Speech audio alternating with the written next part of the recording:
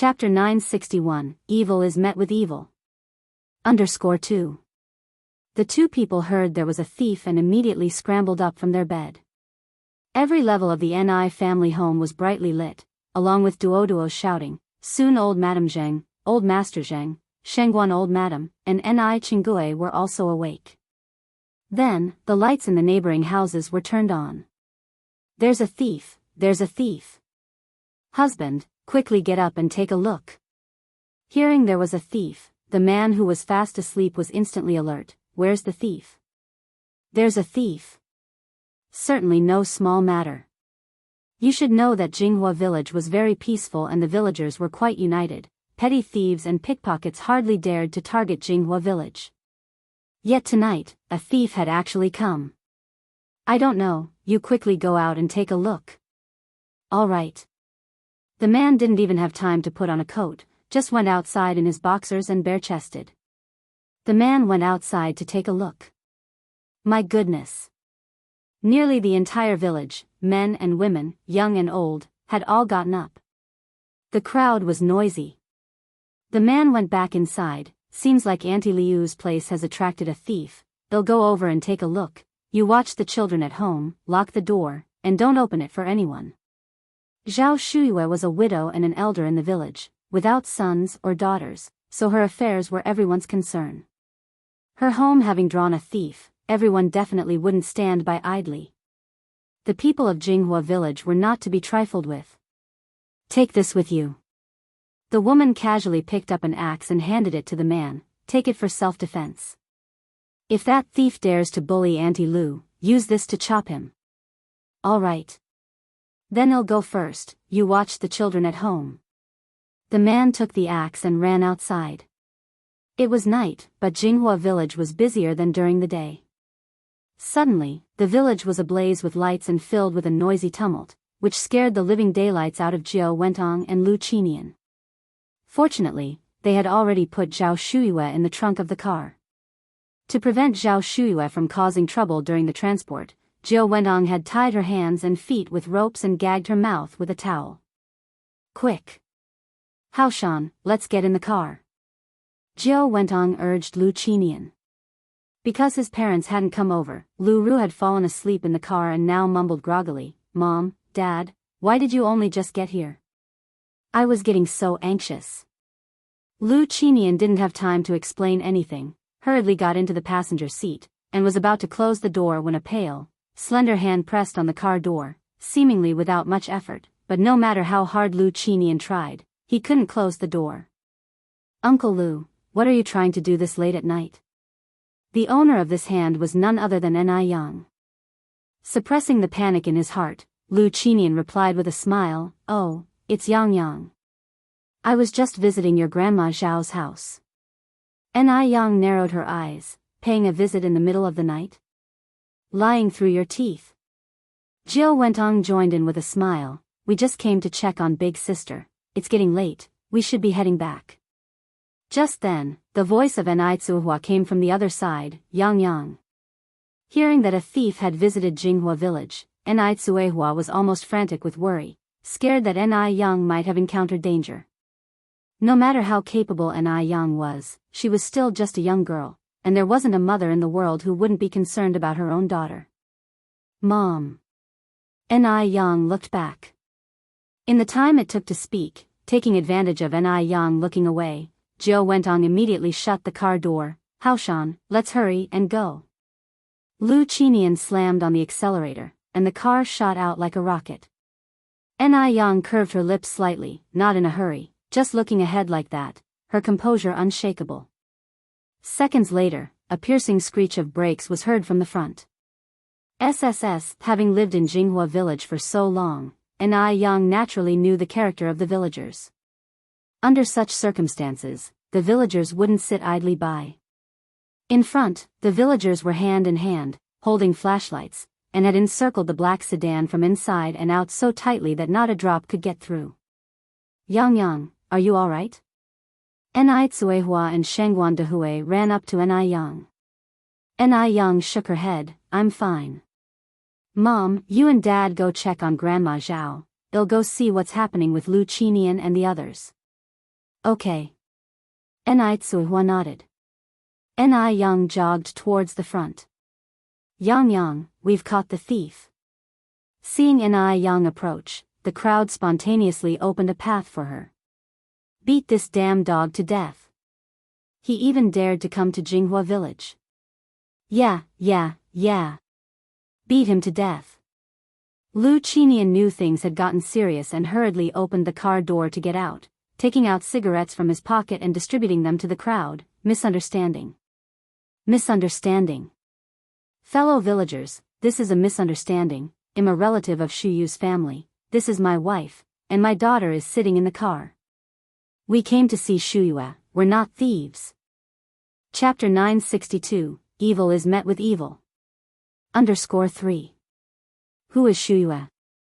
The matter about Zhao Shu Yu hadn't spread through the village yet, so everyone knew her only by her last name Lu and didn't know her real name.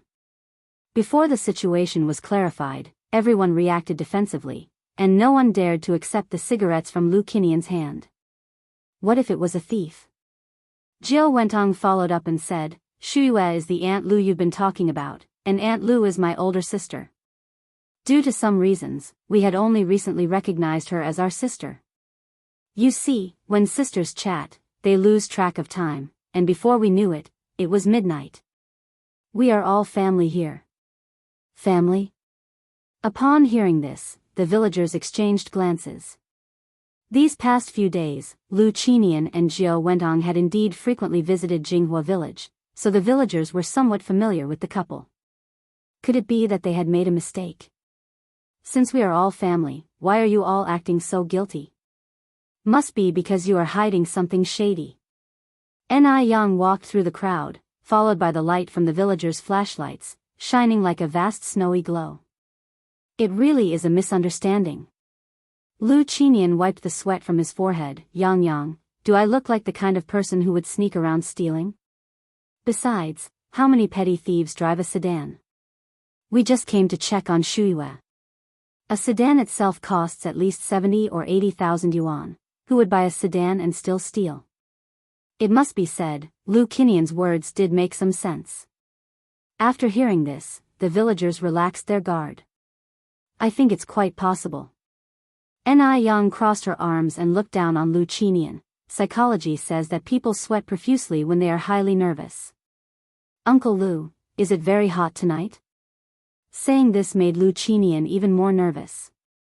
For some reason, even though Ni Yang was just a teenager, he couldn't help but feel incredibly anxious, with cold sweat layering his back. He couldn't control it. In front of Ni Yang, he was like a mouse seeing a cat. We really didn't steal anything. Jiao Wentong opened both sides of the car doors. If you don't believe it, you can check for yourself.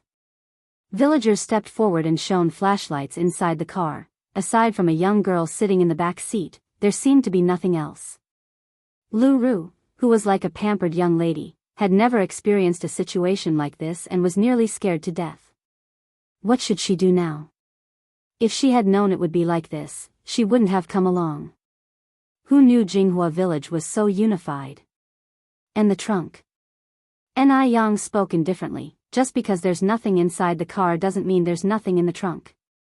It was the middle of the night. This family of three wouldn't come here for no reason. Moreover, since Zhao Shuyue was born into a wealthy family, she might hold something Lu Qinian desperately wanted. The village chief shone his flashlight at the trunk. Open the trunk and let us see. Hearing the word trunk, Lu Qinian swallowed hard, the nervousness he had suppressed now surging back. His mind went blank. Jiao Wentong was quicker to react, pressing her hand against the trunk. The trunk contains our private items. It's not appropriate to show you. Even the police need a search warrant to search, and you have no right to inspect our trunk. Seeing Jiao Wentong act this way, Lu Qinian quickly stood in front of the trunk. If someone saw what was inside the trunk, they couldn't clear their names even if they jumped into the Yellow River. Why had the night turned so bizarre, rousing the entire village? Lu Qinian felt extremely unsettled. Search, ordered the village chief. Just as two villagers were about to come forward, Jiao Wentong continued, you want to search our trunk without a warrant, that's illegal. It's an offense that could land you in jail. Jail? Hearing this, the two villagers who were about to proceed instinctively stopped. In such good times, who wanted to end up in jail? Just then, Enai Tsuehua and Shangguan Dehui came running from behind, panting, "Yang Yang. Your Grandma Liu's house has been turned upside down. And she's not at home." Maybe because she was used to calling her Grandma Liu, Enai Tsuehua had a hard time changing her way of addressing. Hearing this, the nearby villagers immediately perked up again. Chapter 963, What Goes Around Comes Around. _4. Stay alert. Nobody's home, and the house has been turned upside down. Who the hell did this? It's so obvious. Surround them. Don't let them get away. God damn it. Where have you taken Auntie Lou? No, it wasn't us. Folks, you've got it all wrong. Zhao Shuyue really is my elder sister. Think about it, everyone. Would I hurt my own sister? It was them. They've hidden my sister away. They want to kill her. And then they want to frame us for it. When Jiao Wentong got to this point, he suddenly pointed at Enai Tsuehua and Shangguan Dehui. Their family has been eyeing us with contempt for a long time. They did it on purpose. Villagers, you must seek justice for my sister. Not a single good person exists in that family, whether old or young. Jiao Wentong might have been better off not saying these words, as they only enraged the crowd even more. You must know, Enai Yang is the pride of Jinghua village. The lucky star of the village. And this woman dared to speak ill of the Enai family like this. Get out of my way, you old bat. Wang Jinfang, already known for her rowdiness, pushed Jiao Wentong aside. Today, I've got to see what you're hiding in that trunk. Fatsai. You and Brother Tinu, go open that trunk. Daring to provoke the Enai family for no reason. Even if it meant going to jail, they weren't afraid. Enai Fatsai is Wang Jinfang's husband. As the days in the village improved, so did Enai Fatsai's health, so what chance did the old and frail Lu Qinian stand against two strong, middle-aged men? Zhou Qingshang and Han Shaoqin quickly subdued Jiao Wentong from the left and the right. The villagers were accustomed to farm work and had strong bodies. Jiao Wentong was an elegant lady who hardly lifted a finger in her life. What strength could she have? Faced with such a situation, all she could do was make a scene. Help. Someone help. The ruffians are attacking. Shut her mouth. Wang Jinfang turned to Zhou Qingshang. Zhou Qingshang produced a piece of black and smelly cloth from nowhere and stuffed it directly into Jiao Wentong's mouth. No sooner had they gagged Jiao Wentong than Enai Fatsai and Wang Tinu opened the trunk. Clack. With that sound, the hearts of Jiao Wentong and Lu Qinian sank, and a chill ran through their bodies. It's over. It's all over. No one expected Zhao Shuyue to be in the trunk. Zhao Shuyue was bound hand and foot with white ropes, a towel stuffed in her mouth, curled up in the trunk. Next to her feet lay an old vanity case. Seeing this, everyone was shocked. Even Enai Yang didn't see it coming, that Lu Qinian and Jiao Wentong could be so cruel and ruthless. Why would they kidnap Zhao Shuyue? Woo woo. Woo woo. Just as everyone was still in shock, a series of urgent siren sounds suddenly pierced the air. 3 police cars drove up. What's happened here? Who called the police? Officer, I called the police. I'm the village chief of Jinghua village. The village chief stepped forward. These thieves not only came to our village to steal but also kidnapped one of our elderly residents. Now we've caught them red-handed. With Zhao Shuyue still bound and folded in the trunk, and with so many eyewitnesses present, there was no way they could deny it. The police immediately untied Zhao Shuyue. Is there a doctor among you? I am. Enai Yang stepped forward. You? The young officer hesitated for a moment, then said, then please check on this elder for us. Of course. Enai Yang nodded and knelt down to take Zhao Shuyue's pulse, then checked her eyelids. Granny Zhao has inhaled some kind of toxin that has caused her to become comatose. Her condition is not good, she needs for treatment immediately. Officer, I'm going to take Granny Zhao to the hospital right away. Although traditional Chinese medicine is powerful, sometimes it can't do everything alone, and a combination of Western and Chinese medicines is needed. The toxin itself was not very harmful to the human body, but Zhao Shuyu's special constitution meant that she needed immediate fluids and then acupuncture treatment. The young officer nodded. Xiao Sun and Xiaoma, go with this comrade to the hospital. All right. Xiao Sun and Xiaoma immediately helped carry Zhao Shuyue to the vehicle. Xiaoma was a driver. Ni Yang frowned slightly. Officer, Granny Zhao's condition is very special. She needs to get to the hospital within 10 minutes. Let me drive. Chapter 964, What Goes Around Comes Around. _5. 10 minutes? It would take at least 30 minutes to reach the nearest hospital at top speed. 10 minutes is simply impossible. Comrade, are you kidding? Xiaoma asked incredulously. No, Ni Yang replied seriously. Seeing no trace of jest in Ni Yang's demeanor, and the situation being extremely urgent, a matter of life and death after all, Xiaoma didn't say another word and gave up the driver's seat to Ni Yang. Thank you for your trust. Ni Yang got into the driver's seat and performed the startup sequence, ignition, engine start, throttle, all in one smooth motion. Before the others in the car could even react, the vehicle had already shot out at lightning speed. The two police officers exchanged a startled glance, each seeing the shock in the other's eyes. My God! This was incredible. No one had expected that a country girl could drive this well. The journey, which was supposed to take 10 minutes, was completed by Ni Yang in just 5 minutes to the front of the hospital. Now, even the way the two police officers looked at Ni Yang had changed. Comrade, what's your name? One of the officers asked as they brought Zhao Shuyue to the emergency room and finally had a moment to take down her statement. Ni Yang responded in an even tone, my name is Ni Yang, Ni with the individual component, and Yang with the meaning smoke as in the warm sun's rays cause smoke to rise from Lantian jade. And what relation is the elder to you? Over at Jinghua village. The police officer took out handcuffs from his belt and stood in front of Lu Qinian and Jiao Wentong, saying sternly, the two of you, put your hands up. Don't move. Officer, there's another one in the car, a villager reminded. Lu Ru was scared to death inside the car. Officer, I'm not a thief, I've been wronged.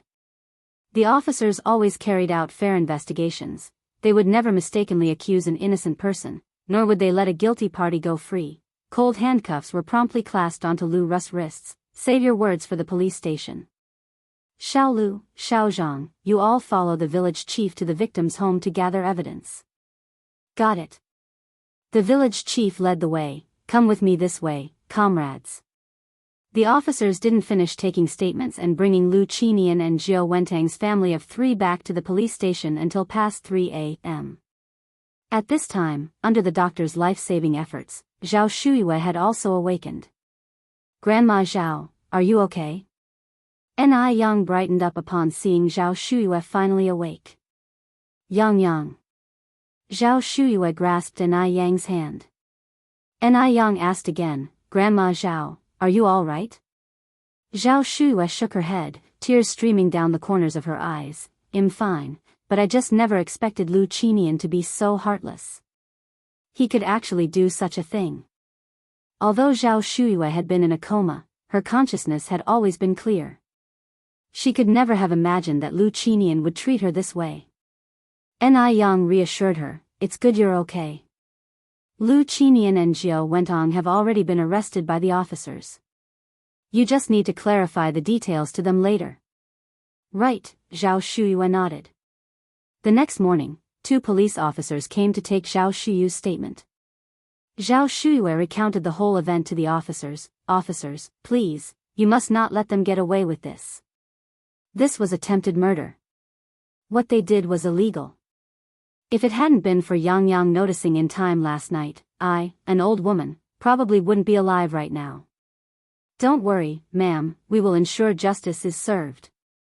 Lu Qi woke up the next morning to find his parents and sister weren't home. As he wondered why, a servant came in. young master, the police officers are here to see you.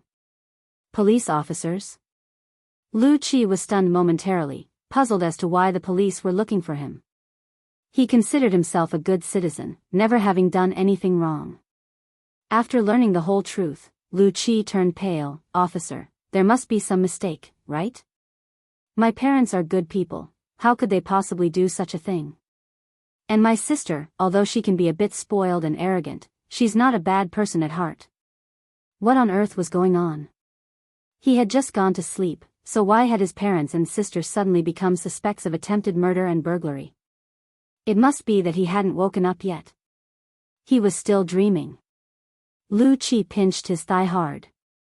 Ouch! It hurt. He wasn't dreaming.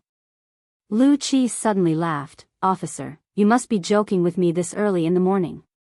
It had to be the officers playing a joke on him. Chapter 965, What Goes Around Comes Around. _6. With those words, Lu Qi continued, Comrade police officer, does our family look like one that needs to commit theft?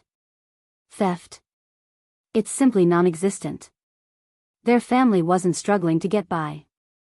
Murder attempt was even more unlikely, as they had just arrived in Beijing not long ago and hadn't made any enemies. The police officer said sternly, Comrade Lu Qi, do you think we, the police, would joke about such matters? The crime suspects Jiao Wentong, Lu Qinian, and Lu Ru and others were caught red-handed by the villagers of Jinghua village. You better come with us to the station. Lu Qi's smile froze at the corner of his mouth. Okay, just wait for me a moment. On the way, Lu Qi simply couldn't believe this was happening. It wasn't until he reached the police station that he was willing to accept this wasn't a dream. How could this be? Why would his parents and sister do such a thing? The family was split up and locked away. Upon seeing Lu Qi, Jiao Wentong became very agitated. Xiaoqi, you're here. You must save Mom. She's innocent. Go find a lawyer quick. Lu Qi said, Mom, don't worry, they'll find you a lawyer right away. As long as you haven't done those things, I believe the police comrades will release you after they have investigated properly. Lu Qi still couldn't believe that his always gentle and kind mother could do such a thing. There must be some misunderstanding.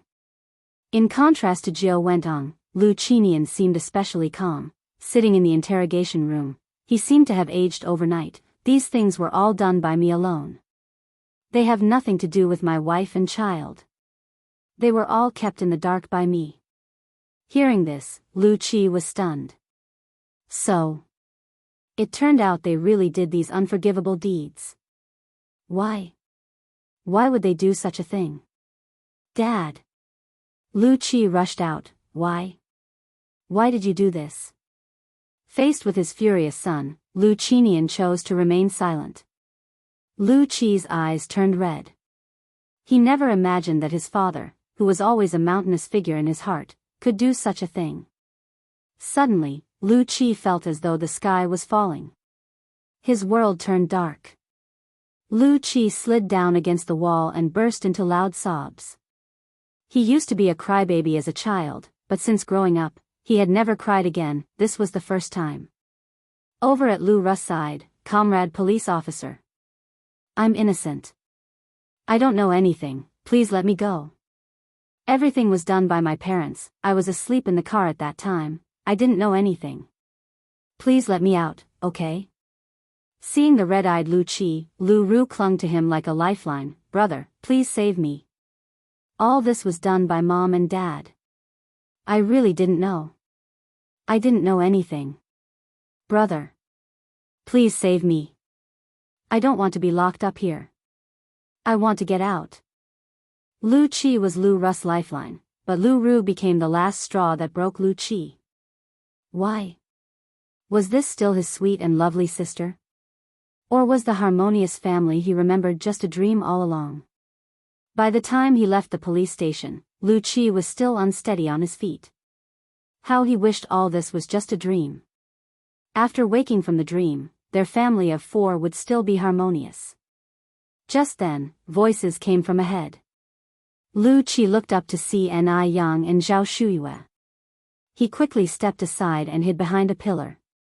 It wasn't that he hated Ni Yang, but he felt ashamed to face Ni Yang and Zhao Shuyue. After his parents and sister had committed such a disgrace, he, as a son and an elder brother, bore some responsibility.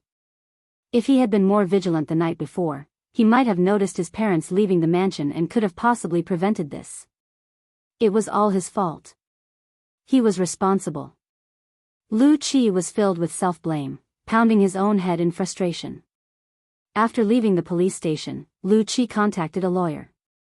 No matter what, the people locked up were his parents, and no matter what they had done, he couldn't just sit by and do nothing. He left everything to the lawyer, and now all he could do was to hope for the best. Because Lu Qinian took on all the guilt, Zhou Wentong and Lu Ru firmly denied any involvement, and since only Lu Qinian's fingerprints were found at the scene, he was the only one sentenced to life imprisonment due to insufficient evidence. Zhou Wentong and Lu Ru were released on bail by Lu Qi. Having been released from the detention center, Zhou Wentong and Lu Ru had lost a lot of weight. Zhou Wentang's first words upon seeing Lu Qi were, "Xiaoqi, let's go back to Taiwan Island." She really couldn't stand staying in Beijing anymore. Lu Qi's face had lost its former luster and looked utterly defeated. "We can't go back now." "Why?" Zhou Wentang's complexion changed. Lu Qi continued, "Your travel has been restricted, and now you can't even leave the urban area, let alone go back to Taiwan Island." Lu Ru's complexion was also very bad. The past several days in the detention center had worn her down to nothing. "When can we go back, then?" Lu Qi shook his head. "I'm not very clear about that. Probably when you're cleared of suspicion, then you can go back." His father was still locked up and would never get out in this lifetime. The two of them, one a wife, the other a daughter, not only didn't have a word of concern, but only talked about wanting to leave. So this was family affection. Ha! How grand! "Xiaoqi, you must find a way, Mom can't stay here. I can't stand it for a second longer." Zhou Wentong couldn't forget the look in Ni Kuihua's eyes that night. She was afraid Ni Tsuehua might suddenly remember something. The longer she stayed here, the more danger she was in. "There's no way." Lu Qi coldly brushed away Zhou Wentang's hand. "You child, how can you be like this? I'm your mother." Zhou Wentong looked at Lu Qi in disbelief. Lu Qi glared at Zhou Wentong. "Exactly because one of you is my mother and the other my sister, I didn't turn a blind eye. Ask yourselves, does this truly have nothing to do with you? Don't forget. Dad is still locked up." Slap. Zhou Wentong slapped Lu Qi across the face. "I'll kill you, you unfilial son." Chapter 966. The truth of the matter emerges, like stones revealed as the water recedes. Lu Qi didn't fight back, and a red, swollen handprint appeared on his left cheek instantly. But the look in his eyes when he turned to Zhou Wentong was terrifyingly cold. Lu Ru covered her mouth, watching the scene in disbelief. She hadn't expected Zhou Wentong to hit Lu Qi. All her life, she had never seen Zhou Wentong raise a hand against Lu Qi. In delivering that slap, Zhou Wentong regretted it herself. "Son, Xiaoqi, I'm sorry. Mom didn't mean it. I just really want to go back. I didn't mean to leave your father." Her son was born after 10 months of pregnancy. How could she not feel pain for him? She was just too anxious. Lu Qi didn't want to help her. She couldn't return to Taiwan Island, and only Taiwan Island could give her a sense of safety. "Xiaoqi, can you forgive Mom, please?" Zhou Wentong hugged Lu Qi, tears streaming down her face. Lu Qi's face showed no emotion. "You just got back from the detention center, go upstairs and take a bath, then get a good night's sleep." He didn't blame Zhou Wentong for slapping him, but he couldn't forgive her actions. But Zhou Wentong was his biological mother. He didn't know what to do. It seemed whatever he did was wrong. Every choice seemed to be a mistake. Zhou Wentong nodded. "Okay." Lu Ru silently followed Zhou Wentong upstairs. After a hot shower, Zhou Wentang's condition had improved a lot.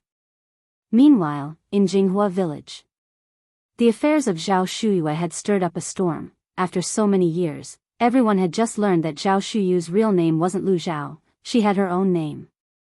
Everyone fiercely criticized Lu Qinian and Zhao Wentong for being inhumane. Because Zhao Shuyue encountered an issue at home alone, Ni Yang once again offered to take Zhao Shuyue into the Ni family home. But Zhao Shuyue still refused. Zhao Shuyue wasn't willing to move, and Ni Yang didn't want to force her, so she brought Zhao Shuyue a 2-month-old puppy. The puppy was a Chinese rural dog. Chinese rural dogs were among the smartest and most loyal, easiest to raise dogs. Despite being only 2 months old, it was plump and fiercely protective, very protective of its owner. Zhao Shuyu's house already had Depang, so the puppy was named Xiaopang. Ni Cuehua, after handling the matters at the factory, sat on the sofa and chatted with everyone. Yang, what ultimately happened with the case of Lu Qinian and Zhao Wentong? Ni Yang flipped a page of the newspaper she was holding. Zhao Wentong and her daughter Lu Ru have been released on bail, while Lu Qinian was sentenced to life imprisonment. Old Lady Jing chimed in, it looks like Lu Qinian will die in prison, but how could Zhao Wentong have been released on bail? She was clearly in cahoots with Lu Qinian. Even if she wasn't the mastermind, she must have been an accomplice. This involved robbery and attempted murder. How could she be released? Ni Yang explained, because Lu Qinian took all the blame himself, and only his fingerprints were found at Grandma Zhao's house, the police had no choice but to release her. Though Zhao Wentong has been released on bail, she still hasn't been cleared of suspicion and is not allowed to travel freely.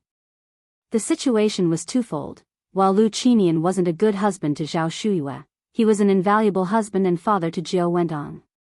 Such a person was both pitiable and detestable. Old Lady Jing nodded, I see, I didn't expect Lu Qinian to have such resolve. Ni Cuehua frowned slightly, I always feel like I've seen Zhao Wentong somewhere before. Yang, do you know where she's from?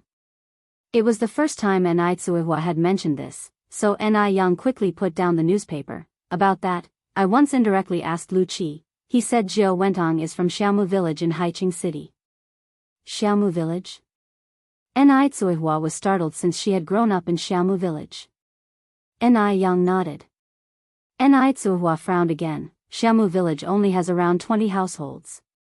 If she really is from Xiaomu village, there's no way I wouldn't have heard about her, plus we don't have the Ji surname in Xiaomu village. Most in the Xiaomu village were surnamed Zhu and Ni. Ni Yang added, I also think it's strange. If Zhao Wentong really was from Xiaomu village, she couldn't possibly be unaware of Dam village, but when Lu Qi asked her if she knew about Dam village, she claimed she didn't remember. Xiaomu village and Dam village are adjacent. If Zhao Wentong truly came from Xiaomu village, she couldn't possibly be unaware of Dam village. But if Zhao Wentong wasn't from Xiaomu village, then how did she know about it? And why did Ni Cuehua find her so familiar? Chapter 967, The truth of the matter emerges, like stones revealed as the water recedes. 2. All of this was very strange. Only if you've seen someone before, can you find them familiar. Mom, think carefully, have you met Zhao Wentong before? Ni Yang continued to ask. Ni Cuehua pinched her temples, I can't remember, and every time I start to think about these questions, my head throbs painfully, it's really uncomfortable. Over the past few days, she still couldn't recall where she had seen Zhao Wentong before, and her head was still aching terribly. Ni Yang narrowed her eyes, let me take a look at you. Ni Yang reached out to take Ni Cuehua's pulse. From the pulse, Ni Cuehua's body didn't show any abnormalities, but many issues couldn't be detected by pulse diagnosis alone and required instrumental examination. Mom, how about we go to the hospital for a CT scan? A headache is no trivial matter. CT machines were invented as far back as 1971, and it was now 1985, 14 years later. The CT technology in Beijing had matured considerably, it just wasn't as advanced as in later years. Do we really need to go through all that? Ni Cuehua said, it's just an occasional headache, not a persistent one. Ting, let's go, health is not to be taken lightly, Grandmother Shengguan said, I will accompany you. Mrs. Jing nodded in agreement, your mother-in-law is right, Ting, I'll also go with you. Ni Yang picked up the car keys from the coffee table. Grandma's, no need for you to come, I can take my mom by myself. Hospitals are full of germs, and your immune systems aren't as strong as young people's. Besides, there's not much help you can offer by going. Ni Yang was making sense, so the two seniors didn't insist further. Ni Yang drove Ni Tsuehua to the hospital. No matter when, the hospital was always overcrowded. After a long wait in line, it was finally Ni Kuihua's turn. After the CT scan, it took another hour to get the results. The patient has a slight cranial hematoma, which is causing the occasional headaches, but the condition is not particularly severe. It can be treated with surgery or by using acupuncture to expel the hematoma. Ni Yang reached out to accept the CT report. Thank you, comrade doctor. You're welcome, it's what I should do. Cranial hematomas are usually caused by head injuries. Ni Tsuehua had been beaten quite badly by Mu Jinbao back in Dam Village, and Mu Jinbao wasn't known for holding back. Could it be a leftover injury from that time? Fearing that Ni Tsuehua might recall those unpleasant memories, Ni Yang refrained from asking further about the injury. When the mother and daughter arrived home, Shengguan Dehui was holding car keys, ready to leave. Dehui, where are you going? Ni Tsuehua asked. Shengguan Dehui was startled. Dia, you're back. I heard from Mom that you and Yang went to the hospital, so I was preparing to go there to check on you. By the way, how did the checkup go? Everything okay? Ni Tsuehua smiled and shook her head. Nothing's wrong. Shengguan Dehui looked at Ni Yang. Yang, is your mom really okay? Ni Yang said, there's a slight cranial hematoma, but it's not a major issue. A few acupuncture treatments will clear it up. Dad, you don't need to worry. When Shengguan Dehui heard the words cranial hematoma, his pupils shrank. How can it be okay with a cranial hematoma? Yang, you better not be lying to me. Ni Yang said with a smile, Dad, what are you thinking? How could I lie to you? It's really no big deal. Really no big deal? Shengguan Dehui asked uncertainly. Ni Yang nodded. That's a relief. Shengguan Dehui sighed and took Ni Kuihua's handbag. Let's go inside. Grandmother Shengguan and Mrs. Zheng had already prepared the meal. Little Ni Yun was happily eating noodles while sitting on grandmother Shengguan's lap. When she saw Ni Tsuehua and Ni Yang return, she rushed down from grandmother Shengguan's lap with delight. Mommy. Sister. Duo mimicked her, flapping its wings and flying over. Mommy. Sister. The image of the two was filled with love. After dinner, Ni Yang performed acupuncture on Ni Tsuehua.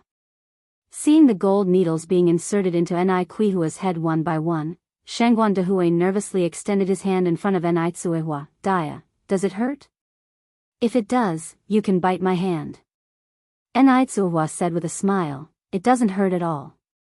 Not only did it not hurt, it was quite comfortable. An acupuncture session lasted an hour, and by the time it was finished, it was already past 8 in the evening. That night, Ni Tsuehua had a very strange dream. It was fragmented. In the dream, she was first a 3 or 4-year-old child, then got separated from her mother. She walked for a long time and cried for a long time. Chapter 968, The Truth of the Matter Comes to Light _3. Panic, helplessness. Fortunately, on her way, she encountered a kind old lady who took her back home when she couldn't find her mother. The scene switched, and people from a village all gathered at the old lattice house to watch the excitement. The child, who was 3 or 4 years old, could already speak and successfully returned to Beijing with the help of the village chief. Just as she was about to return home, Ni Tsuehua suddenly woke up. Despite the coolness of the room, a layer of cold sweat broke out on Ni Kuihua's face. Ni Tsuehua fumbled to switch on the lamp and sat up leaning against the headboard. What's wrong, Dia? Shengguan Dehui groped for his glasses on the bedside table and put them on. Did you have a nightmare? Yes, Ni Tsuehua nodded. Don't be afraid, Shengguan Dehui patted Ni Kuihua's back. Dreams are the opposite of reality. I feel like I dreamed about my childhood, Enai said, but am not sure if that was me. Strange to say, a child of 3 or 4 should have their own memories, although incomplete, there should be some, but Enai memories of her childhood were extremely vague. She couldn't remember anything before the age of 5 or 6. What did you dream about? Shangguan Dehui asked as he got out of bed to pour water for Enai Tsuehua. Enai Tsuehua took the water glass, drank a sip, and then began to describe that strange dream. Shangguan Dehui adjusted his glasses. I think what you dreamed about is very likely to be true. Sometimes, the mind forgets, but the subconscious remembers. Enai Tsuehua said, but I clearly dreamed that the village chief grandfather sent me back to Beijing, so why did I end up in Xiaomu village later? Shangguan Dehui slightly furrowed his brows. Maybe the you in the dream was so eager to go home that the part about returning to Beijing was also added by your subconscious? Is that so? Enai Tsuehua asked. Shangguan Dehui glanced at his watch. It's only 1 in the morning now, and I don't have to work tomorrow since it's Saturday. To prevent you from having another nightmare, why don't we do something meaningful? Enai Tsuehua rolled her eyes at Shangguan Dehui. Turn off the light. Once the light was turned off, darkness enveloped the whole room, swallowing all sounds. Enai Tsuehua typically got up every morning to cook breakfast, but this morning, the person in the kitchen was Shangguan Dehui. Dad, why is it you? Enai Yang expressed her surprise. I thought it was Mom. Shangguan Dehui rinsed the pot with water. Your mom didn't sleep well last night, and I don't have to work today. Yang, what would you like to eat? I'll make it. Enai Yang opened the fridge and took out a bottle of mineral water. I'm fine with anything, you decide. That sounds good, Shangguan Dehui smiled. Then I'll just whip something up. Okay, Enai Yang took the mineral water. I'll go for a run first. Alright, Shangguan Dehui nodded. Enai Yang went for a run every morning. At 6 in the morning, the sun was just rising, the sky was a clear blue, a gentle breeze was brushing through, birds chirped around, the rich fragrance of honeysuckle lingered in the air, and by the road, the farmland was filled with roses and portulaca. The endless view was absolutely refreshing. As soon as Enai Yang stepped out, Duo followed. Good morning, Yang. Good morning, Duo. Duo flapped its wings. Good morning. Good morning. Duo didn't know many phrases, sometimes repeating the same phrase dozens of times, even more repetitive than a loop machine. Along the road, as they encountered villagers at work, Duo kept repeating, good morning. Everyone was amused by Duo first thing in the morning, starting the day in a cheerful mood. Duo is really smart. It's Yang's good upbringing. Indeed. My boy at home saw how well Duo was raised and caught a mina tarir a month ago. Just when it learned to fly, it disappeared. What a waste of time raising it. Lu family mansion. Jiao Wentong did not sleep well last night. Every time she closed her eyes, she recalled her experiences in the detention center. She didn't want to go to prison. Not at all. What should she do? Once that thing was discovered, she would be ruined. Jiao Wentong sat on the bed, painfully clutching her hair. If only she had never come back. She regretted it. Lu Qinian being locked up was secondary. She never truly loved Lu Qinian. Seriously, who in their right mind would fall in love with a man 30 to 40 years older than themselves? She was worried about her own safety. If she had not come back, she wouldn't have encountered Enai Tsuehua, and if she hadn't met Enai Tsuehua might not have remembered those things. Chapter 969, The Truth of the Matter Comes to Light _4. Enai Tsuehua had become a ticking time bomb to her. No telling when she might explode. No one would dare touch her on Taiwan Island, but this was Beijing, and she was restricted from traveling. Realizing this, Jiao Wentong rushed downstairs. Xiaoqi, Mom is begging you, please take me away. Shall we go back to Taiwan Island? Lu Qi sighed. Mom, you can't leave now. Think of something, Xiaoqi, think of something, Jiao Wentong continued. Since you managed to bail us out of the detention center, it means you must have a way, right? Lu Qi frowned slightly, suppressing the anger in his heart. Mom, the only reason you were released from the detention center was because of Dad. Dad took all the blame on himself. Otherwise, even if I were the Emperor of Heaven, I wouldn't have been able to bail out you and Xiaoru. Jiao Wentang's eyes instantly reddened. Then what should we do? Xiaoqi, is there really no way? Xiaoqi, I really can't stay here anymore. Mom, why are you in such a hurry to leave Beijing? Lu Qi grabbed Jiao Wentang's arm. Are you still hiding something from me? How much more were they hiding from him? Jiao Wentang instinctively avoided Lu Qi's gaze. No. Really? Lu Qi stared intently into Jiao Wentang's eyes. No. Jiao Wentang pushed Lu Qi away and hurried upstairs. Watching Jiao Wentang's retreating figure, Lu Qi let out a deep sigh and went to Lu Ru's room. Brother. Lu Qi grabbed Lu Ru's hand. Tell me honestly, are you and Mom still hiding something from me? After all, Jiao Wentang was his mother, and there were some things he couldn't directly ask her, so he had to start with Lu Ru.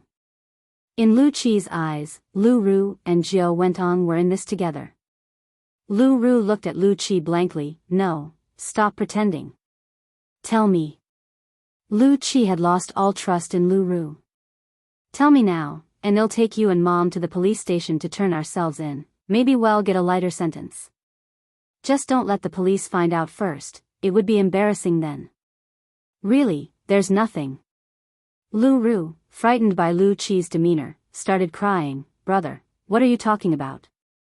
Lu Ru had no idea about Jiao Wentang's past. The recent stint in the detention center had already terrified Lu Ru, smoothing out any haughty airs she once had. Speak. Lu Qi gripped Lu Ru's wrist tightly. There's nothing, Lu Ru cried miserably. Unable to get anything out of her, Lu Qi had to let it go. At the Ni family home, Ni Yang administered the third acupuncture treatment to Ni Tsuihua. After the acupuncture, Ni Tsuihua said to old lady Zheng, Mom, does Dad have a burned scar on his back?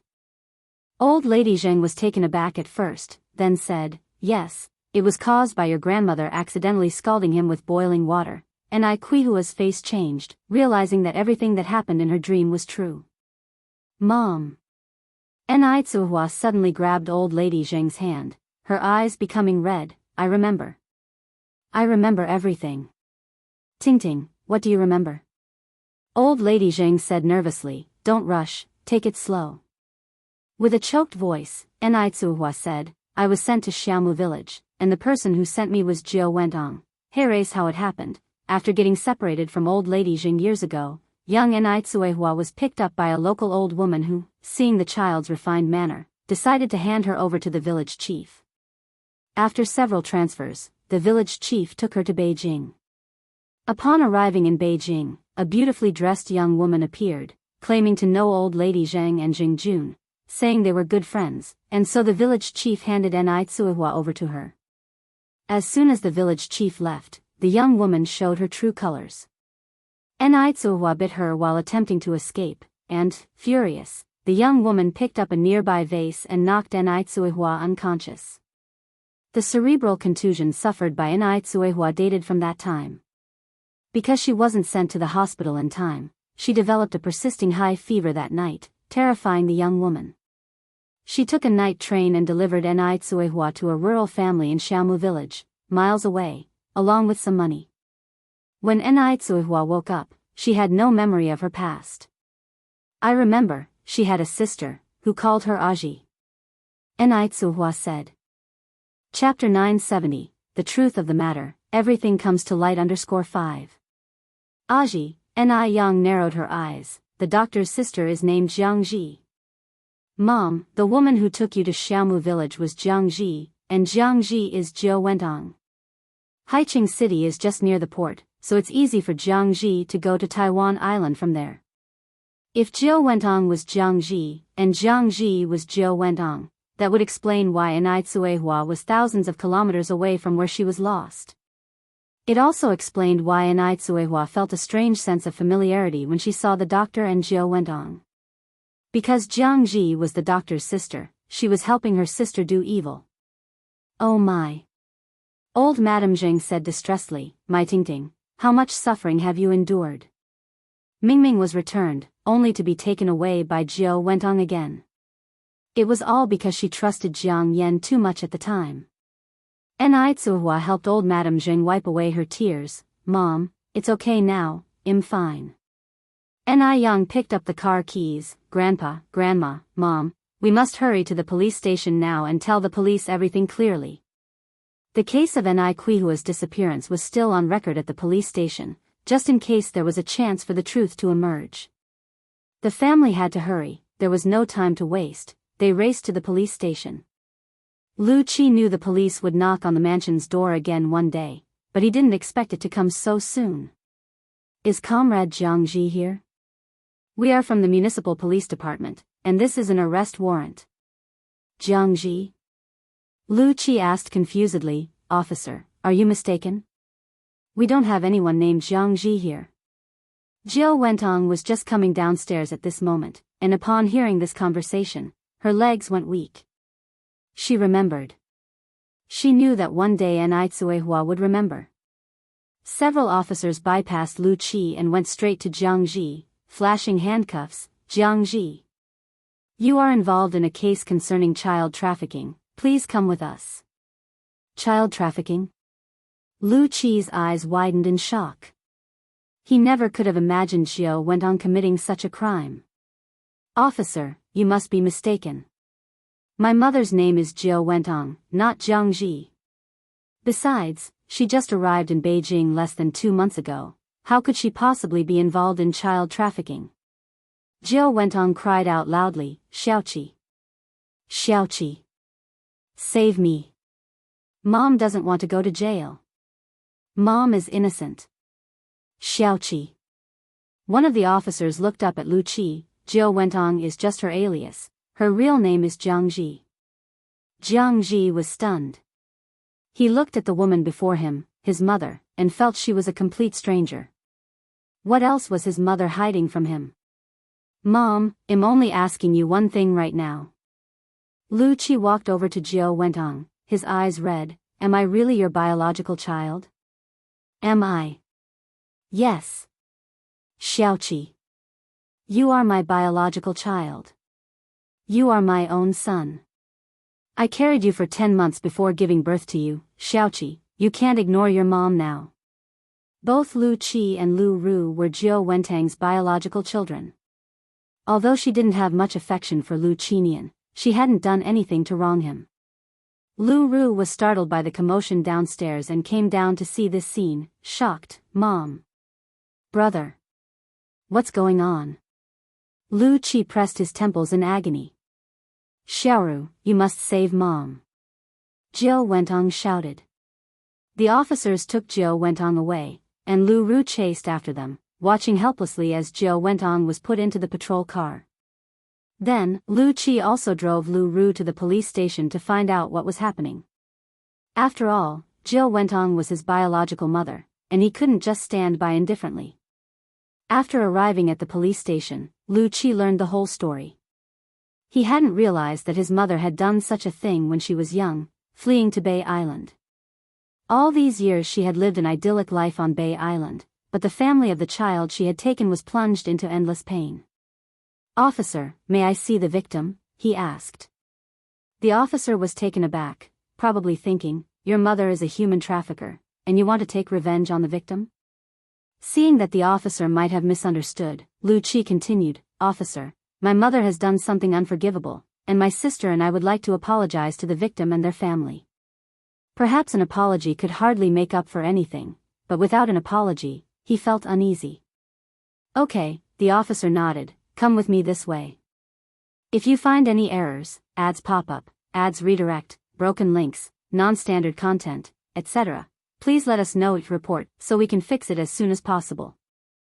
The truth of the matter, everything comes to light _6. Lu Qi followed the police officer's steps, looking back at Lu Ru, let's go.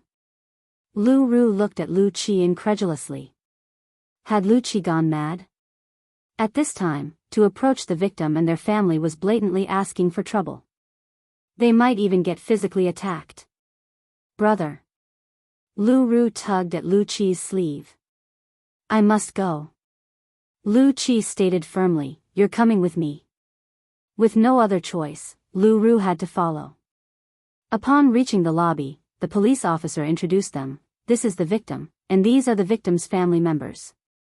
After saying this, the police officer introduced Lu Qi to everyone. Lu Qi had never expected that Ni Yang was the daughter of the victim. He already felt guilty towards Ni Yang, and now he was even more overwhelmed with shame.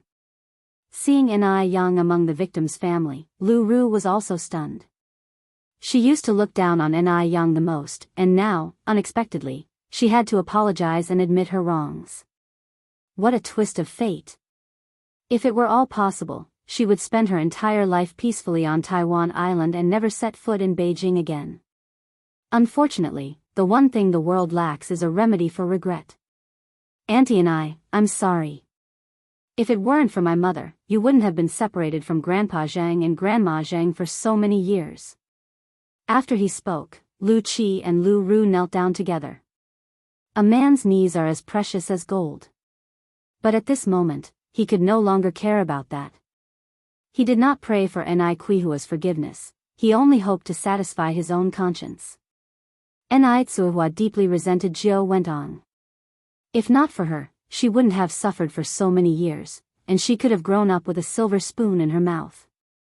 But Lu Qi was Lu Qi, and being a mother herself, she knew she should not take out her anger on the children. Children cannot choose their birth. It was evident that Lu Qi and Jiao Wentong were not the same kind of people. Please get up, Ni Tsuihua extended her hand to help Lu Qi and Lu Ru up. Good and evil will be repaid in the end. Your mother is already in prison, this matter has nothing to do with you too. Auntie, Lu Qi's eyes reddened.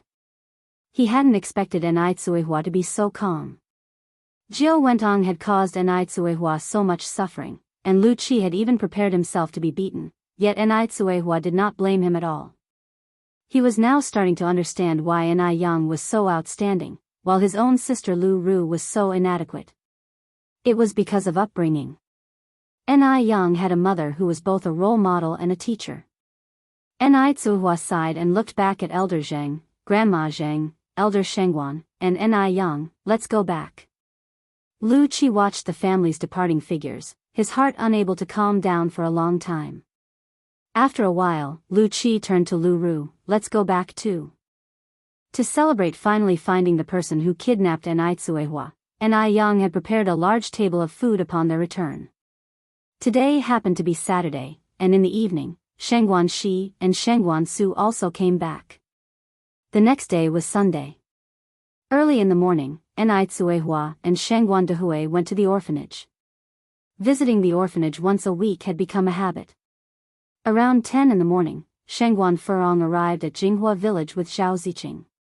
Coincidentally, just as they arrived, Zhao Shen also came with Zhao Zijuan. Brother. The siblings, who hadn't seen each other for a while, were extremely excited. Furong, Zhao Shen greeted. Shengguan Furong smiled and nodded. Zhao Shen felt a pang of disappointment, then said, Furong, how did you come back? Why didn't you call me to pick you up? Shengguan Furong replied, it's quite convenient for me to take a bus from there, no need for the hassle. It's no trouble at all, Zhao Shen said. Furong, just say the word, no matter the distance, I wouldn't find it bothersome. No need, Shengguan Furong smiled and walked into the house, Mom, Aunt Zheng. Furong is back, Grandma Zheng said cheerfully. Yes, Shengguan Furong nodded, hey, where are my brother and sister-in-law? Elder Shengguan replied, your brother and sister-in-law went to the orphanage, they probably won't be back until the afternoon. Oh, Shengguan Furong continued, what about Uncle Zheng? Is he not home either? He probably took Union to clear some land again, Grandma Zheng explained, smiling. Clearing land? Shengguan Furong paused, not understanding what was meant by clearing land. Grandma Zheng continued, did you see the roadside planted with lots of honeysuckle and peony flowers when you just came? Yes, Shengguan Furong nodded. That's what your Uncle Zheng and Yin cleared out, Grandma Zheng explained. Shengguan Furong smiled, I didn't realize Uncle Zheng had such a pastoral heart. He just loves to be busy, doing it himself would be fine, but he always has to take Yunyan with him. In the afternoon, Shengguan Furong and Zhao Shen took the children back to the Zhao family to visit Grandma Zhao. After they left, Grandma Zheng and Elder Shengguan chatted. Elder sister, do you think there's still a chance for Furong and Zhao Shen to remarry? Elder Shengguan sighed, would like them to remarry, otherwise the children will suffer by following them, but Furong has never loosened up. So, does Zhao Shen want to remarry? Grandma Zheng asked. Elder Shengguan nodded. Grandma Zheng continued, as the saying goes, a prodigal son who returns is more precious than gold. As long as Zhao Shen truly repents, considering the children, remarriage is feasible. But we elders shouldn't interfere too much, Elder Shengguan, finding a confidant, quickly agreed, exactly, I have tried both soft and hard tactics, but Furong just doesn't listen. I'm leaving it be now, let her decide, children and grandchildren have their own blessings. Grandma Zheng smiled, that's good, letting go sometimes makes things easier. Oh, Shengguan Su and Shengguan Shi aren't young anymore, have they found someone outside? Elder Shengguan shook her head, nothing from Shengguan Su yet, and I haven't heard anything from Shengguan Shi recently either, probably not going well. Did she date someone before? Grandma Zheng asked. Elder Shengguan nodded, she dated a university classmate, but the man's family had 7 sisters. We won't talk about their family conditions, but anyone with eyes could see that his parents definitely favored sons over daughters. If Shengguan Shi could secure a son after marrying, that would be one thing, but if she had a daughter, her hard days would still be ahead. If you find any errors, ads pop up, ads redirect, broken links, non-standard content, etc., please let us know it report so we can fix it as soon as possible. The ice-cold skin surprisingly belongs to Ni Yang.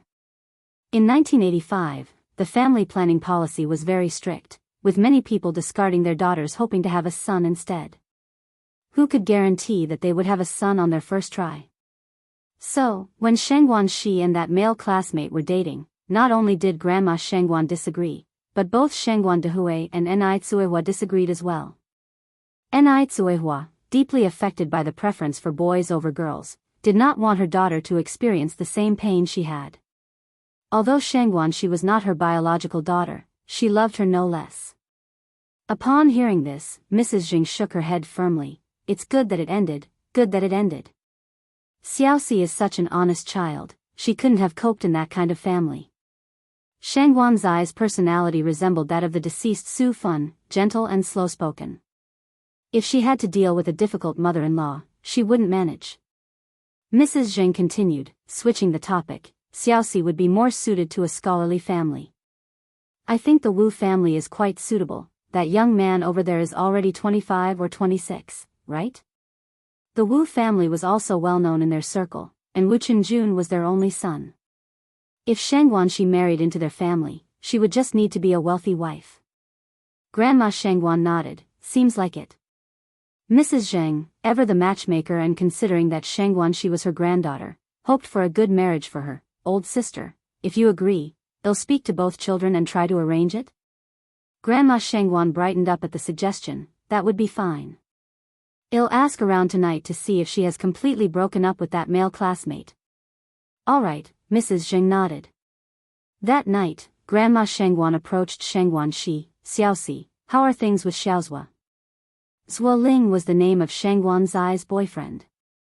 Shengguan Shi replied indifferently, we broke up. Grandma Shengguan beamed, really broke up? Grandma, I've already broken up with him, why do you seem so happy about it? Shengguan Shi was a bit speechless. Grandma Shengguan thought to herself, how could she not be happy that she broke up with that kind of person? She even wanted to set off firecrackers to celebrate. But these thoughts were not appropriate to voice aloud. To others, it might just be seen as an experience, but to Shengguan Shi, it was a piece of her lost youth. Grandma Shengguan softened her smile. Xiaoxi, your grandma mentioned introducing you to that young man from the Wu family, what do you think? Not so good, Shengguan Shi immediately shook her head. I've grown up with Wu Chenjun since childhood, we're too familiar. If it were possible, it wouldn't have waited until now. Besides, even rabbits don't eat the grass by their burrow. Xianxia really wasn't interested in Wu Chenjun. Our family and the Wu family are well matched, and old Wu's daughter-in-law is also virtuous. If this marriage really happens, they'd treasure you.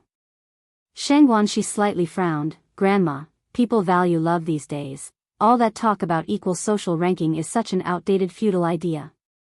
I don't want a marriage of matching status, I want to marry for love. A young woman in her 20s indeed dreams of romance. All right, Grandma Xianxia said helplessly, ultimately, it's your own life matter. We as elders can only offer suggestions, but Xiaoxi, I must tell you, love doesn't fill the stomach. Some boys are slick talkers and misleading. You must protect yourself and not be taken advantage of. Xianxia smiled. Don't worry, Grandma. I understand all that you've said. The next day, as Xianxia Dehui had no classes, Ni Tsuehua and Xianxia Dehui took little Ni Yun to visit Zhou Dan's home. Dia auntie and uncle are here. Four children took the gifts from Xianxia Dehui's hands and ran into the house. Little Ni Yun followed them. Old Zhao had gone out to set up his stall, leaving only Zhou Danny and the four children at home. Hearing the noise, Zhou Danny immediately welcomed them. Dia is here. Brother-in-law, come in and sit down. With Ni Yang's guidance, Zhou Dan's living conditions had improved significantly. Each child was dressed in new clothes. There was even a television set in the living room. Since guests had arrived, Zhou Danny took out some money for the children to go buy groceries. Little Ni Yun also wanted to go with them. Zhou Danny instructed, take Yun little sister with you, and make sure to watch over Yun little sister, got it? If you find any errors, ads pop up, ads redirect, broken links, non-standard content, etc., please let us know it report so we can fix it as soon as possible. The ice-clear and jade-smooth skin actually belongs to Ni Yang. _2. Deshuan was 17 this year, Ershuan was 16, Sanshuan was 15, and even the youngest, Xiaoshuang, was now 9, so they could be trusted to look after little Ni Yun. Zhou Danny felt at ease. Deshuan patted his chest and said, Mom, rest assured, I'll take good care of Yun. Go on then. Zhou Danny wanted to pat Dashuan's head, but realizing she could no longer reach it, she patted his shoulder instead. Zhou Danny gave them over 30 yuan, and the kids came back with a load of groceries, even buying a candied hawthorn for little Ni Yun. The Zhao family kids were all exceptionally well behaved. Although only little Ni Yun had a candied hawthorn, none of them made a fuss. After dinner, Ni Tsuehua and Zhou Danny chatted idly. Danny, have you bought a house in Beijing yet? Zhou Danny shook her head, no. My husband and I are planning to save money to build a house back in our hometown. At that time, people didn't like the idea of buying houses outside their hometowns. They all wanted to make money and then go back to build houses and honor their ancestors. Ni Tsuehua continued, Yang told me that there will be more and more migrant workers coming to Beijing in the future, and the housing prices will get higher and higher. Actually, you could take advantage of the current low prices to buy a few properties. The money you'd spend on building a house in your hometown would be more than enough to buy one in Beijing. Did Yang say that? Zhou Danny asked, will there really be more and more people coming to Beijing to work? Ni Tsuehua nodded, yes, Yang said that Beijing is a metropolis and its development will only get better. Yang himself has bought several properties.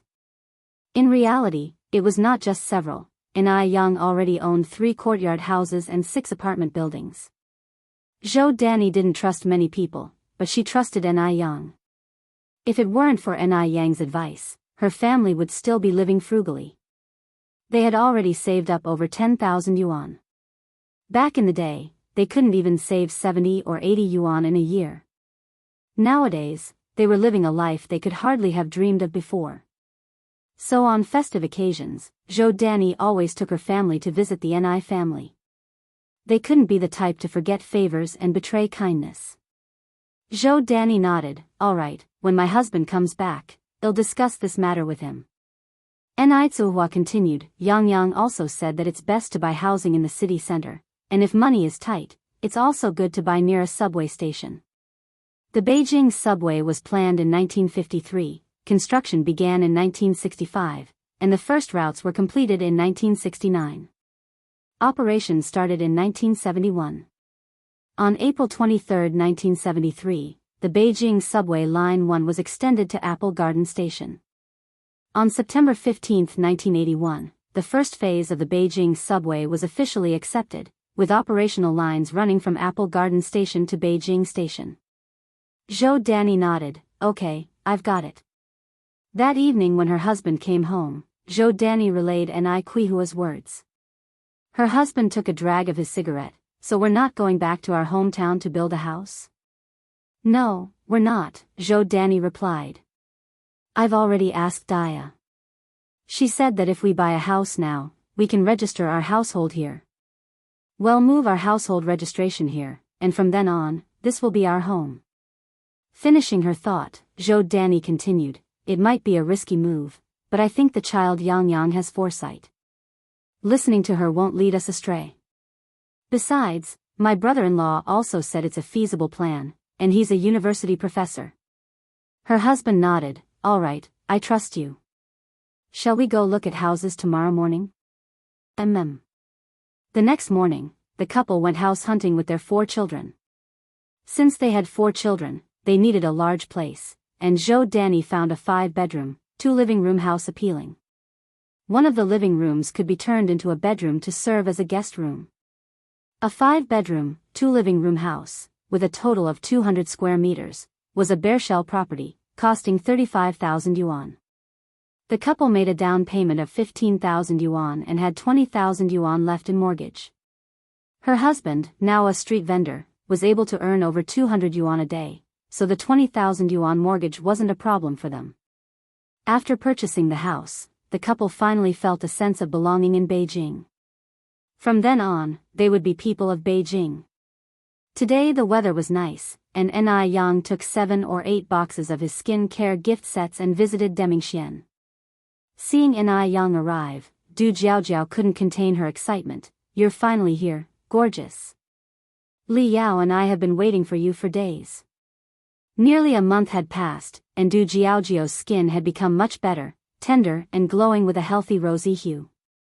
If you find any errors, ads pop up, ads redirect, broken links, non-standard content, etc., please let us know it report so we can fix it as soon as possible.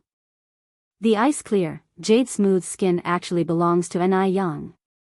_3. Ni Yang smiled and said, "I had some family matters the past few days, so I just got the chance to come over now. Sister Jiaojiao, here is the radiant ice crystal skin you wanted." Du Jiaojiao exclaimed in surprise, "Big beauty, you really know how to do it. Last time we went to buy radiant ice crystal skin, there was a line, and the limited edition sets were sold out. I'm going to call Li Yao right away." "Okay," Ni Yang nodded. Just after hanging up the phone, Li Yao arrived. Big beauty. As soon as Li Yao arrived, she gave Ni Yang a big hug. "Sister Yao Yao." Li Yao was 7 years older than Ni Yang, so Ni Yang called her sister. "Big beauty, I heard you brought the radiant ice crystal skin. As many as 8 sets. Is it true?" Li Yao asked eagerly. After visiting the radiant ice crystal skin store last time, she had finally seen how in demand radiant ice crystal skin was. When she heard over the phone that Ni Yang had brought 7 or 8 sets, Li Yao couldn't believe it. After all, each person was limited to buying only 1 set in the store, and they were out of stock. Ni Yang nodded, "Yes." "Wow. Yang Yang. You are really amazing." Li Yao hugged Ni Yang excitedly. If it weren't for Wang Hengyang standing right there, she would have kissed Ni Yang. Ni Yang smiled and said, "Actually, radiant ice crystal skin is my own." Ni Yang originally came with the intention of promoting radiant ice crystal skin, so naturally she wouldn't hide this from them. There's a saying that having connections makes things easier. Li Yao was about to return to Shanghai, and Ni Yang wanted to expand radiant ice crystal skin into Shanghai. Having Li Yao, an acquaintance there, would make things much easier. "What? Li Yao and Du Jiaojiao thought they had heard wrong. Radiant Ice Crystal Skin was Ni Yang's own product. Big Beauty, you aren't joking with us, are you? Li Yao asked. Ni Yang shook her head. I'm not joking, Radiant Ice Crystal Skin is really my own. Du Jiaojiao surprisingly covered her mouth. Big Beauty, I think you should change your name. What name? Ni Yang didn't catch on right away. It should be changed to Big Amazing. Du Jiaojiao said. Do you know how good Radiant Ice Crystal Skin is? It's so many times better than those imported products. It's literally a woman's savior. Whether it's anti-wrinkle cream or whitening cream, both are amazingly effective. Ni Yang somewhat embarrassedly said, it's not that exaggerated, just better than ordinary skincare products. The main reason was that this era had too few skincare products, and Ni Yang just happened to have medical knowledge, adding some herbal medicine beneficial to the skin and the skincare, which made Radiant Ice Crystal Skin so effective. Moreover, Ni Yang never added cheap harmful substances into skincare products because of cost concerns. Why couldn't domestic skincare brands surge in future times? It was because some people were greedy and produced toxic products like toxic masks and fluorescent creams, which gradually made people lose confidence in domestic skincare products. Big Beauty, you are too modest. By the way, Big Beauty, since you are the producer of Radiant Ice Crystal Skin, does that mean I can get whatever I want?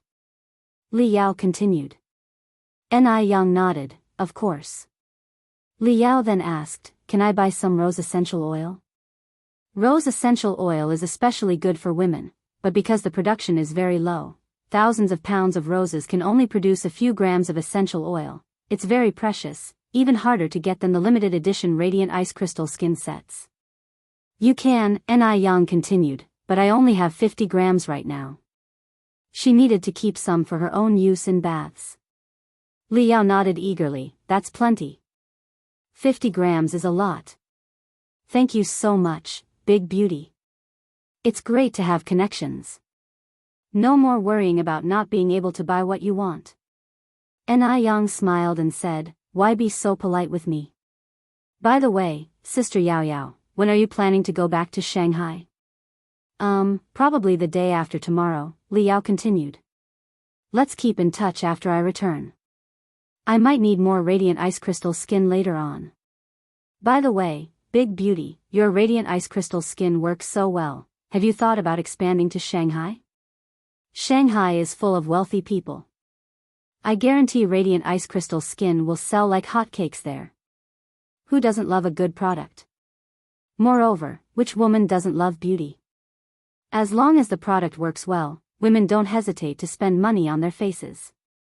Ni Yang hadn't expected Li Yao to voice her thoughts before she could. She smiled and said, Sister Yao Yao, I won't lie to you, I actually had the same idea, but I don't have many connections in Shanghai, so if I rashly try to expand there, if you find any errors, ads pop up, ads redirect, broken links, non-standard content, etc., please let us know it report so we can fix it as soon as possible.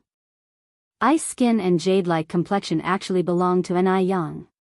_4. You can ask me for help. Li Yao said with a smile, I was born and raised in Shanghai, there's nothing I can't get done here. Really? Ni Yang's eyes lit up. When she smiled, 2 shallow dimples appeared on her cheeks, and her eyes shone with starlight, as if the whole world brightened with her. Her beauty was stunning. In a fleeting moment of shock, Dee walked by outside the window and happened to catch this scene. He paused, fingers holding Buddha beads, and then walked towards the Buddha hall. Li Yao slapped her chest and said, of course, it's true. Gorgeous, just leave this matter to me, and I guarantee I'll take care of it perfectly. As the saying goes, one feels obligated when taking from others. I've taken so much Ice Jade skin care product from you, Ni Yang, it's only natural to help you handle these matters perfectly. And these tasks were really nothing to Li Yao. Then thank you so much, Sister Yao Yao. When will you have time to discuss this in detail? Ni Yang hadn't expected Li Yao to agree so quickly, she wasn't prepared for so many things. How about tomorrow? I have to leave the day after, Li Yao thought for a moment. Ni Yang nodded, okay, shall we meet at Noble Fragrance at 10 a.m. tomorrow? Sure. That night when she returned home, Yang devised a very detailed plan, and she didn't fall into a deep sleep until late into the night. The next morning, just after 8, Yang showed up at Noble Fragrance, spoke with Gu Lanji about some matters, and by 9:50, was waiting for Li Yao in the private room upstairs. Li Yao came alone. Yang handed over a detailed plan for Li Yao to look at. After a while, Li Yao looked up at Yang. Her expression changed. Gorgeous, did you write this plan yourself? Yang nodded. Li Yao put down the plan and grasped Yang's hand tightly. Gorgeous, can I follow you from now on, would that be okay? Li Yao's family was very well off. She was a carefree daughter of a wealthy family. Her fiancé Wang Hengyang also came from a good background, but Li Yao was more progressive in her thinking. She didn't want to end up as a housewife after marriage, revolving her life around children and a husband. Li Yao studied medicine, but she hated the smell of the disinfectant in hospitals. After much consideration, the best choice was to sell skincare products. Ice Jade was so effective, and with Yang being someone with vision and talent, she believed that one day Ice Jade would take the world by storm. Yang said with a smile, Sister Yao Yao, stop teasing me, I should be the one following you. Li Yao said very seriously, Gorgeous, I'm not joking, I'm very serious now. I've made up my mind. I want to be an agent for your Ice Jade. Can you bring me along, please?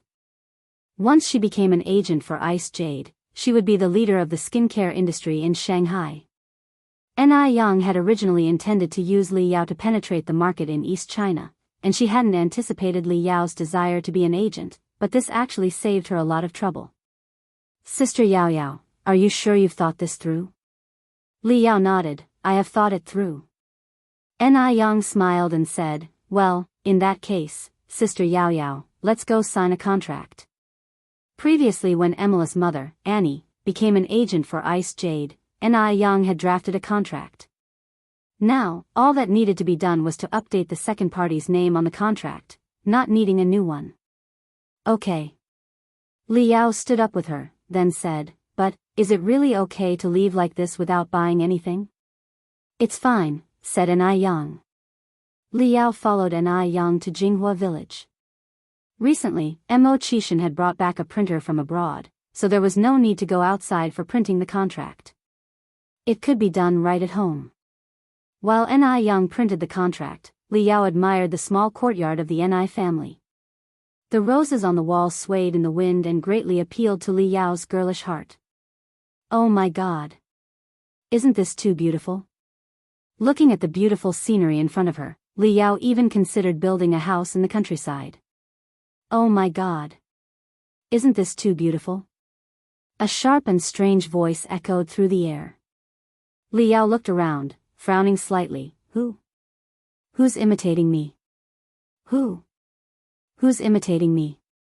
The voice seemed to be right by her ear, yet there was no one to be found. Li Yao grew somewhat nervous. Who are you? Who are you? If you find any errors, ads pop up, ads redirect, broken links, non-standard content, etc., please let us know each report so we can fix it as soon as possible. The ice clear and jade smooth skin actually belongs to Yang. _5. This is just too weird. Li Yao gathered her hands and rubbed her arms. Are you a human or a ghost? Originally, Li Yao thought she would hear the same repeated words, but unexpectedly, the other party said, a ghost. Damn it. A ghost. Li Yao was so scared that her face turned pale. Just then, Yang came out of the door with a smile. Duo, stop playing ghost tricks. Come on out. Chirp. Duo flew out from the dense osmanthus tree. Yang. Li Yao said in surprise, gorgeous. Was it this bird talking just now? Yang nodded, yes, it was. It's so smart. Li Yao reached out and stroked Duo's little head. What do you usually feed it? Duo squinted its small eyes and nuzzled against Li Yao's palm, its demeanor even meeker than a soft, cuddly kitty by more than a little. Li Yao's girlish heart instantly melted, and she kept saying how cute Duo was. Duo was a flirtatious bird, familiar with females but with males, no one could even touch it. Of course, Mo Qishan and Grandpa Du were exceptions. Before long, Duo learned to follow Li Yao and started calling Yang gorgeous. Yang, gorgeous. Gorgeous. Li Yao laughed and said, gorgeous, how much for your bird? I'll buy it. Upon hearing this, Duo flew faster than a rabbit, quickly landing on Yang's shoulder and hiding its small head in her long hair, showing its butt to Li Yao. Shoot! Scared the bird to death. Seeing this, Li Yao couldn't help but laugh even more. This bird was just too funny. Yang handed the contract to Li Yao. Sister Yao, see if there's anything that needs to be changed in the contract. Li Yao picked up the pen and signed, no need to change anything, I trust your character. Although she hadn't known Yang for long, Li Yao knew she wasn't that kind of person. Just look at Jiao's attitude to know what kind of person Yang was. Despite Jiao seeming quite approachable usually, she was actually fierce. Not just anyone could become friends with Jiao. None of the descendants of the Du family were weaklings. It proved that Yang was indeed trustworthy. After signing the contract, Li Yao paid a part of the deposit. Once she had things arranged back in Shanghai, Yang would send the ice-skin jade complexion via express delivery. Sister Yao, do you want to visit the factory? Yang asked. Sure, Li Yao nodded, is the factory far from here? Yang said, not far, just behind here. Just behind? Li Yao was a bit surprised. Yang nodded, come on, I'll take you there. The factory was just behind the Ni family's small courtyard. Because the houses in front were built high, the factory was obscured, invisible from the outside. Before entering, the two of them put on sterile suits.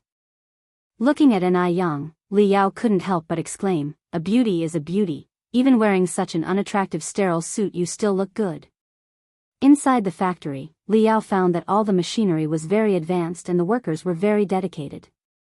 Everyone was wearing sterile suits, with no safety hazards at all. But the factory seemed a bit small, consisting of only a few rooms, with a little over 30 workers in total. After coming out, Li Yao brought up this issue to Yang. Yang said, actually, I've been considering expanding recently. Ice-skin jade complexion was growing increasingly popular, and the current production was barely keeping up with sales. Fortunately, some products were limited edition, otherwise, there would be nowhere near enough to meet demand. Moreover, sales of ice-skin jade complexion were also quite good in M country, and almost every so often, Yang would send a large shipment over. After a while, once the Shanghai market opened up, she estimated there would definitely be more demand than supply. So it was best to make plans early. Li Yao continued, actually, this time you could consider building a bigger one to save the trouble of expanding later, it's too much hassle. Yang nodded, yes, you make a good point.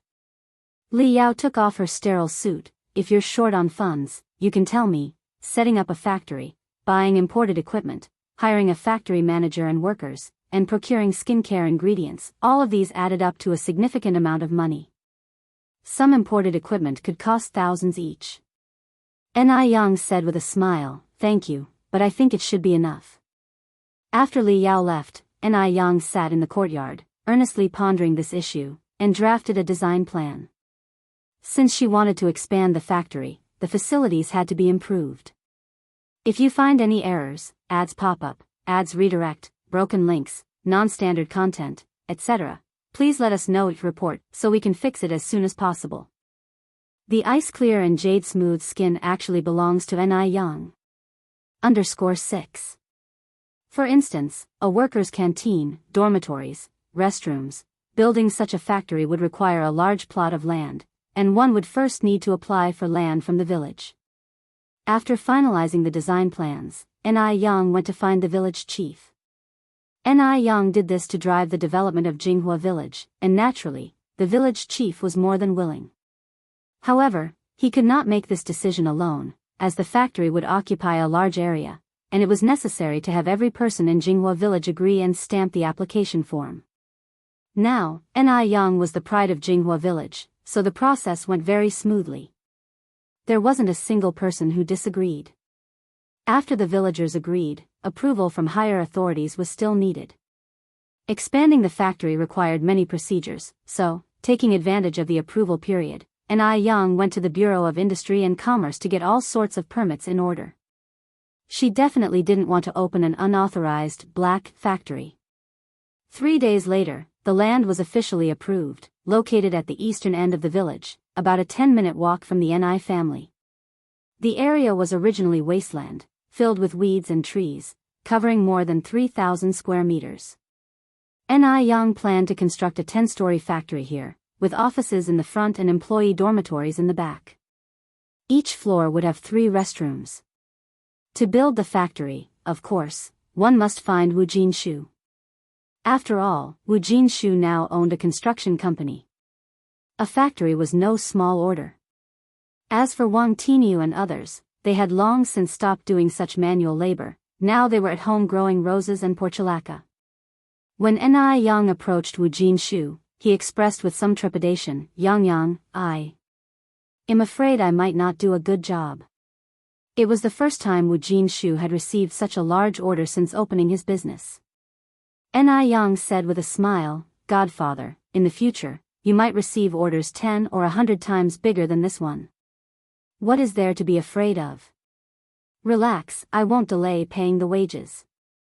Wu Jinshu said, Yang, that's not what I mean. I'm just afraid I might not do a good job." Ni Yang trusted him so much. What if he messed things up?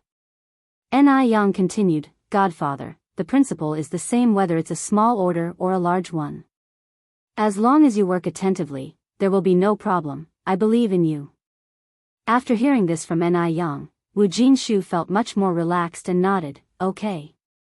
Yang, when do you plan to start the work?" Ni Yang said, "Godfather, if you can arrange things on your end, how about tomorrow?" Wu Jinshu nodded, "No problem." After finalizing the factory's arrangements, Ni Yang began recruiting. Although the factory was not yet built, some preparations had to be made in advance, especially since the new factory was more than 10 times larger than before. More employees were needed than before.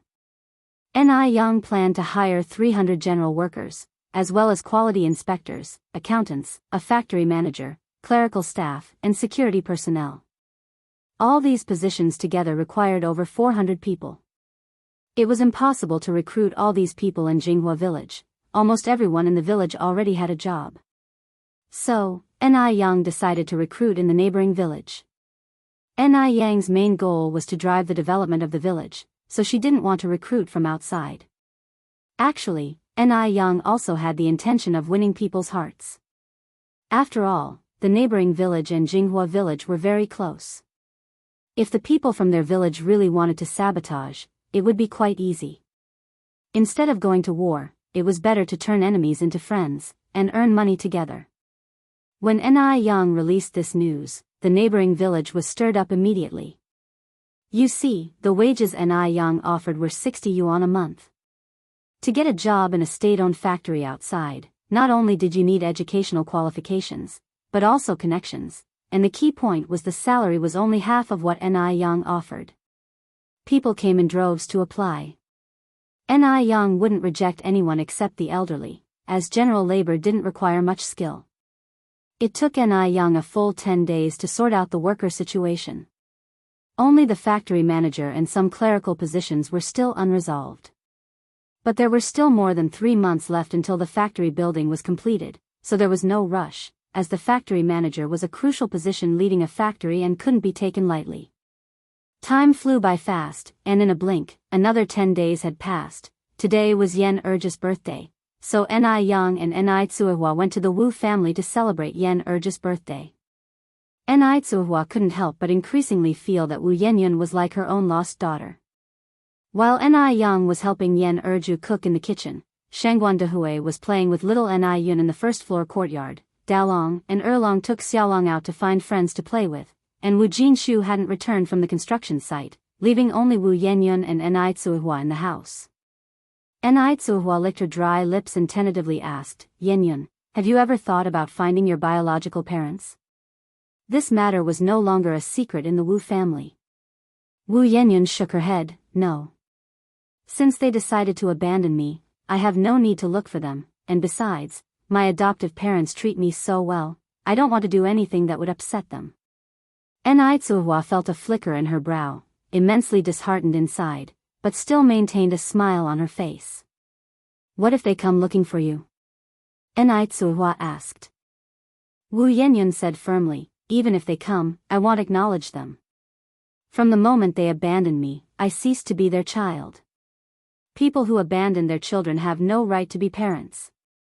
Wu Yanyan had never fantasized about her biological parents coming to find her, and even if they did, she definitely wouldn't give them another glance.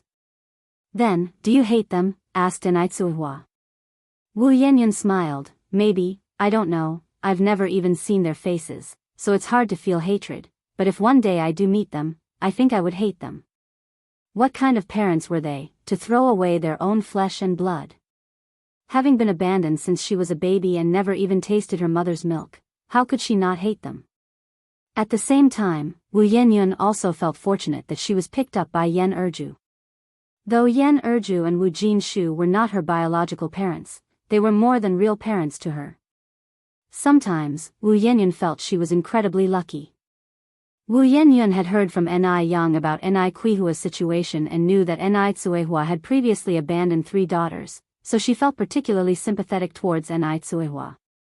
Seeing Nai Tsuehua like this, she comforted, Auntie Hua, you had your reasons for abandoning your children, so I believe they definitely won't hate you. Really? Nai Tsuehua looked up at Wu Yanyan. Wu Yanyan nodded, really, Auntie Hua, you and Sister Yang Yang are good people. I believe your children will understand you. If you find any errors, ads pop up, ads redirect, broken links, non-standard content, etc., please let us know each report so we can fix it as soon as possible. The influence of the top national scholar. With Wu Yanyan's words, Nai Tsuehua felt somewhat better. No matter what, Wu Yanyan was still willing to forgive her.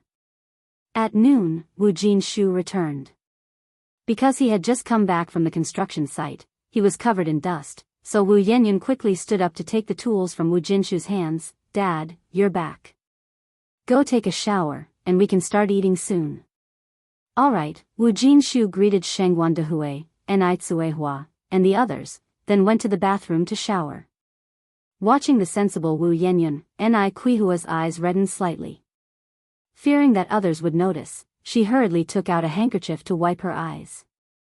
She wondered, if those 3 children hadn't been abandoned back then, what would the result be now? Soon after, Wu Jinshu finished his shower, and the food was laid out on the table. Nai Yang had taught Yan Erju quite a few cooking tips that day. Yan Erju greatly benefited and said with a smile, Yang Yang, you're amazing. I've been cooking for most of my life and never knew that adding a bit of salt to the oil when frying fish would prevent it from sticking to the pan. There were also tips like adding a few drops of cooking oil when boiling rice to make it whiter, fluffier, and sweeter, Nai Yang said, I heard it from the chefs at the restaurant, they have rich life experiences, I wouldn't know these things.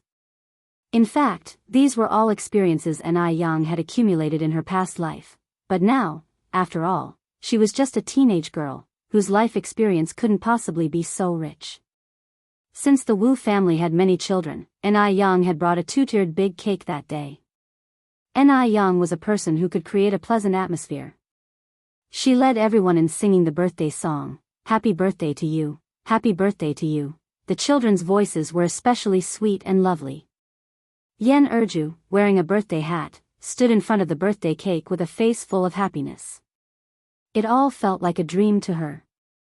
Before blowing out the candles, Godmother, make a wish first, Nai Yang continued. Yan Erju said with a smile, then I wish that next year Xiaoyun can get into a good university just like Yang Yang, and that our whole family stays safe and healthy.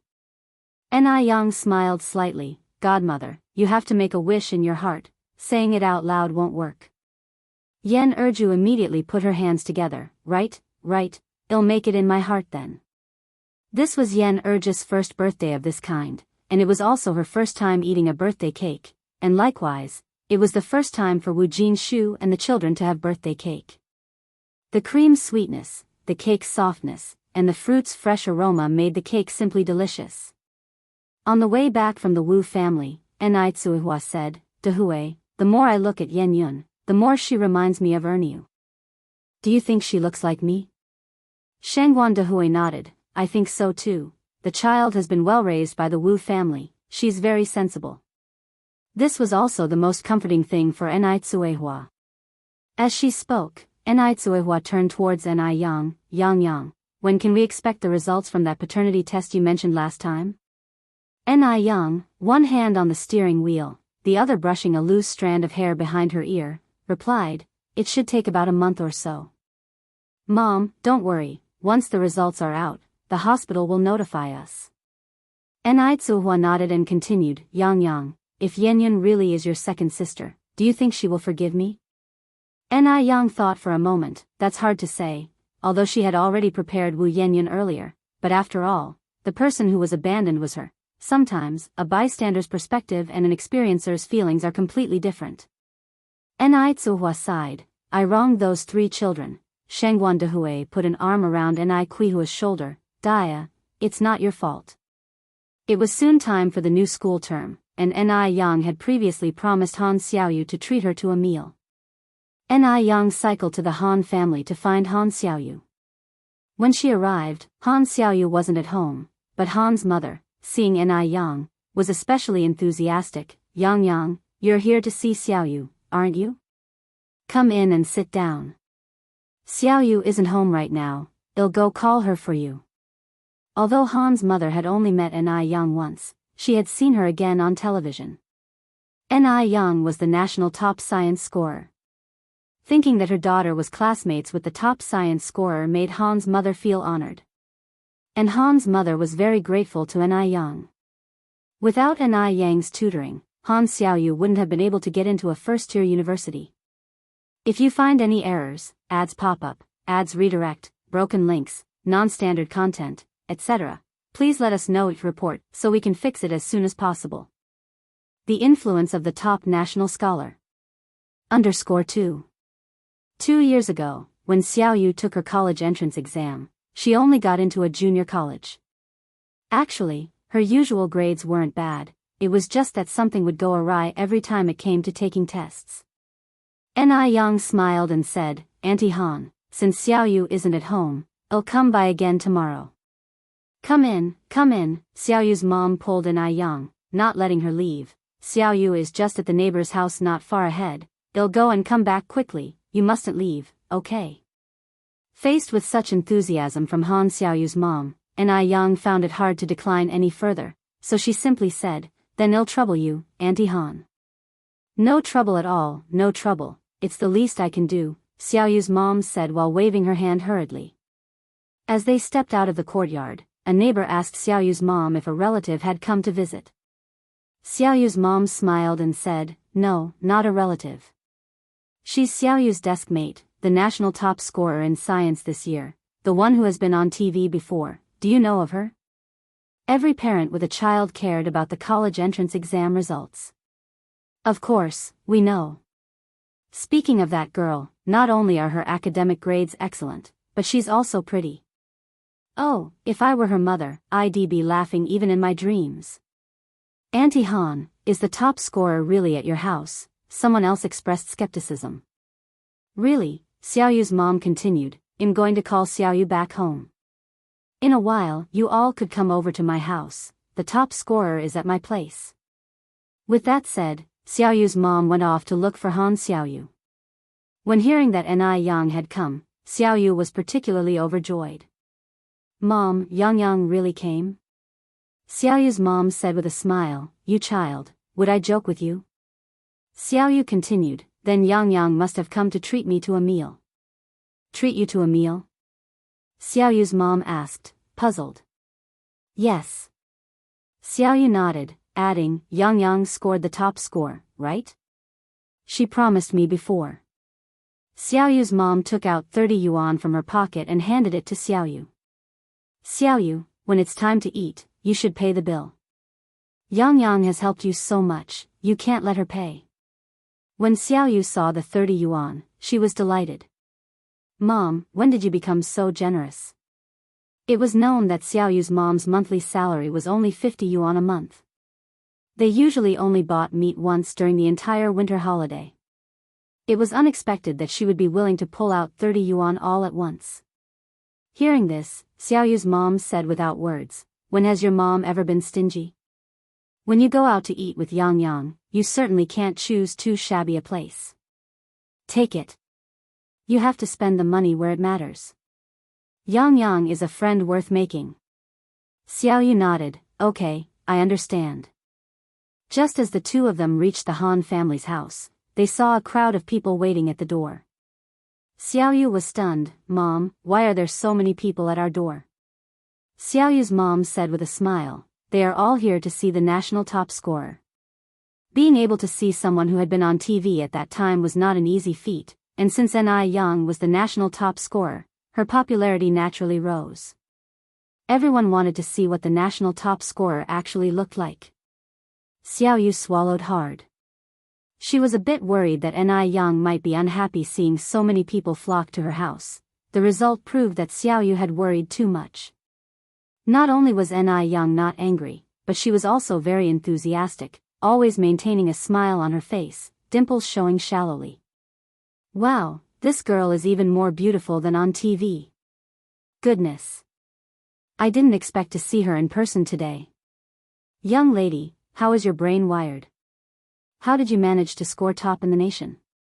Young lady, can we take a photo together?" It's said that a top scorer is the reincarnation of the Wenshang star from the heavens. "Young lady, can we take a photo together? Let us also share a bit of the Wenshang star's good fortune." "Sure," Ni Yang nodded, "I just so happen to have brought my camera." Seeing that Ni Yang agreed, everyone was very happy. They thought Ni Yang would refuse such a request, but she was approachable. Ni Yang being approachable made Xiaoyu's mom very happy. She liked Ni Yang even more, seeing that Ni Yang didn't let her down, made her look good in front of the neighbors. Of course, she liked Ni Yang. Ni Yang set the camera to automatic mode and took quite a few photos with everyone. After leaving the Han family's house, Xiaoyu said, "Yang Yang, everyone really likes you." "That's right," Ni Yang said with a mix of pride and coquetry, "I'm so good-looking, beloved by all, flowers bloom at my sight, and birds are stunned into silence. How could people not like me? If you find any errors, ads pop up, ads redirect, broken links, non-standard content, etc., please let us know each report so we can fix it as soon as possible." The influence of the top national scholar. _3. Han Xiaoyu, come on up. Ni Yang braced one foot on the ground, the other on the pedal, and looked back towards Han Xiaoyu as the sunlight turned her profile snow-white, refined as jade. Everything behind her became a backdrop. Even Han Xiaoyu, a girl herself, was dazzled for a moment, before saying, "Ah, Yang Yang, you're going to take me?" "Emichim." Ni Yang nodded. Han Xiaoyu said with a smile, "I'm quite heavy, can you really carry me?" That wasn't a joke. Xiaoyu, at 1.67 meters, weighed 120 pounds. She didn't look overweight, but her muscles were particularly firm. "I can carry you." Ni Yang's gaze was indifferent. "Really?" Han Xiaoyu was skeptical, eyeing Ni Yang's slim figure. Barely weighing a few dozen pounds, could she really manage it? "Really?" Ni Yang said with a smile, "Hurry up and get on then." Han Xiaoyu hesitated, then sat on the bicycle's rear seat, holding onto Ni Yang's waist, and expressed her astonishment. "Wow, Yang Yang, your waist is so thin. There's not even a bit of excess fat." Typically, when people sit down, there's at least a little bit of fat around the waist, but Ni Yang's waist was utterly devoid of any. So slender it could be encircled with a hand. It made one die with envy. Ni Yang spoke with a smile, "If you like it, you could have it too." "I could have it too?" Han Xiaoyu asked. "Yep," Ni Yang nodded, then continued, "A good figure is all about eating right. I'll write you a dietary plan someday. If you eat according to it, just give it 3 months and you'll have an unbeatable figure." "Really? That's great." Han Xiaoyu nodded eagerly. Ni Yang pushed off with her foot. Hold on tight, we should get going. The sudden movement made Han Xiaoyu quickly tighten her grip on Ni Yang's waist. They were moving fast, and Xiaoyu hadn't expected Ni Yang to actually be able to carry her. Impressive, truly impressive. No wonder she was the top student in the whole city. The sunlight was just right, the years serene. The two of them, riding along, laughed incessantly. Isn't that my junior sister? Wang Ziki suddenly spotted a very familiar figure. Duo turned to look and saw a person cycling past, leaving behind just a glimpse of a white skirt hem. Before Duo could speak, Ziki went on, my junior sister is incredible, carrying someone on her bike and still cycling so fast.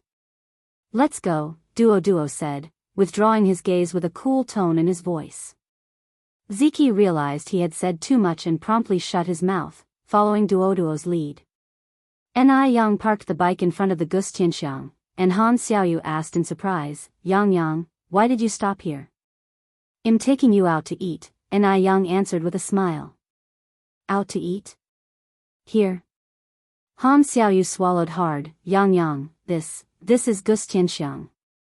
At first, she had just jokingly suggested it but hadn't actually expected to dine at Wuxia Xianxia. I know this is Wuxia Xianxia. I wouldn't have come if it weren't. Come on, let's get off. We're going to eat here today, Ni Yang replied decisively. She always kept her word. Since Shed promised Han Xiaoyu to eat at Wuxia Xianxia, of course, they had to come. Han Xiaoyu got off the bike, Yang, but I heard Wuxia Xianxia is really expensive, and you need a membership card. With this long queue at the door, if we don't have a card, how long will we have to wait? Though Xiaoyu had never been to Wuxia Xianxia, her cousin from her aunt's side had. Her aunt's family was much better off than hers, but her aunt didn't have a membership card. They had only been to Wuxia Xianxia once, and though it was just that single time, they had bragged about it repeatedly, mentioning it every time they met. Ni Yang propped up the bike, no worries, I have a membership card. Really? Han Xiaoyu's mouth hung open in surprise. Really? Ni Yang took Han Xiaoyu's arm, let's head inside. The moment they stepped through the grand entrance of Wuxia Xianxia, Xiaoyu was stunned. The dining hall was packed, yet it wasn't chaotic. Instead, it was orderly, with waiters decked in hanfu darting between the tables, the surroundings and decorations beautifully arrayed, dreamlike and enchanting. So beautiful. Han Xiaoyu couldn't help but exclaim. It wasn't until they reached a private room on the third floor that Han Xiaoyu understood what a true paradise on earth was. Ni Yang ordered many dishes, all of which Han Xiaoyu had never tried before. As each dish was served, the waiter would introduce it. This one is called Flowers of Wealth and Honor, with the wish that both of you will have a bright future, full of wealth and honor. With those words, the waiter tapped gently with a small spoon. If you find any errors, ads pop up, ads redirect, broken links, non-standard content, etc., please let us know your report so we can fix it as soon as possible.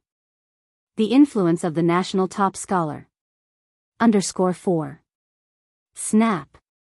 The round, eggshell-like item cracked open, and as the smoke dispersed, a strikingly lifelike peony flower emerged. Is this a real flower? Han Xiaoyu asked. No, the waiters shook their head, it is carved from cream and pudding, with a layer of mango at the very inside.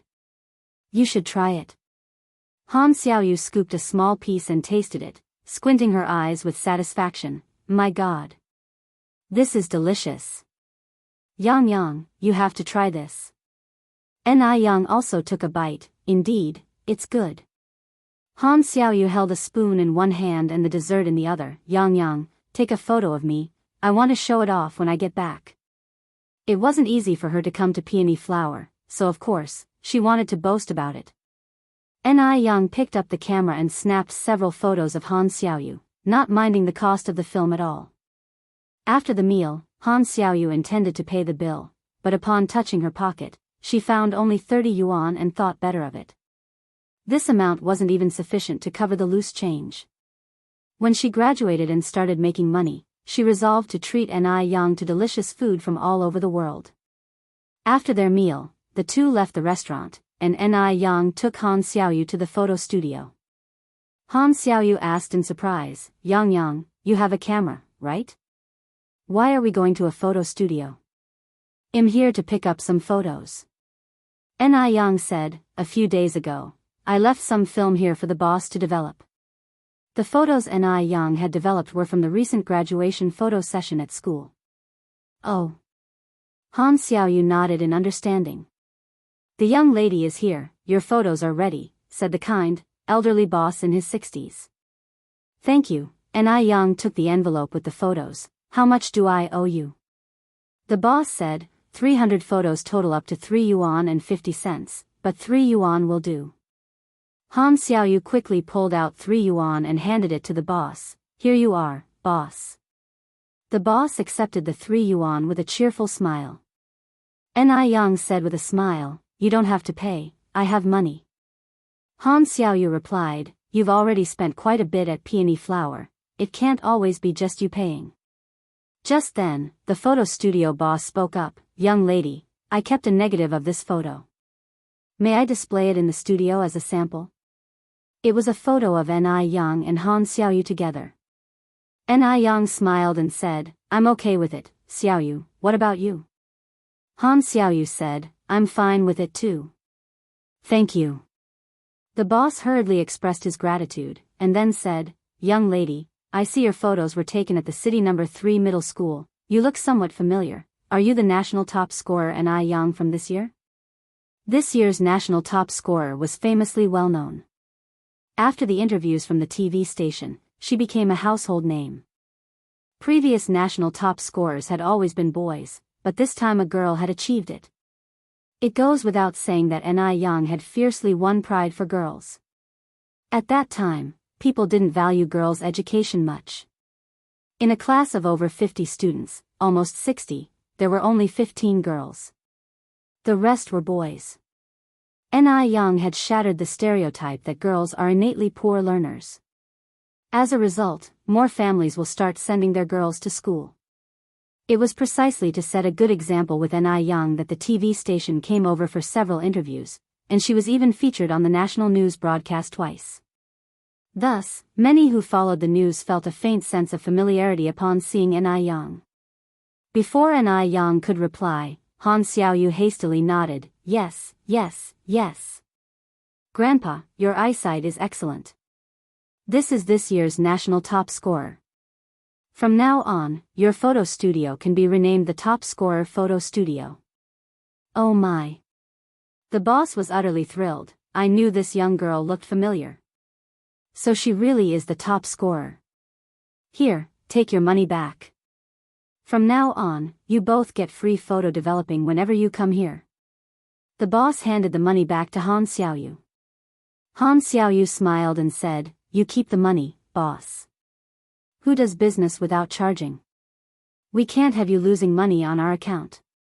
As Han Xiaoyu refused to take the money back, the boss reluctantly kept it while inwardly marveling at how much more understanding and mature students were nowadays. As the national quality improved, China would only continue to grow stronger. After collecting the photos, Ni Yang took Han Xiaoyu to the post office. Yang, are you really going to send all these photos to our classmates' homes? Han Xiaoyu was somewhat surprised. She had thought Ni Yang was only speaking off the cuff. If you find any errors, ads pop up, ads redirect, broken links, non-standard content, etc., please let us know each report so we can fix it as soon as possible. The influence of the top national scholar. _5. Ni Yang really meant it when she said she would keep her word. Ni Yang said with a smile, a person must be trustworthy. Having promised my classmates, I wouldn't go back on my word. There were 58 classmates in class 5, and each one of them got a photo taken with Ni Yang. Some had 2, others had 3. Apart from Han Xiaoyu and Ni Yang herself, a total of 56 were to be sent out. At that time, there were no machine-generated shipping labels, so addresses had to be written by hand. Ni Yang took out a notebook with her classmates' addresses and, with Han Xiaoyu's help, they filled out all the addresses in less than 20 minutes. Ni Yang sent them express, which meant they would reach her classmates in about 3 or 4 days. The shipping cost was a total of 26 yuan, and once again, Han Xiaoyu rushed to pay. When the classmates received these photos, they were all very surprised. None of them had expected Ni Yang to actually keep her promise. When they took the photos, none of them thought she would truly send them. It must be said that Ni Yang added quite a few vibrant strokes to their high school life. And Ni Yang easily won a great deal of goodwill. After all, these classmates would one day be pillars of the country. Demi Villa. After Li Yao left, Du Jiaojiao was bored at home. All Elder Du did was sit in the Buddha hall and chant incessantly, so much that her ears were about to develop calluses from the noise. Stop chanting already. Yang Yang will be starting school soon, and I'd like to visit Yang Yang's home. Are you coming? Du Jiaojiao leaned against the door, arms crossed. Apart from the birthday visit, it had always been Ni Yang visiting them at Demi Villa. They had not yet gone to the Ni family home. After waiting for a long while without a reply, just when Du Jiaojiao thought he wouldn't go, Elder Du put down his wooden fish and said, "Let's go." Du Jiaojiao was taken aback. "You're coming too?" Elder Du nodded. "I heard Yang Yang has moved out. She doesn't live with the Zheng family anymore. Do you know the way?" Du Jiaojiao asked. Elder Du twisted the Buddha beads. "Ziki knows the way." Wang Ziki and his parents had visited the Ni family several times. "Oh." Du Jiaojiao nodded, then asked, "There are a lot of elderly people at Yang Yang's home and a little sister too. What do you think we should buy as gifts?" Elder Du, with a distant expression, responded, "You decide." "Okay." Du Jiaojiao ordered several nutritional supplements and toys for children to be delivered before she and Elder Du set off for the Ni family home. Before arriving at Jinghua village, Du Jiaojiao's perception of the countryside was that it was dirty and disordered. She could not have imagined that the environment in Jinghua village would be so beautiful. The scenery was picturesque. Absolutely gorgeous. Junior sister. Junior sister. Wang Ziki stood at the door knocking. "Ziki is here." The one who opened the door was old Madame Zheng. "Elder Du and Miss Du are here too, come in." Elder Du's reputation was influential within 10 miles, even nonagenarians would address him respectfully. Elder Du said modestly, "In your presence, I am the junior. You can just call me Xiaodu." Du Jiaojiao also smiled and said, "Grandma, my name is Du Jiaojiao, just call me Jiaojiao." Old Madame Zheng didn't bother with further pleasantries and led them inside. Once inside the Ni family courtyard, Du Jiaojiao couldn't help but admire how beautiful the small courtyard was designed. Especially those 2 rose walls, they were just stunning. Old Madame Zheng laughed. "This yard and house were designed by Yang Yang." "Really?" Du Jiaojiao exclaimed in surprise. Old Madame Zheng nodded. "This child takes after her maternal grandfather. She loves to be creative and adores flowers and plants." Elder Du observed the courtyard discreetly and noticed that not only was the design appealing, but the feng shui setup was also very clever, interconnected throughout. It seemed her claims of knowing fortune-telling did indeed hold some merit. Inside, Shangguan Granny was teaching little Ni Yun an ancient poem. Upon the guest's arrival, she immediately stood up. "Elder Du, Miss Du are here." "You're too polite, just call me Xiaodu." Elder Du repeated what he said to old Madame Zheng. Du Jiaojiao also smiled and suggested they call her by her name. Little Ni Yun was very outgoing and immediately ran over to grab Du Jiaojiao's skirt, saying, "Hello, beautiful sister." Du Jiaojiao generally didn't like children much, since they tended to cry, which she found annoying, but upon seeing the adorable little Yun Yun, she was instantly full of maternal affection, mainly because being called beautiful sister was just too pleasing. "You must be little Yun Yun, right?" Du Jiaojiao picked up little Ni Yun. "If you find any errors, ads pop up, ads redirect, broken links, non-standard content, etc., please let us know each report so we can fix it as soon as possible." The influence of the national top scholar. _6. Little Ni Yun nodded. "Yes, my name is Ni Yun, the Yun from my sister's Ni Yun." "Yun Yun is awesome." Du Du Jiaojiao pinched little Ni Yun's face. Will you give your big sister a kiss? Sure. Little Ni Yun kissed Du Jiaojiao fiercely. A while later, Du Jiaojiao realized that Ni Yang wasn't home. Grandma, where is Yang Yang? Is Yang Yang not home? Madame Shangguan said, she was just here.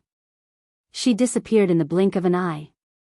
As soon as she finished speaking, there was noise at the door. Granny. Grandma. I'm back. Ni Yang pushed the door open, carrying 2 big fat fish in her hands, her clear face smeared with a drop of mud, like a stroke of thick ink mistakenly entering clear water, which, far from looking awkward, added a touch of charm. She wore no shoes, her trouser legs rolled up to her calves, revealing a segment of her fair and lovely leg. Seeing the guests in the house, Ni Yang exclaimed in surprise, Big brother Du, sister Jiaojiao, how come you're here? Du Jiaojiao said with a smile, why? Aren't you happy to see us? Ni Yang smiled slightly, how could that be? I couldn't be happier. Have a seat, I'll take the fish to the kitchen. I'll go with you. Du Jiaojiao linked her arm with Ni Yang's. Okay, Ni Yang nodded her head and led Du Jiaojiao to the kitchen. After delivering the fish to the kitchen, Ni Yang washed her feet under the garden tap, found a pair of slippers to put on, and casually washed her face. Du Jiaojiao said, Yang Yang, your house decoration is really nice. I heard from your grandma that you designed it yourself. Ni Yang nodded, I did design it myself. Initially, it was just for fun, I didn't expect the outcome to be this appealing. Perhaps finding the room stuffy, old Du and Wang Ziki came to sit down by the small stone table in the yard. Madame Zheng brought some pastries and tea. Old Du stood up and said, You're too polite. Madame Zheng smiled, there's no need for politeness. Just relax, old Du and Xiaodu. When Du Jiaojiao saw the mung bean cakes on the plate, her brow twitched with worry, because old Du doesn't eat legumes. He surely wouldn't embarrass an elderly lady, would he? Just as Du Jiaojiao felt anxious, she saw old Du take a piece of mung bean cake and taste it. It tastes very good, this must be homemade, right? Madame Zheng smiled, exactly, Yang Yang just made them yesterday. They're very fresh. Seeing this, Du Jiaojiao breathed a sigh of relief. Thankfully, old Du didn't make the old lady feel awkward, otherwise, it would have been embarrassing. Plop. Just then, a small bird landed on old Du's shoulder. You little rascal, you've come. Are you still holding grudges? Can't you change the nickname? Old Du took out a grain of bird food from his pocket to feed Duo Duo. Duo Duo pecked at the bird food. Du Qingfeng. Du Qingfeng. My name is Du Qingfeng. Old Du Jiaojiao was stunned. How did Duo Duo know old Du's real name? After all, in the entire 10-mile port, the number of people who know old Du's real name did not exceed 10. This was really bizarre. Old Du actually told his name to a bird. If those outside found out, wouldn't they be furious? Little bastard, want more to eat? Duo Duo pecked at old Du boldly. Little Ni Yun ran over from not far away, panting, and said to old Du, Brother, your name is really strange. That's what my grandpa calls people when he curses. Old Du kept smiling, on the surface, grinning from ear to ear, inside, swearing a streak. Haha. Du Jiaojiao couldn't help but burst into laughter, holding her stomach. For the first time in her life, Du Jiaojiao saw old Du lose face. It was just too rare. Ni Yang picked up the basket, preparing to get some vegetables. Sister Jiaojiao, do you want to come with me to the village? Sure, Du Jiaojiao replied enthusiastically. The two of them went to the fields together. From afar, Du Jiaojiao smelled a strong fragrance of roses, which was very pleasant. Yang Yang, are there roses planted here? Du Jiaojiao asked. Ni Yang smiled and said, Sister Jiaojiao, turn around and look behind you. Du Jiaojiao turned around and was stunned, covering her mouth with both hands, eyes filled with shock. She saw behind her a vast expanse of fiery red. It was September, and the farmland was filled with blooming roses, stretching to the horizon, a sight so beautiful it was breathtaking. It had a monumental presence. Du Jiaojiao had seen roses before, but she had never seen such a large expanse of roses. Combined, these roses must cover several hundred yuan. So beautiful. Du Jiaojiao exclaimed in shock.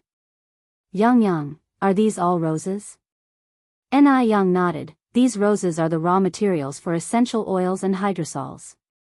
Du Jiaojiao continued, Yang, can we go over and take a closer look? Of course. The two of them went to the rose field. Du Jiaojiao was overjoyed, stretching out her arms and saying, it would be great if we had a camera. Yang laughed and said, we have a camera at home, we can come back here to take pictures after lunch. Really? That's great. Du Jiaojiao continued, can I pick some roses to take back? A peasant woman walked by, smiling and saying, you can pick as much as you like. Yang greeted her with a smile, Sister Kaitian. Sister Kaitian said, Yang, is this your friend? Let her pick as much as she wants. My place doesn't have much, but we have plenty of roses. Yang nodded, thank you, Sister Kaitian. Du Jiaojiao also expressed her gratitude. She could feel that Yang was very popular in Jinghua village because the villagers' smiles were genuine. Du Jiaojiao picked a large bunch of roses to take back, and Yang discreetly counted them, planning to settle the account later with Sister Kaitian. Coincidentally, not long after, Yan Erju and Wu Jinshu and their family of 6 also arrived. Wu Jinshu came specifically to thank Yang. If it weren't for Yang, he wouldn't have landed such a big project, and Yang's family had been really good to his family. Seeing Mr. Du again, Wu Yenyun was startled. She didn't expect to meet Mr. Du at Yang's house. She was even more surprised that Yang and Mr. Du knew each other. Yang took the initiative to introduce them, godfather, godmother, Yenyun, this is my good friend, Mr. Du, and this lady here is Miss Du, this is my master's son, Wang Ziki. Mr. Du nodded at them. Du Jiaojiao said with a smile, uncle, aunt, just call me Jiaojiao.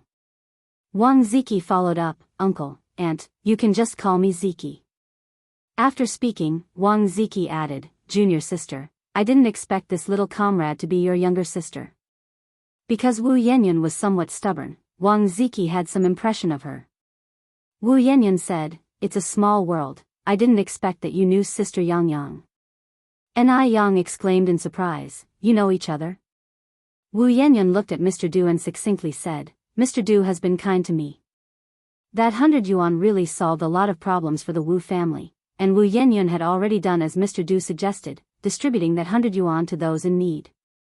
If you find any errors, ads pop up, ads redirect, broken links, non-standard content, etc., please let us know it report so we can fix it as soon as possible. Do you want another slap? What exactly the favor was, Yang didn't ask further. But she was somewhat surprised.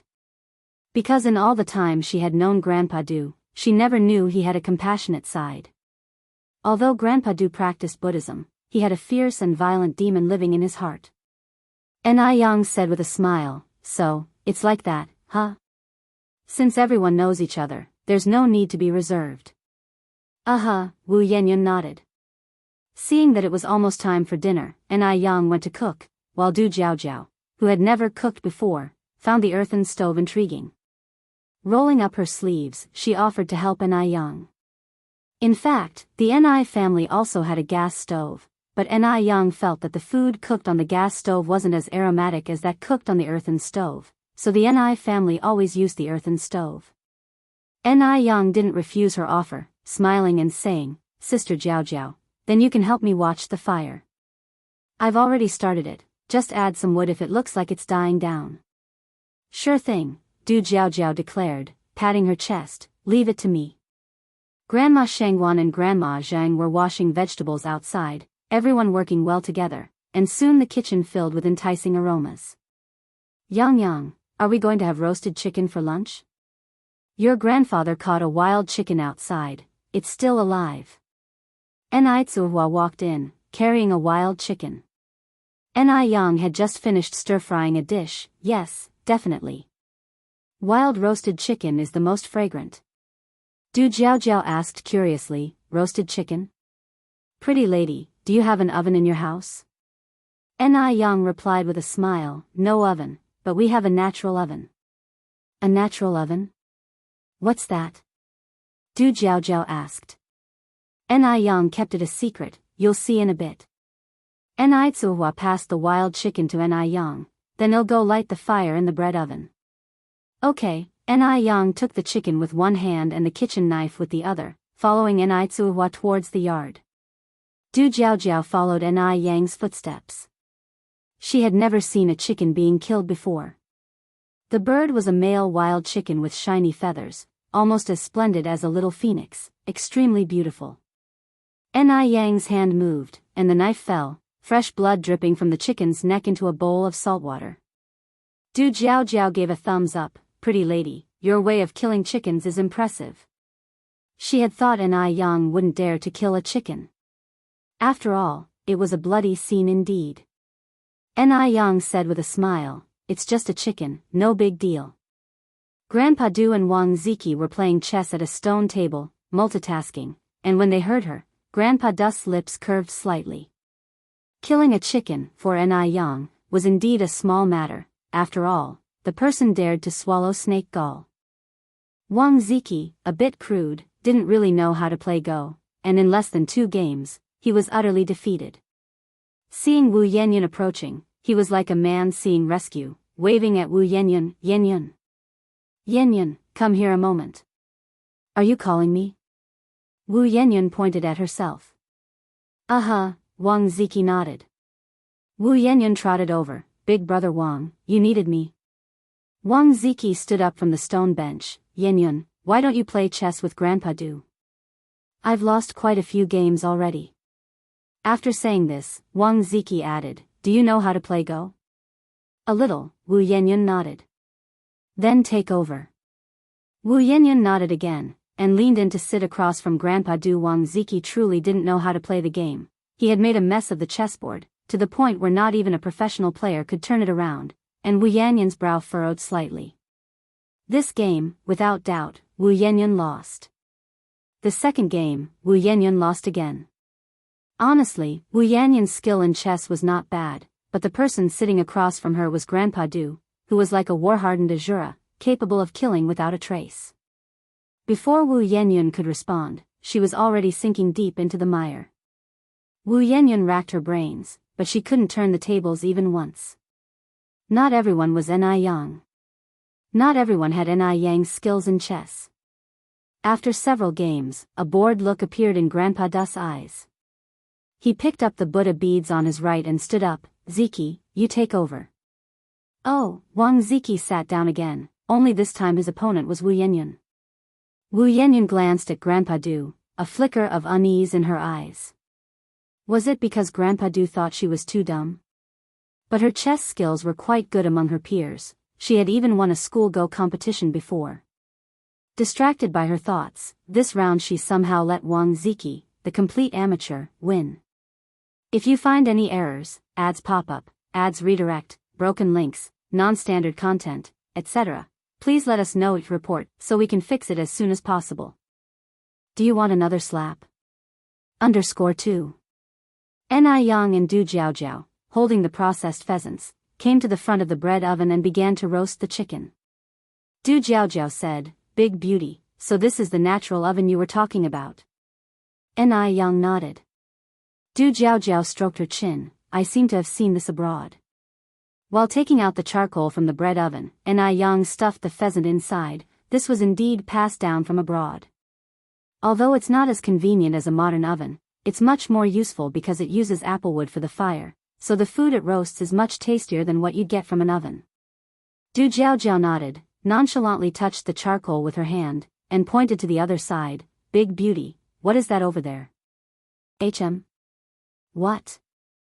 Ni Yang turned to look. Du Jiaojiao swiftly smeared her hand on Ni Yang's face, leaving a black mark on that clear and handsome face, the contrast of white and black giving off a somewhat cunning appearance. Wow! Big beauty, your skin is so white and tender. Du Jiaojiao instantly turned into a drama queen.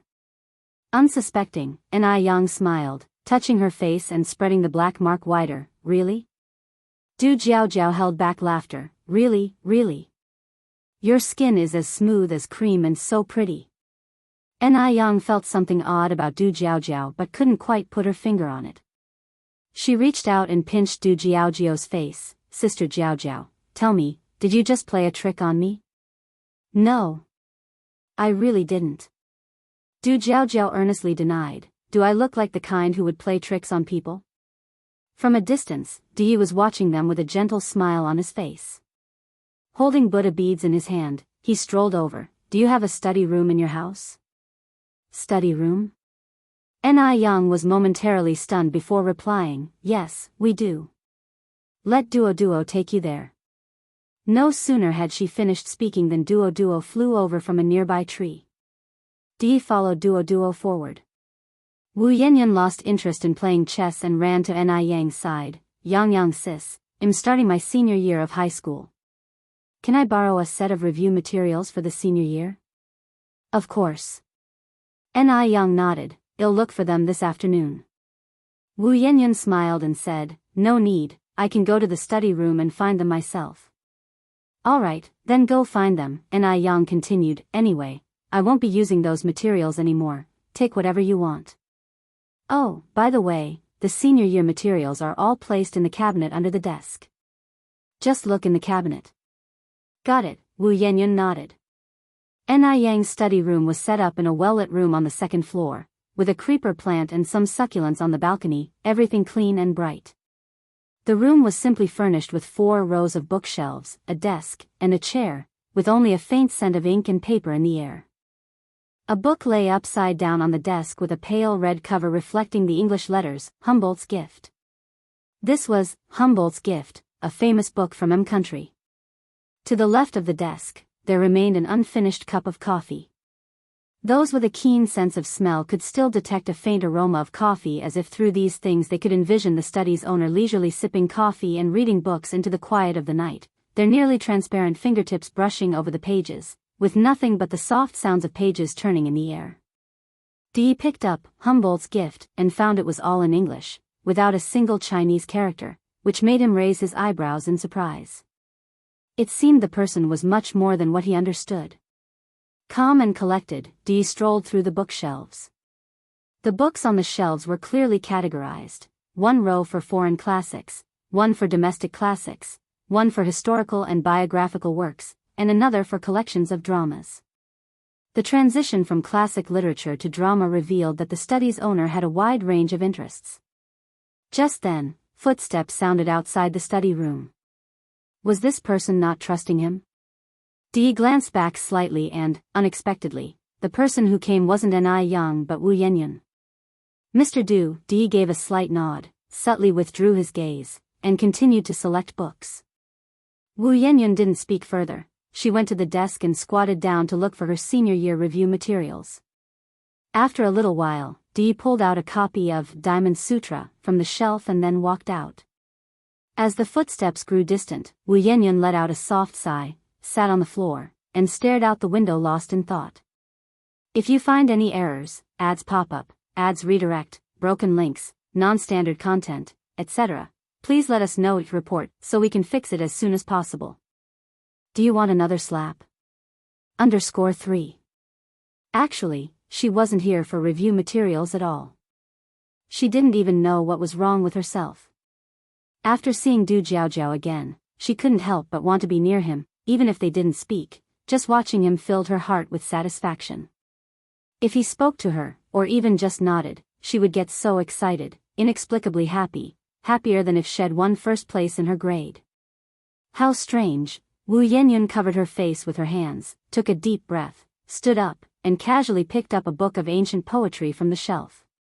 She flipped a page and, with a quick glance, she thought she saw this line: "The hill has wood, the wood has branches. My heart delights in you, but you do not know." Wu Yanyan slapped her own face hard. God! What was she thinking about? She couldn't go on like this. Du Jiaojiao was not someone she could even dare to think about. But the more she tried not to think about him, his face kept appearing before her eyes. With that thought, Wu Yanyan tiptoed and peered out the window into the courtyard. She saw Du Jiaojiao sitting under the osmanthus tree reading a book. He was wearing a robe, his legs crossed casually, a posture that seemed effortless yet had a fatally attractive pull. A gentleman's grace is like fine carving and polishing. Thump thump thump, Wu Yanyan clearly felt her heart beating stronger and stronger, her cheeks burning. She quickly shifted her gaze and crouched down to continue searching for review materials. Not caring whether the materials were useful or not, Wu Yanyan grabbed a stack and headed downstairs. After lunch, Du Jiaojiao hadn't forgotten about the rose field and pulled Ni Yang with her to take pictures in the rose field. Yanyan, do you want to join us? You could take photos of us. Du Jiaojiao looked at Wu Yanyan. Wu Yanyan glanced at Du Jiaojiao from the corner of her eye. I'm feeling a bit sleepy, so I won't go. You and Sister Yang Yang go ahead. Okay then, Du Jiaojiao turned to Wang Ziki. Ziki, do you want to come with us? Wang Ziki scratched his head. Sorry, second miss. I need to deliver some fertilizer to Grandpa Zhang in the eastern part of the village soon. Grandpa Zhang was now so absorbed in clearing new land that he spent at least 6 or 7 hours a day in the fields. Since coming to Jinghua village, his complexion had darkened several shades. Du Jiaojiao said worriedly, what should I do then? If no one goes, who will take photos for me? Ni Yang smiled and said, don't worry, Sister Jiaojiao, I can take them for you. Du Jiaojiao responded, but I wanted to take pictures with you too. Ni Yang continued, for joint photos, it's simple, we can set the camera to automatic shooting mode. Selfies won't look as good as photos taken by someone. Du Jiaojiao sounded slightly disappointed. I'll go with you. Du Jiaojiao put down the diamond sutra he had in his hands and walked over. Du Jiaojiao's eyes lit up, thinking she had heard wrong. Really? Du Jiaojiao nodded slightly. Great. Du Jiaojiao hooked her arm into Du Jiaojiao's. Let's go quickly then. Ni Yang followed behind them, and the three walked toward the rose field together. After a few steps, Ni Yang looked back at Wu Yanyan. The rose field ahead is really beautiful. Are you sure you don't want to see it? No, Wu Yanyan shook her head. She hadn't expected things to suddenly turn out this way. She wanted to go with them too, but she had spoken too hastily. If she changed her mind now, wouldn't it be too obvious? Wu Yanyan insisted on not going, so Ni Yang didn't press further. The trio quickly reached the rose field.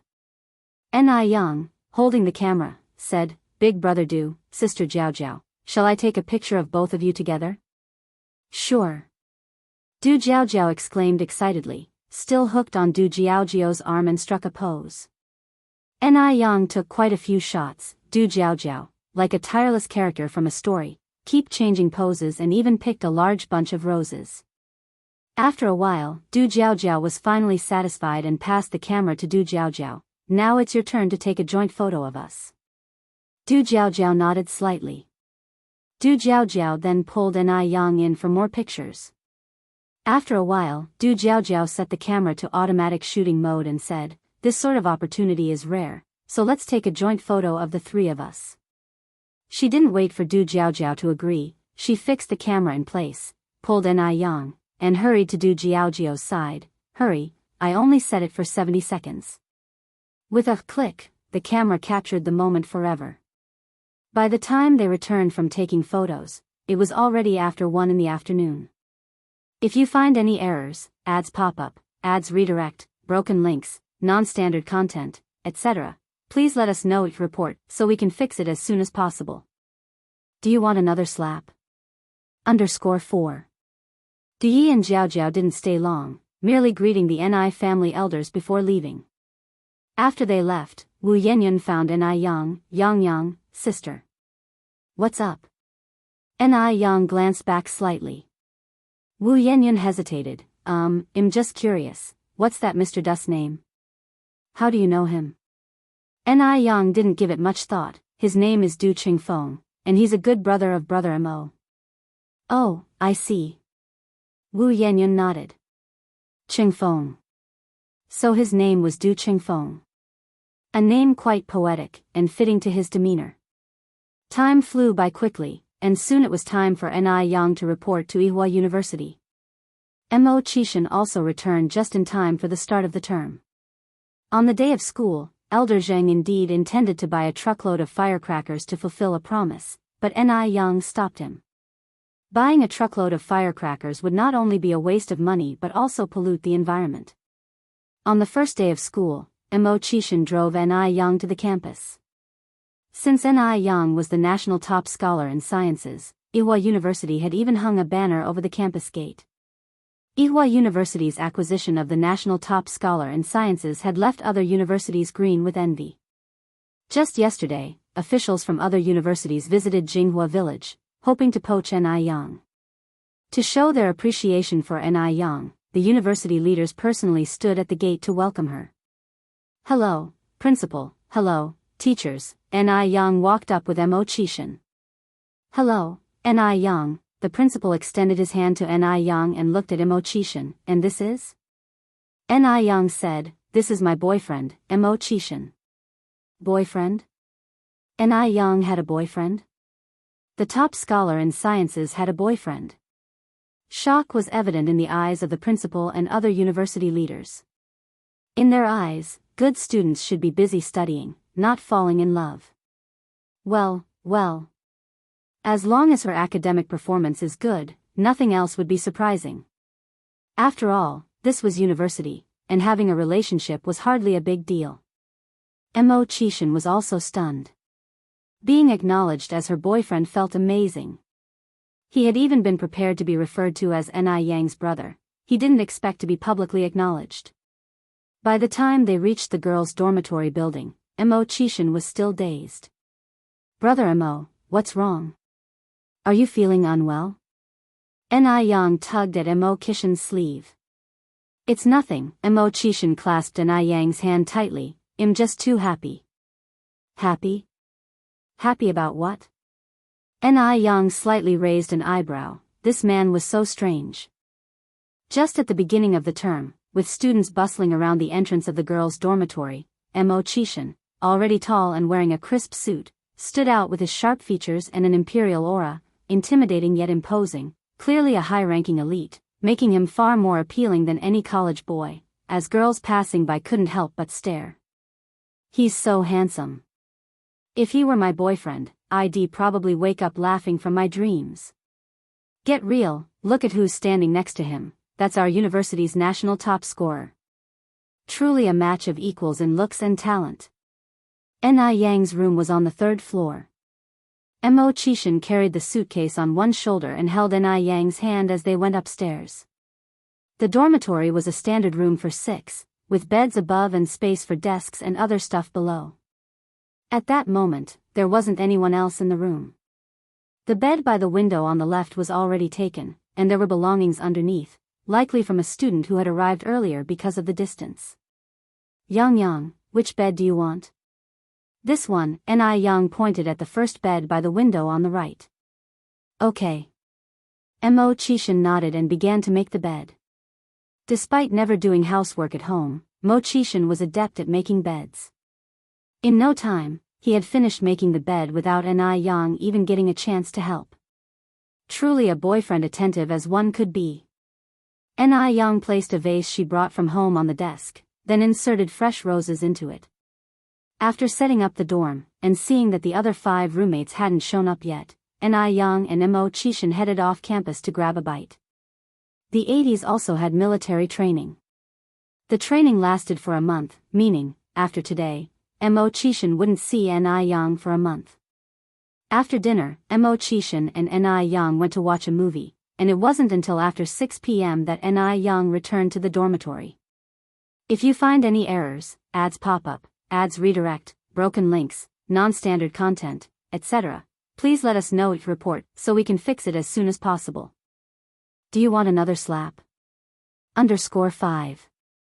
At that time, 2 people had already arrived in the dorm.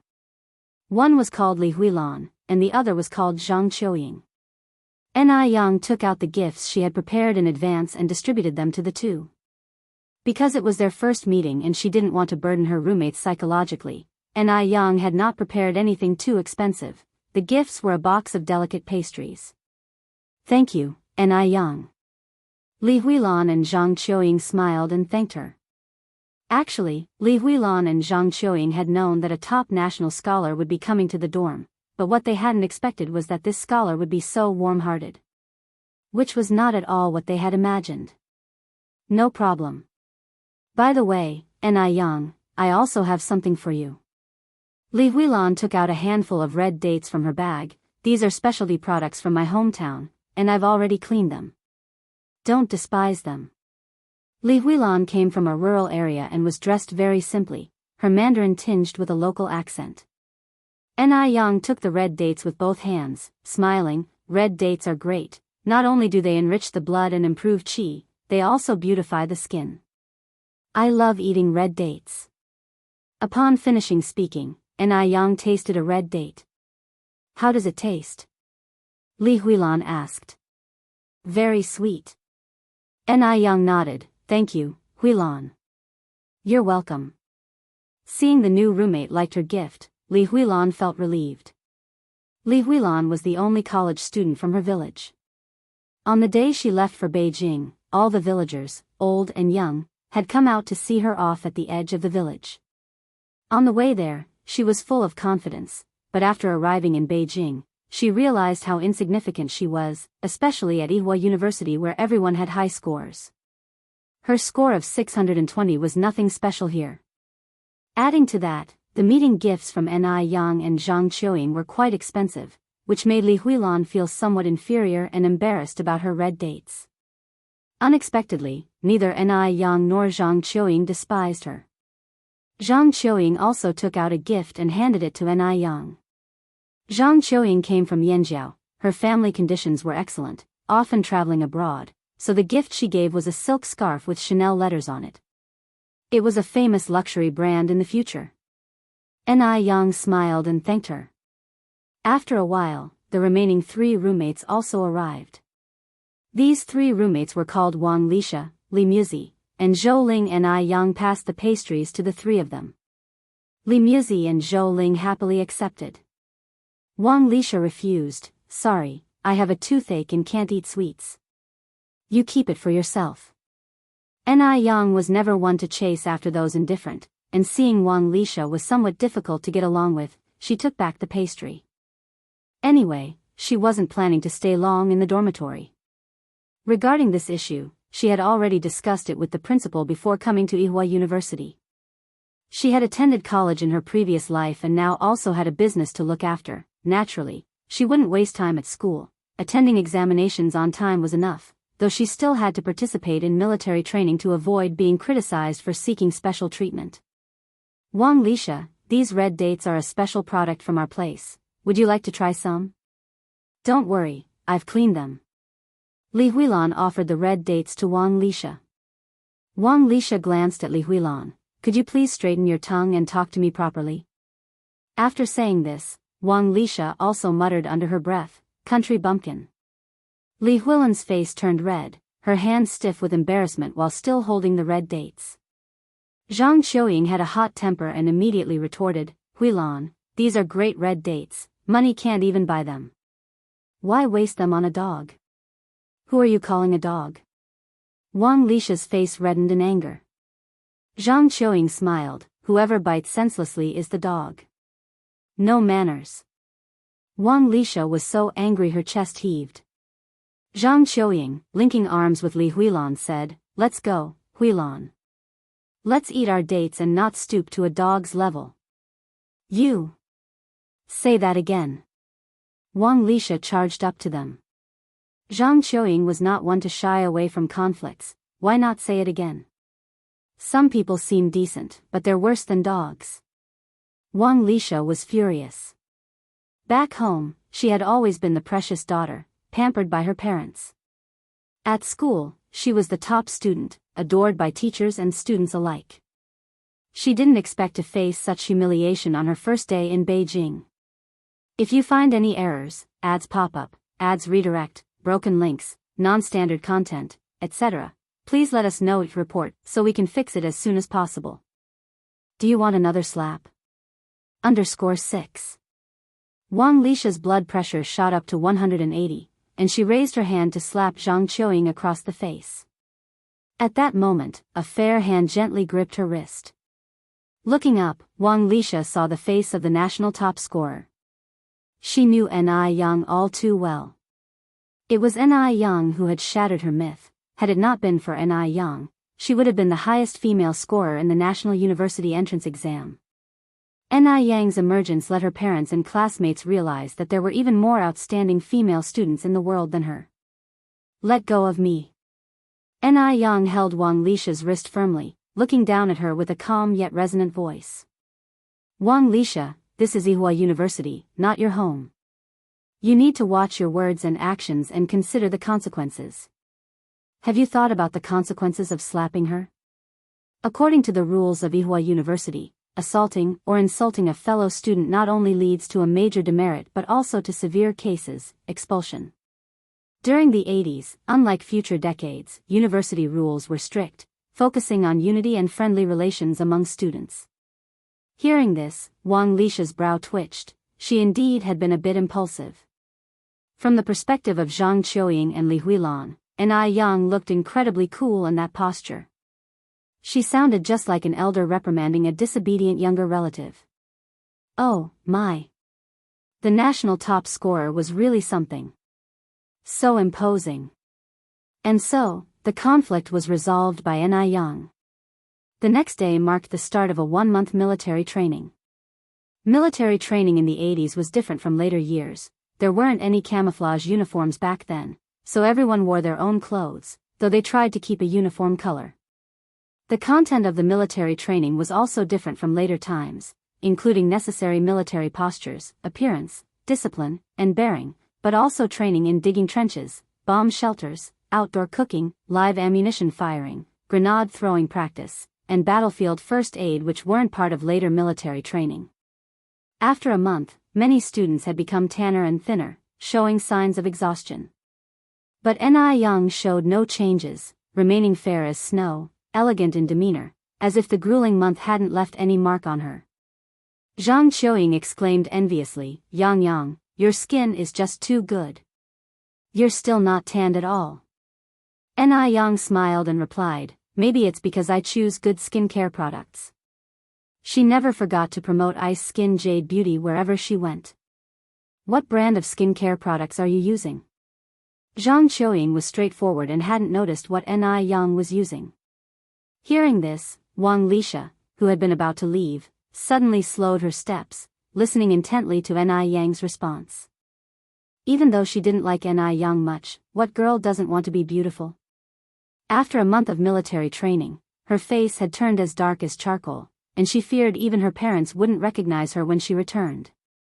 Noticing Wuxia's subtle reaction, Ni Yang continued, I use Ice Skin Jade Beauty. Their whitening moisturizer is really good. Really? Asked Zhang Qiuying.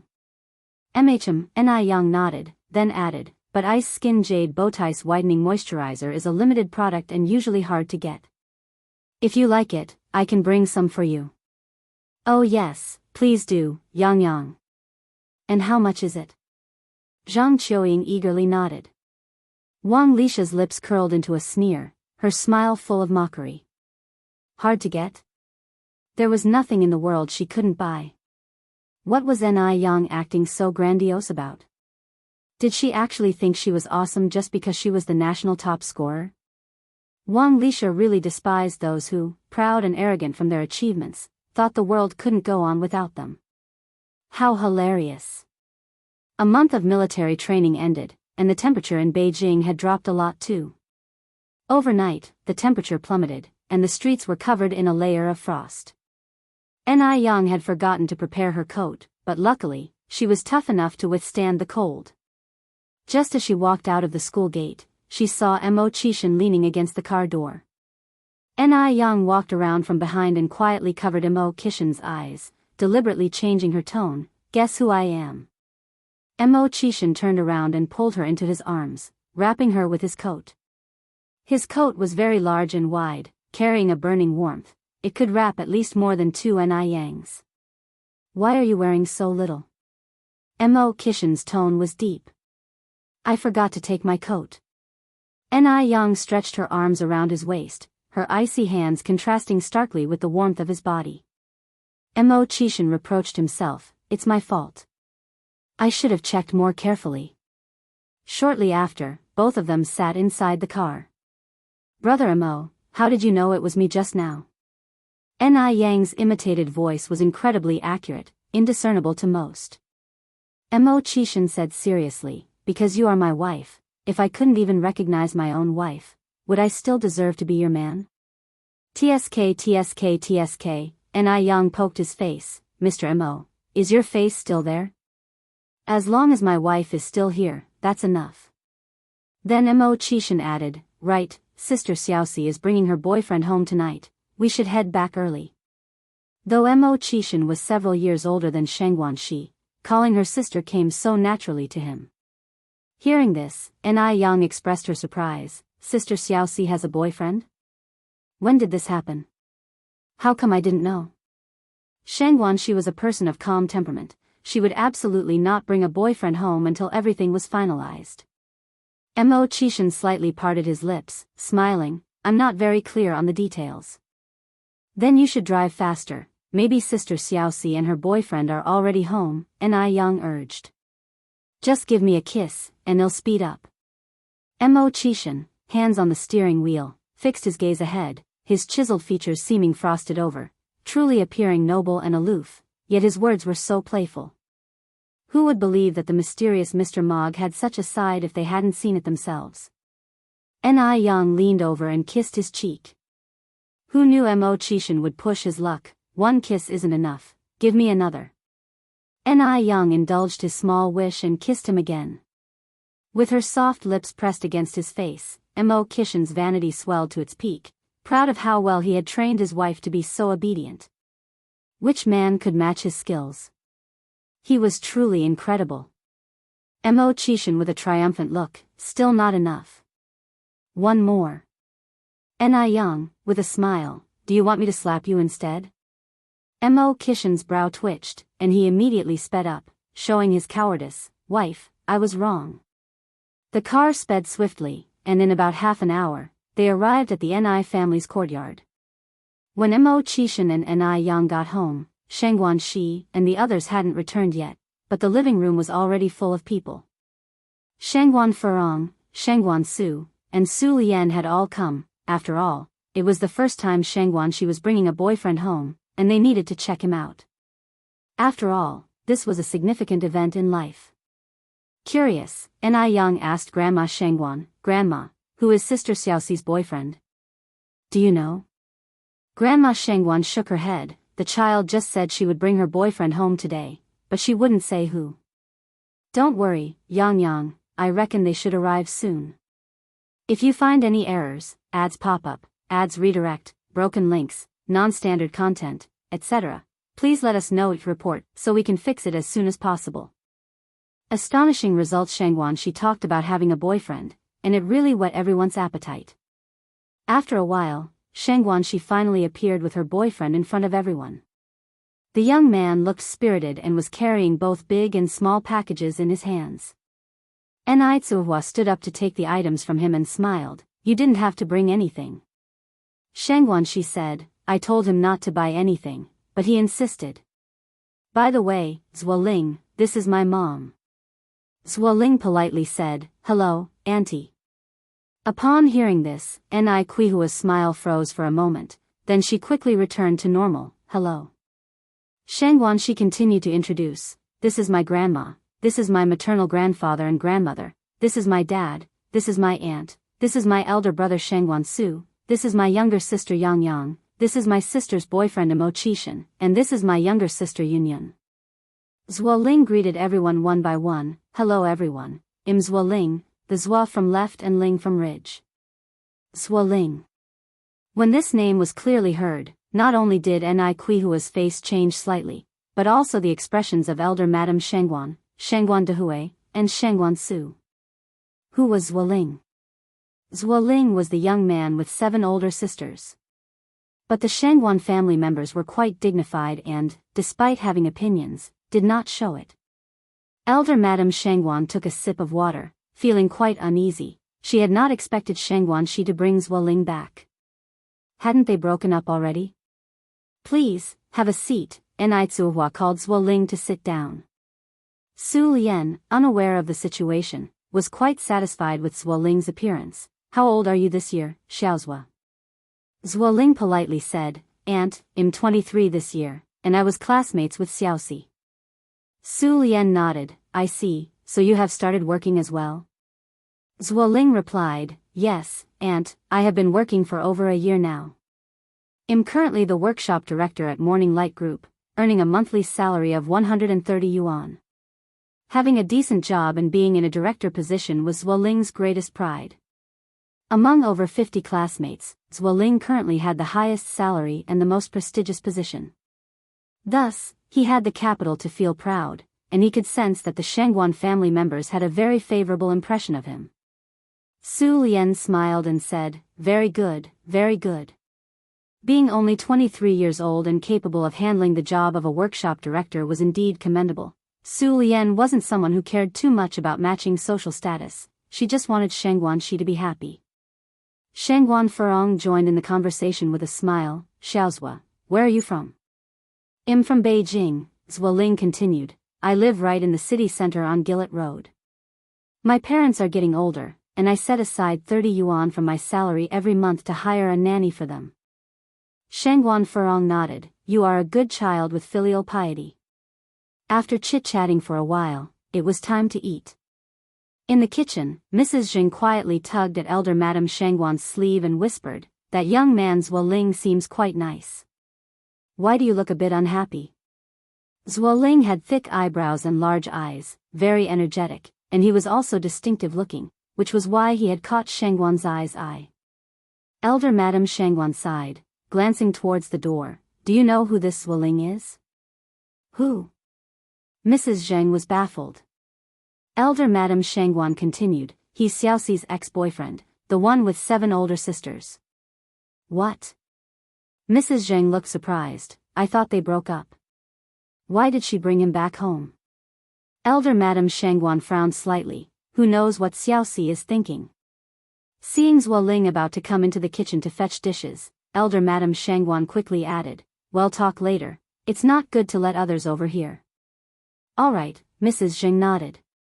Mo Qishan was followed into the kitchen by Zuo Ling, brother. Zuo Ling tried to pat Mo Qishan on the shoulder but withdrew halfway because there was a significant height difference between them. Mo Qishan was nearly 1.9 meters tall, and he was just a bit taller than Shangguan Shi at 1.75 meters. Zuo Ling jogged to keep up with Mo Qishan's pace and whispered, I heard you've been dating Xiaoxi's younger sister for over a year, is that right? Yes, Mo Qishan nodded slightly, that's correct. Based on Shangguan Zai's introduction, Mo Qishan currently did not have an official job, but whenever Zuo Ling saw Mo Qishan, he felt a wave of inexplicable inferiority and fear, constantly feeling less excellent than Mo Qishan. If you find any errors, ads pop up, ads redirect, broken links, non-standard content, etc., please let us know if report so we can fix it as soon as possible. Astonishing results _2. Aside from not being as good-looking as Mo Qishan, he had a higher education, better job, higher salary, and his family's conditions weren't bad either. What was there to feel inferior about? What was there to fear? Was it all just an illusion? Bro, I heard you don't have a formal job yet. How about I introduce you to work at our company? We are currently short of 2 general workers, and the salary and benefits are especially good. Although our company recruits based on academic credentials, with me around, you don't have to worry. The HR department will definitely consider my recommendation, and they'll have them arrange a more relaxed job for you. It was Zuo Ling's first time visiting, so naturally, he wanted to establish a good relationship. In this family, only he and Mo Qishan were outsiders. Therefore, the first person he wanted to win over was Mo Qishan. Mo Qishan didn't have formal employment, and if Zuo Ling threw him an olive branch, Mo Qishan would surely grasp it tightly. Then, in the company, he would be Mo Qishan's supervisor, and Mo Qishan would be at his beck and call. Thanks for the offer, but no need, Mo Qishan politely declined. Zuo Ling didn't expect Mo Qishan to actually turn him down, thinking to himself that this guy really aimed high. He had no notable education, yet he looked down on being a general worker. How did such a pretty future sister-in-law fall for someone like him? He himself was in such good standing but didn't have such romantic luck. Really strange. Zuoling encouraged Mo Qishan, bro, don't look at me now as the workshop supervisor. I also started from being a general worker and worked my way up step by step. As long as you're willing to put in the effort, I believe that one day you too can become a workshop supervisor or even a higher-ranking leader. Who could get fat on one breath? Mo Qishan politely smiled. Since Mo Qishan didn't continue the conversation, Zuoling couldn't say much more, and the two entered the kitchen. Grandma, Granny, you've worked hard. Mo Qishan wasn't prone to jests in front of outsiders, but he was a sweet talker with his family, and with just a few words, he made both Grandma Shengguan and Granny Jing very happy. Seeing this, Zuoling frowned subtly. He was somewhat displeased with Mo Qishan's behavior. Wasn't a man supposed to be manly? What was this smooth talking all about? Aunt 6, no need for you to serve the dishes. You can go and rest with Xiaozhua, said Grandma Shengguan. Just as Zuoling was about to respond, pleased with Grandma Shengguan's suggestion, he heard Mo Qishan say, "It's okay, Granny. Well, do it."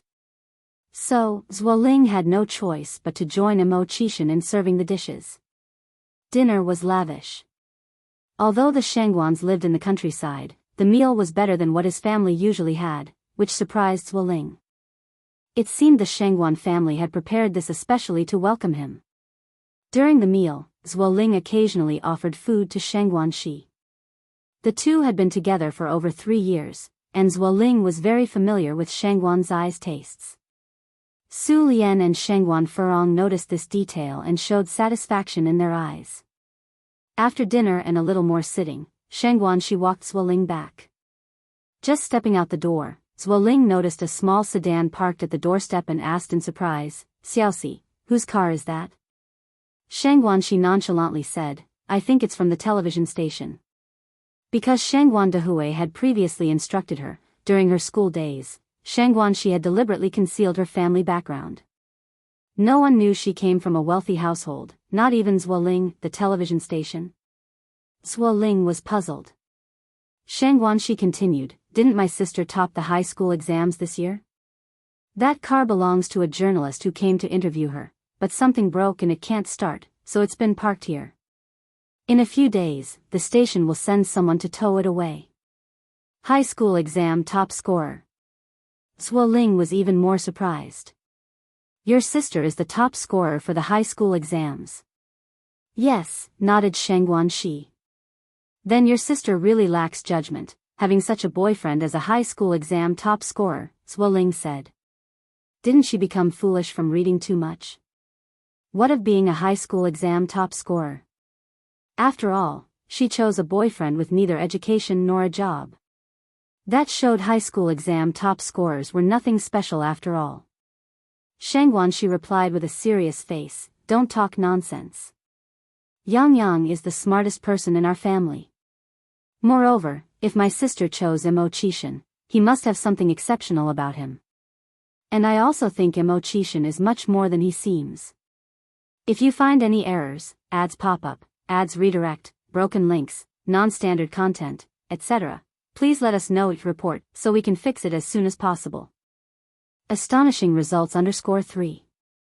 Alright, I'll stop talking," Zuoling said with a playful smile, hugging Shengguan Zai's shoulders. A smart boyfriend would never argue with his girlfriend, he just needed to be clear in his heart. "That's more like it," Shengguan Shi responded. "Okay, you should head back now. I'll see you at work tomorrow." Zuoling hopped onto his bicycle. "Then I'll be going first." Shengguan Shi watched as Zuoling's figure disappeared into the night, then turned and walked into the house. "Grandma, Grandpa, Grandma, Mom and Dad, little aunt, great aunt, what did you think of my boyfriend at first impression?" "Not very good," the old Mrs. Shengguan put down her chopsticks. "Xiaoxi, didn't you say you broke up with Zuoling?" Hearing the news of her breakup with Zuoling had been a relief for old Mrs. Shengguan, however, Shengguan Shi brought him back in no time. "We did break up before, but Zuoling kept begging me, so she and Zuoling had been together for 3 years, it wasn't something that could simply be dropped. Plus, Zuoling himself didn't have any shortcomings, and they were each other's first love. Old Mrs. Shengguan continued, I think you two should end it sooner rather than later. Mom, I think this young man Zuoling is quite good. Shengguan Furong joined in. Su Lian said, you don't like Zuoling? I also think Zuoling is quite good. Old Mrs. Shengguan sighed, actually, I'm not the kind of person who cares about families being well matched, but your great aunt, do you know what Zuoling's family situation is? Zuoling has 7 older sisters. His parents are almost as old as I am. She continued, nowadays, family planning is so strict, workers can only have 1 child. What if Xiaoxi marries into their family and the first child is a daughter? Would Zuoling's family let it go? The fact that Zuoling's mother had given birth to 8 children proved she was no gentle character. Ordinary women, who could give birth to 8? Hearing this, Su Lian's smile stiffened. Shengguan Furong's expression also changed as she turned to look at Shengguan Shi. Xiaoxi, your grandma is right. You can't marry into such a family. It's hard to find a 2-legged frog in this world, but men with 2 legs are everywhere. With your qualifications, what kind of man can't you find? Why fixate on Zuoling? Su Lian nodded, yes, Xiaoxi, I also think your little aunt is right. Su Fen had passed away early. Raised by Su Lian because Shengguan Su and Shengguan Shi couldn't find her, as an aunt, she didn't want Shengguan Shi to marry into such a complicated family. Marriage and dating were not the same, marriage faced many more practical issues. Shengguan Shi indignantly said, Grandma, little aunt, great aunt, you are thinking too far. We aren't even married yet, and you're already thinking about children. Moreover, the person who had 8 children isn't Zuoling. Zuoling is just the child who was born, he didn't choose his birth, and just because his parents favor boys over girls doesn't mean Zuoling is the same way. Shengguan Shi was a reasonable person. She felt it wasn't fair to impose the problems of Zuoling's parents on Zuoling. Not only do your grandma and they disagree, your mom and I disagree as well, Shengguan Dehui timely stated. Xiaoxi, you can date Zuoling, but you can't regard him as your marriage partner. Some people might be qualified boyfriends, but that didn't necessarily make them qualified marriage partners. Shengguan Dehui was a university professor after all. He saw things more clearly than most and was much more forward-thinking. It was the 80s, after all. Breakups and makeups were normal. Why? Shengguan Shi frowned slightly. The great man once said, all dating that doesn't aim for marriage is hooliganism. Your thinking is wrong. How could one treat dating as child's play? Shengguan Dehui continued, I disagree not just because of his family issues. This young man, Zuoling, is too impetuous, lacks stability, and his words reveal a self-satisfied tone. I think the two of you aren't suitable. For instance, just now, Su Lian only asked whether Zuoling had started working, but Zuoling went on to clearly state his position and monthly salary. Moreover, when Shengguan Furong asked where his family lived, he even mentioned hiring a nanny. Dad, you are too prejudiced against Zuoling. Shengguan Shi continued. I've known Zuoling for over 3 years, I know what kind of person he is.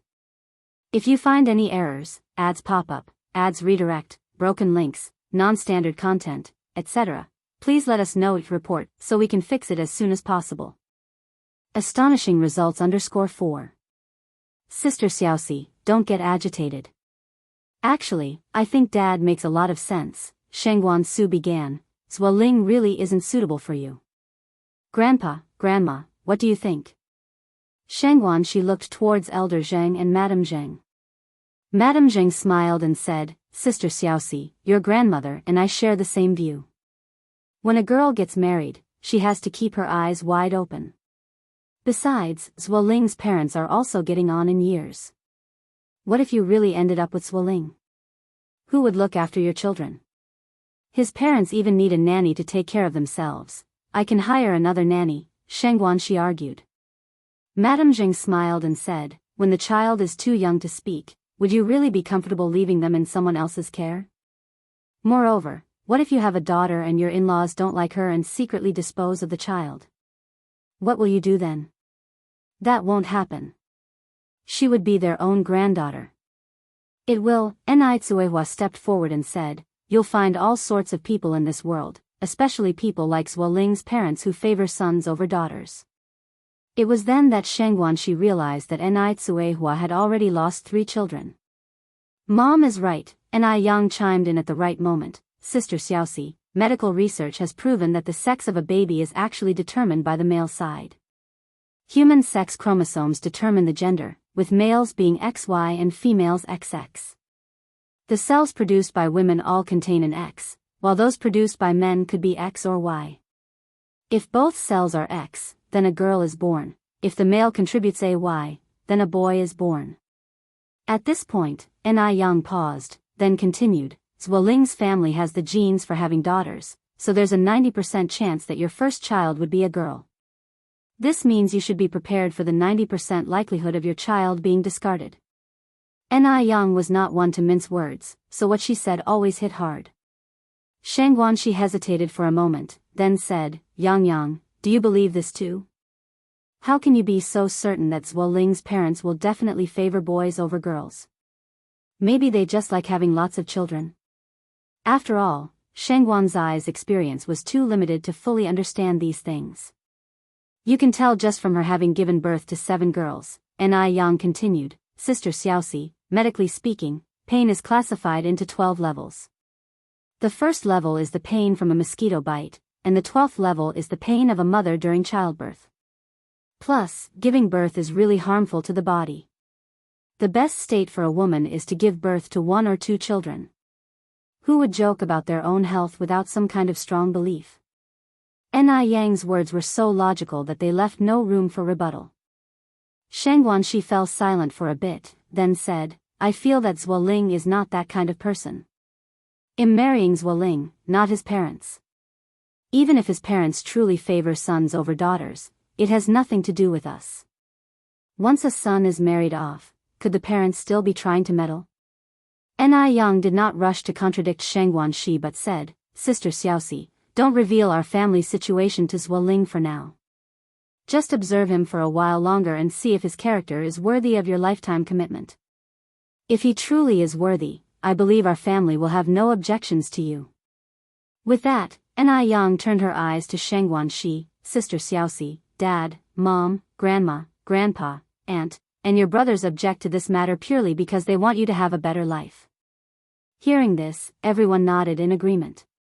Especially Su Lian, who now looked at Ni Yang differently. Previously, when Ni Tsuehua had just married Shang Guandehui, she had worried about whether Ni Yang and Shang Guanxi could get along well since the children were grown and had their own ideas. Now it seemed that her worries were unfounded. Although Ni Yang was a few years younger than Shang Guanxi, her maturity was far greater. The words she spoke were persuasive. As an elder, Su Lian found nothing to fault in what she said, and moreover, Ni Yang had Shang Guanxi's best interests at heart with every word. Yang, I didn't just meet Zuoling today. I know what kind of person he is, Shang Guanxi said firmly. Ni Yang smiled and responded, that remains to be seen. A fox's tail doesn't show itself in a day. True gold fears no fire. Sister Xiaoxi, if Zuoling truly is a man worth entrusting your life to, then no matter how you observe him, you won't see any hint of a fox's tail. If you find any errors, ads pop up, ads redirect, broken links, non-standard content, etc., please let us know each report so we can fix it as soon as possible. Astonishing results _5. Su Lian nodded, I think Yang is absolutely right. On the other side, Zuoling rode his bicycle back home. Zuo's father, unable to wait, asked, how did it go?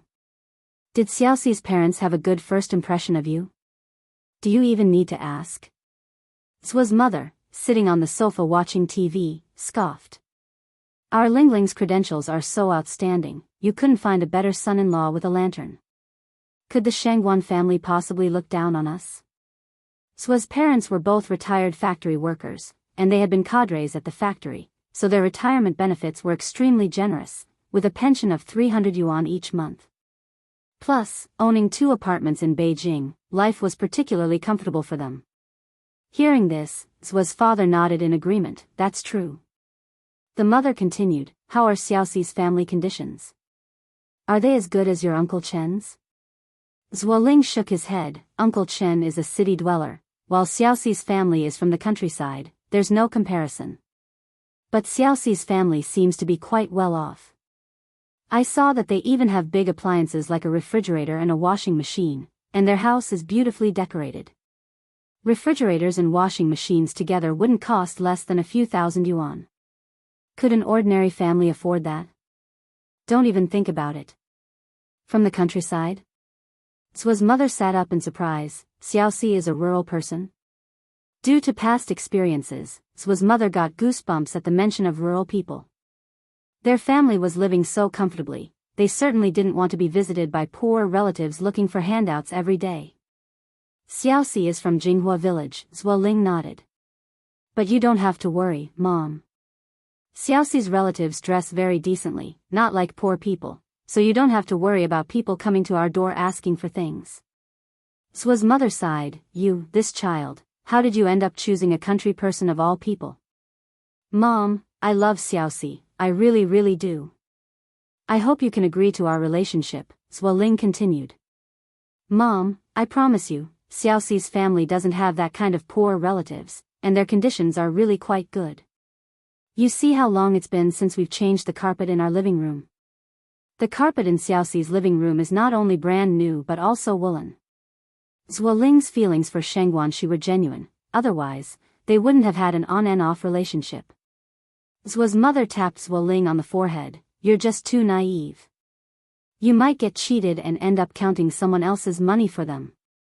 Of course, her family wouldn't let go of a catch like you so easily. Are you sure the place you went to tonight was even Xiaoxi's home? Perhaps Sheng Guanxi had planned it all along, and the place Zhuo visited tonight wasn't her home at all. A rural person being able to afford a carpet? That's laughable. And didn't you say that Xiaoxi's mom isn't her birth mother, but a stepmother?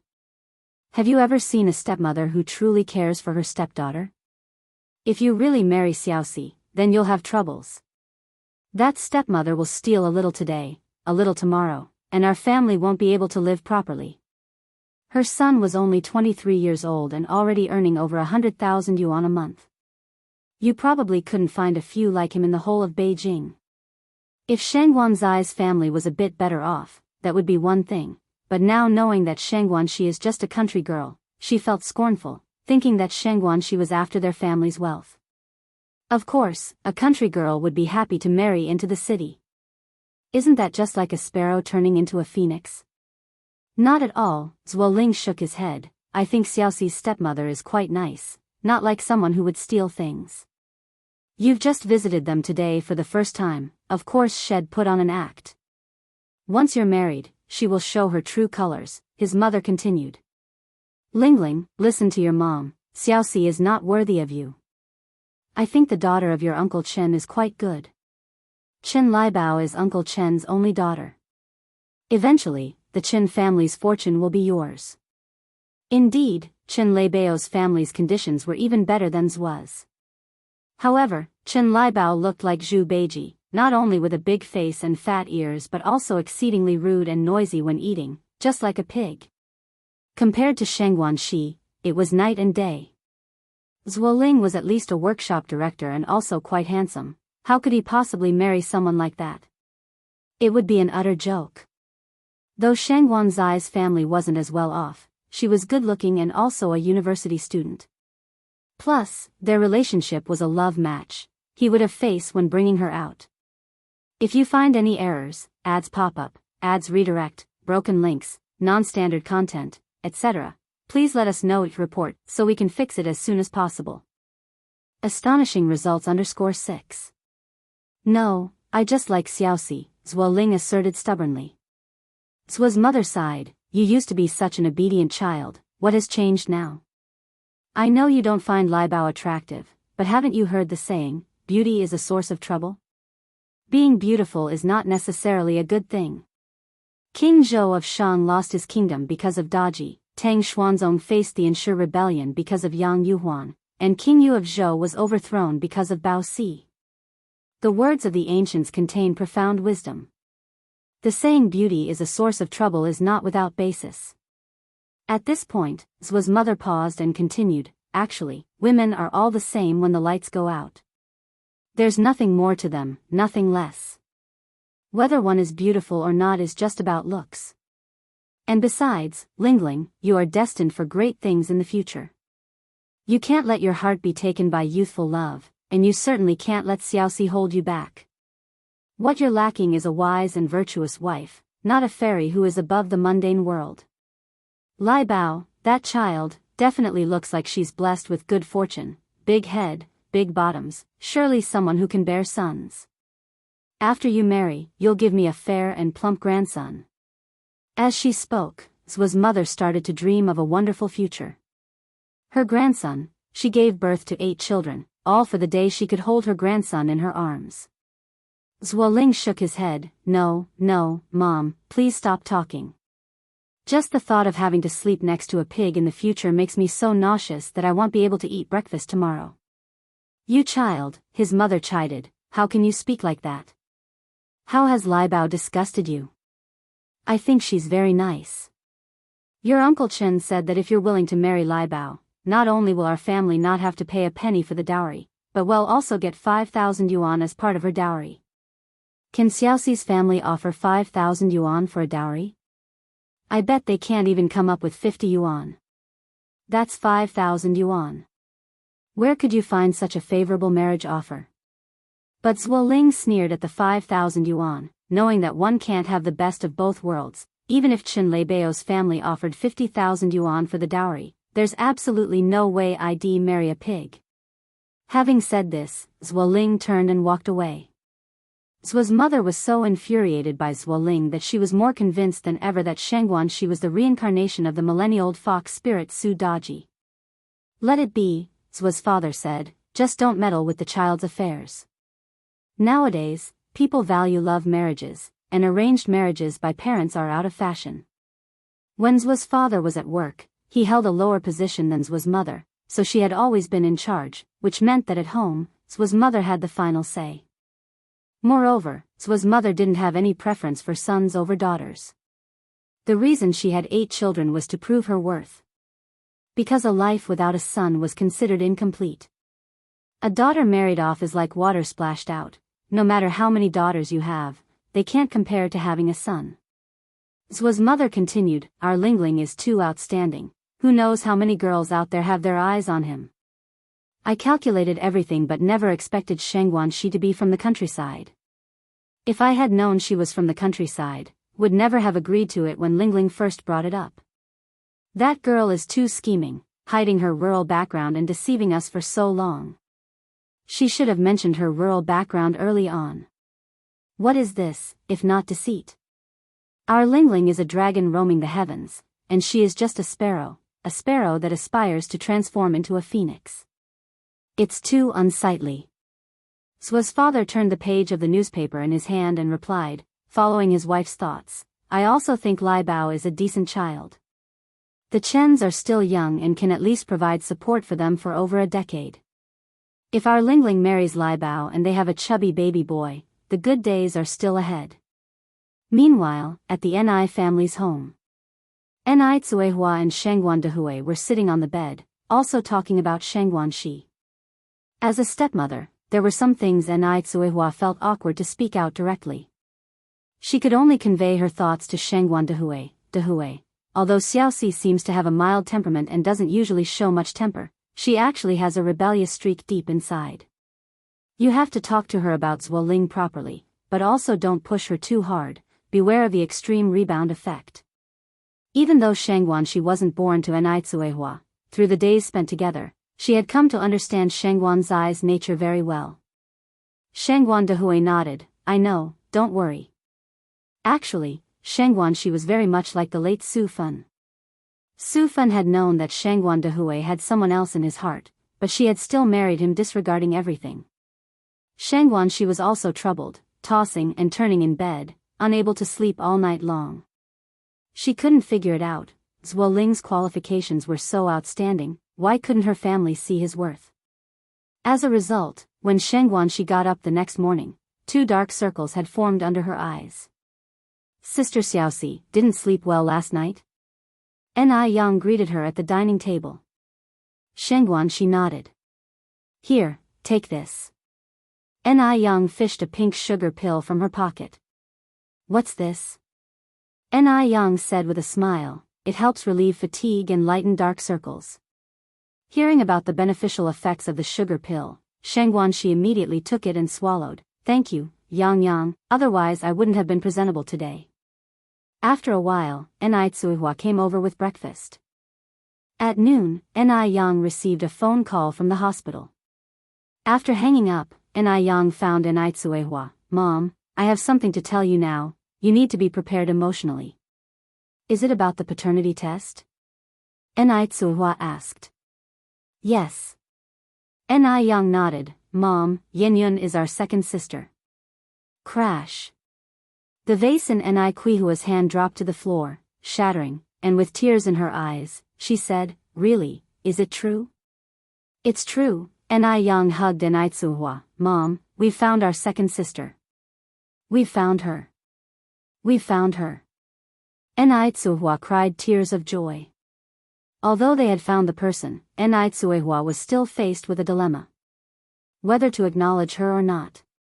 Currently, without acknowledgement, they still had a kinship with the Wu family. If they burst this bubble, what if they couldn't even remain relatives? After all, the Wu family had raised Wu Yenyun for 17 years, from a helpless little baby to a graceful young lady. No one knew how much heart and soul the Wu parents had poured into her. If they were to acknowledge her now, would the Wu parents forgive them? Would Wu Yenyun forgive them? In the evening, everyone gathered to discuss this issue. The elderly Mr. Zheng and Mrs. Zheng said, we definitely must acknowledge her. No matter what, that child is our Zheng family's blood. If you find any errors, ads pop up, ads redirect, broken links, non-standard content, etc., please let us know each report so we can fix it as soon as possible. Complete outbreak. Shengguan Lady and Shengguan Dehui also suggested making the recognition. After all, they were talking about her own flesh and blood, and besides, Ni Tsuihua had not intended to abandon Wu Yenyun in the first place. Yang, what do you think? Zheng Patriarch looked towards Ni Yang. Though young in age, Ni Yang was not lacking in experience, and her opinion was always sought in major family matters. Ni Yang said, of course we need to recognize her, after all, Yenyun is also a member of our family. But this matter can't be rushed, it needs to be approached gradually. I'll first go and gauge Godfather's reaction to see what they say. Wu Yenyun may be of a gentle disposition, but that doesn't necessarily mean she could accept this. After all, there's a saying, some pains are never understood until they happen to oneself. The person who was abandoned was Wu Yenyun, and the person who was almost sold was also Wu Yenyun. That core bitterness can only truly be understood by someone who has personally experienced it. Zheng Patriarch nodded. Yang is right. Ni Yang continued, let me handle this matter, you all wait at home for my news. With that, Ni Yang got up and walked outside. Yang, where are you going? Ni Tsuihua stood up. Ni Yang glanced back slightly, I'm heading to the construction site. I'll go with you, Ni Kuihua's eyes reddened. No need for you to go, it's not appropriate for you to appear at a time like this. Shengguan Dehui held onto Ni Kuihua's wrist. From an outsider's perspective, after all, Ni Tsuihua is the mother, and with the daughter having been abandoned, the mother bears an undeniable responsibility. Ni Yang nodded, Dad's right, I can go by myself. Ni Yang didn't go empty-handed, she took a basket of pork lard cakes and 2 bottles of milk tea along. Right as she walked out, she saw Mo Qishan riding his bicycle toward her. Where are you off to, wife? Mo Qishan stopped his bike in front of Ni Yang, propping one foot on the ground, his thin lips curved with a faint smile. The sunlight shone from behind him, brilliant and golden. Against the light, his face was somewhat obscured, and he appeared as if he had descended from the clouds. Mo brother, Ni Yang promptly brought herself to a halt. Mo Qishan parked his bike at the entrance, taking the items from Ni Yang's hands. Where to? I'll accompany you. to the construction site. It was roughly a 10-minute walk from the Ni family, and on the way, Ni Yang informed Mo Qishan about Wu Yenyun. Mo brother, we found our second sister who was abandoned. It is Wu Yenyun, right? Mo Qishan's expression was calm, his tone very certain. In fact, he had long realized, Ni Yang was clear about her affections and grudges. She wouldn't be nice to someone without a reason. After all, there are many poor people in this world, and if one were to extend a helping hand to each one, who would have so much energy? Awesome. Ni Yang extended her thumb to Mo Qishan. That's right, Mo Qishan said with false arrogance. If I weren't so impressive, would I have a beautiful wife like you? Your skin is too thick. As she spoke, Ni Yang continued, I'm going to discuss this matter with Godfather now. What do you think his reaction will be? Mo Qishan squinted his eyes. Our Godfather is an honest person, and you've helped his family so much. Though he may be surprised, I think he surely won't make things difficult for you. If it weren't for Ni Yang, Wu Yenyun would now have been sold off to the Wu family, and the whole Wu family would not be able to live the life they have today. Ni Yang nodded. I think your analysis is very accurate. Before long, they arrived at the construction site. Over 1 month had passed, and the construction site had changed considerably. The brick walls were already 2 levels high. Ni Yang and Mo Qishan distributed the pork lard cakes and milk tea to everyone. In this freezing weather, biting into a soft pork lard cake followed by a sip of warm milk tea warmed the heart and stomach, a most exquisite comfort. The workers had been at the construction site for so long and had never encountered such generous homeowners. Mo Qishan knew Ni Yang had something to say to Wu Jinshu, so he took some cigarettes and went to distribute them among the workers. Ni Yang, with food in hand, found Wu Jinshu. Yang, you really don't need to be so polite, we've already had our fill at lunch. With Ni Yang being so courteous, Wu Jinshu felt somewhat embarrassed. These days the Ni family nearly sent food over every afternoon, but sometimes it was Grandmother Zheng and Patriarch Zheng and Lady Shangguan who came. Ni Yang was busy and couldn't possibly come every day. Ni Yang smiled, everyone's working hard, and the weather's so cold. Eating something is a good way to warm up. After speaking, Ni Yang added, actually, Godfather, there's something else I need to talk to you about. If you find any errors, ads pop up, ads redirect, broken links, non-standard content, etc., please let us know each report so we can fix it as soon as possible. Total outbreak. _2. Hearing that Ni Yang had something to say, Wu Jinshu immediately put down his teacup, as he had never treated Ni Yang like a child. Yang, go ahead. Ni Yang continued, this is about Yenyun. Yenyun? Wu Jinshu asked anxiously, Yang, is that child causing you trouble? No, Ni Yang shook her head, getting straight to the point, Godfather, actually. Yenyun is my sister. Wu Jinshu smiled and said, Yenyun is already your sister, isn't she? Realizing Wu Jinshu might have misunderstood her, Ni Yang continued, Godfather, Yenyun is my full-blooded younger sister. What? Wu Jinshu was taken aback. Full-blooded younger sister? Wu Jinshu looked at Ni Yang and couldn't speak for a long while, not knowing what to say. Ni Yang then spoke of the past, Godfather, it's like this. When Ni Tsuihua gave birth to Wu Yenyun that year, Ni Yang was only 1 year old. She didn't know what exactly happened, but when Mrs. Mu abandoned her 3 younger sisters and little Ni Yang already had memories. At that time, Ni Tsuihua simply had no ability to resist. If it weren't for the fact that the first child couldn't be abandoned, she too would not have escaped Mrs. Mu's clutches. Wu Yenyun had her own hardships, and Ni Tsuihua had hers. Wu Jinshu's eyebrows were deeply furrowed as he listened to Ni Yang. Were they intending to take Wu Yenyun back? The Ni family was wealthy, their conditions were much better than his family's. If Wu Yenyun could be acknowledged by Ni Yang, she would be a young lady with a large fortune, and surely that would be better than staying with them. But Yenyun was, after all, the daughter they had raised with their own hands. He couldn't bear to let her go, he truly couldn't bear it. Ni Yang seemed to perceive Wu Jinshu's thoughts and went on, Godfather, rest assured, I'm not here to take Yanyan away. It wasn't easy for you and godmother to raise Yanyan to this age.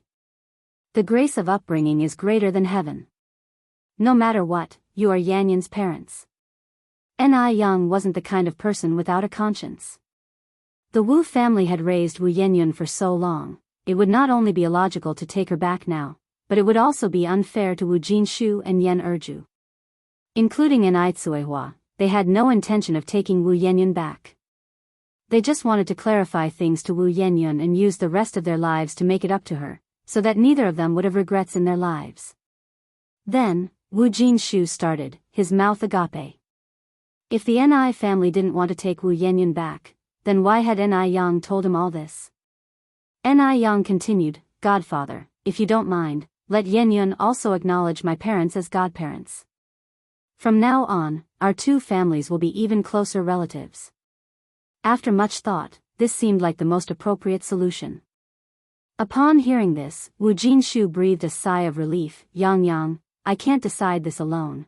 I need to go back and discuss this with your godmother and then see what Yanyan thinks. Yes, that's only proper, Ni Yang nodded, standing up and dusting herself off. I'll head back first, godfather. All right, Wu Jinshu stood to see Ni Yang off. Although Wu Jinshu wasn't well educated, he understood the ways of the world. The reason Ni Yang hadn't gone directly to Wu Yanyan, but instead had come to him, was out of respect for him. It showed that he, as her godfather, mattered to Ni Yang. If it had been someone without conscience, they could have just pushed him, the foster father, aside. But Ni Yang hadn't done that. Watching Ni Yang walk away, Mo Chishan quickly jogged over. How did it go? What did our godfather say? Ni Yang replied, it's just like you guessed.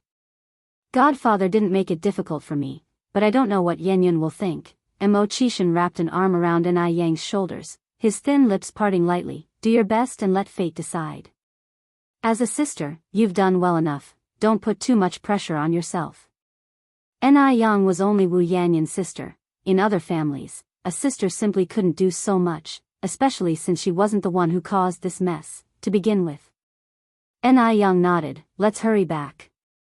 My parents and grandparents are still at home waiting for the result. Sure enough, as soon as they arrived home, Ni Tsuehua and the rest were eager to ask Ni Yang what Wu Jinshu had said. Ni Yang shared, Mom, Dad, Grandma, Grandpa, don't be anxious. My godfather didn't make things difficult for me. He said that we'll need to wait for Yanyan's feelings on this matter, and we'll probably know the result by tomorrow. If you find any errors, ads pop up, ads redirect, broken links, non-standard content, etc., please let us know each report so we can fix it as soon as possible. Total outburst. _3. Ni Tsuehua nodded, her eyes still red. Lady Shangwan said, I see that Yanyan is quite gentle and sensible. I think she will definitely understand you, Dia, don't worry. Wu Yanyan seemed like a child with no temper, gentle and honest, not the kind who would unreasonably stick to his guns. Lady Jing agreed, I think my in-law is right. Wu Yanyan had visited the Ni family a few times, and now thinking back, Lady Jing felt that Wu Yanyan's temperament was very much like Jing Suyu's. On the other hand, Shangguanxi had been preoccupied all day. Zuoling noticed her distraction and asked when they were returning to the dormitory after work, Xiaoxi, what's wrong with you today? Are you feeling unwell? Shangguanxi smiled and said, it's nothing. Thinking of her family's advice, Shangguanxi added, Zuoling, there's something I want to talk to you about. Go ahead. Shangguanxi spotted a small restaurant on the roadside, let's go there and talk while we eat. Okay, Zuoling nodded. The small restaurant was very simple, the two of them ordered 3 dishes and 1 soup for just 8 yuan. As they ate and talked, Shangguanxi asked, Zuoling, do you hope your future child is a boy or a girl? When Shangguanxi suddenly asked this, Zuoling was stunned for a moment, then he smiled and said, boy or girl, I like both equally. Didn't the great man say that men and women are now equal? Hearing this, Shangguanxi breathed a sigh of relief. She knew Zuoling wasn't biased in favor of boys. Xiaoxi, why would you suddenly ask that? Zuoling looked up at Shangguanxi, tell me, are you thinking about having children with me? Cough. Cough. Cough. Xianxia choked on her soup, tears streaming from her eyes. Xiaoxi, are you all right? Zuoling quickly stood up to pat her back. Take it easy, no one's rushing you. I was startled by you, all right. Xianxia rolled her eyes at Zuoling, her face turning red. Who said I want to have children with you? Zuoling laughed. If not with me, then who else would you want to have them with? Xianxia pushed him lightly, straightened her expression, and said, Zuoling, be serious. I'm talking about something important here. Who says I'm not being serious? I am very serious and solemn. Zuoling continued, Xiaoxi, we are not young anymore. I met your parents yesterday. When can we get our marriage certificate? Then we can have a bunch of kids. A bunch? Xianxia widened her eyes. Zuoling, family planning is so strict now. And you still want a bunch? Zuoling slapped his forehead. Right, I forgot. I thought it was still my parents' era where you could have as many children you want. Xianxia continued, I have a question for you, and you must answer me honestly. Zuoling nodded. Ask away, I guarantee no secrets at all from you, or may lightning strike me dead. Did my uncle and aunt have so many children because they preferred sons over daughters? Xianxia asked. Of course not. Zuoling immediately denied. Xiaoxi, why would you think that? My parents are leaders at the factory, they are educated people, how can their consciousness be so low? Rest assured, they absolutely aren't the type who prefer sons over daughters. Whether or not his parents favored sons over daughters, Zuoling, being their son, definitely knew it clearly.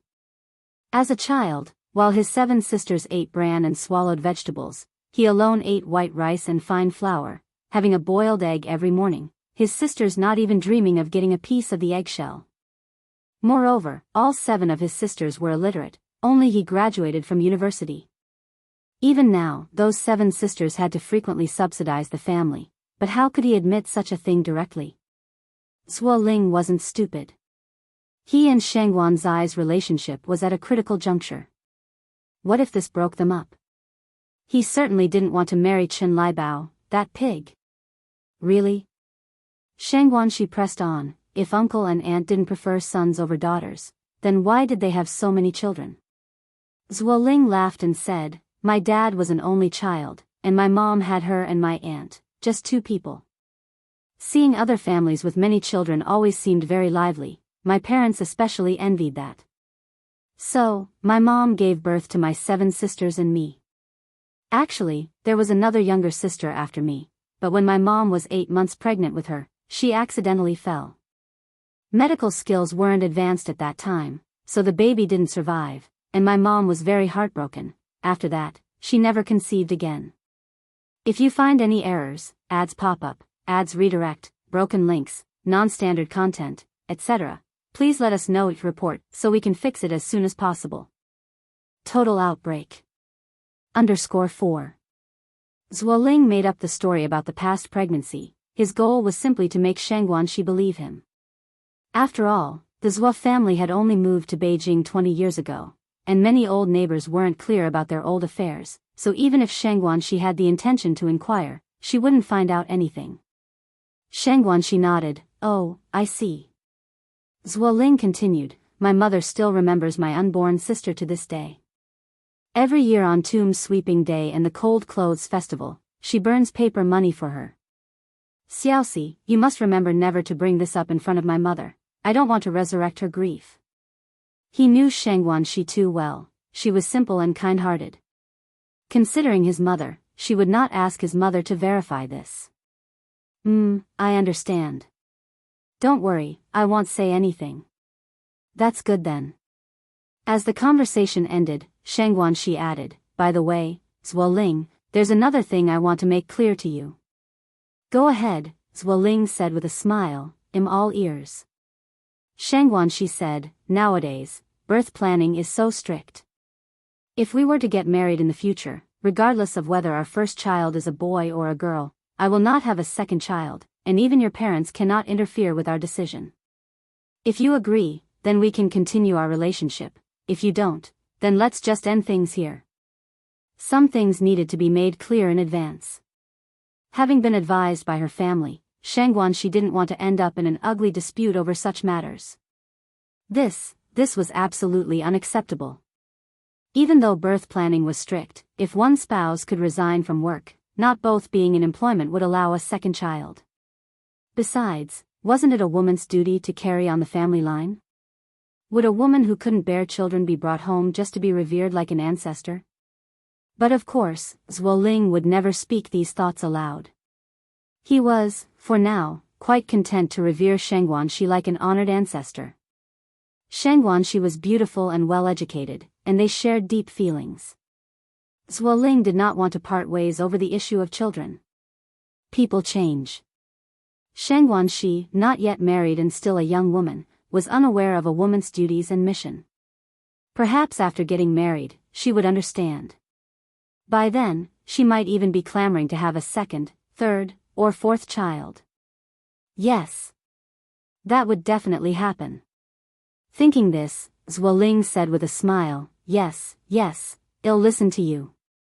Xiaoxi, don't worry, in the future, whatever you say goes in our family. As for children, you can have as many as you want, and if you don't want any, then we won't have any at all. Really? Xianxia looked at Zuoling somewhat surprised, as she had not expected him to be so open-minded. Because her birth mother, Su Fun, had died in childbirth on the operating table, Xianxia harbored some fear of giving birth. Zuoling, I'll just tell you the truth. My biological mother died from complications during childbirth, and I am actually quite afraid of giving birth, Xianxia continued. And I've heard from Xiaolin in the workshop that giving birth is incredibly painful, and that during birth, the child and feces might come out together. What had Xiaolin said at that time? Xiaolin said she lost all her dignity on the operating table. Ever since having a child, Xiaolin had become a different person, treating her own mother with special kindness and filial piety, because she had experienced the agony of childbirth. A woman only understands a mother's sacrifices and greatness once she becomes a mother herself. One only understands parental grace after raising children. Zuoling said with a smile, then let's not have children. By the way, Xiaoxi, what do your uncle and aunt, grandparents, and grandmother think of me after yesterday? He knew without asking that Xianxuan's parents must have a very good impression of him. After all, finding a man like him in Beijing was incredibly difficult. Zuoling was very aware of Xianxuan's family circumstances. Xianxuan's father was just a teacher. How much could a teacher earn a month? At most 20 yuan. Not even as much as their family nanny maid. And her stepmother just ran a small business, the least prestigious occupation. If it weren't for his affection for Xianxia, he wouldn't consider marrying the daughter of a small business owner. Xianxuan's brother worked at a bank, probably just doing menial tasks. As for that sister, except for being the top scorer in the college entrance exam, she was utterly useless. The sister's boyfriend didn't even have a proper job. He guessed that the total income of Xianxuan's entire family might not be higher than his salary alone.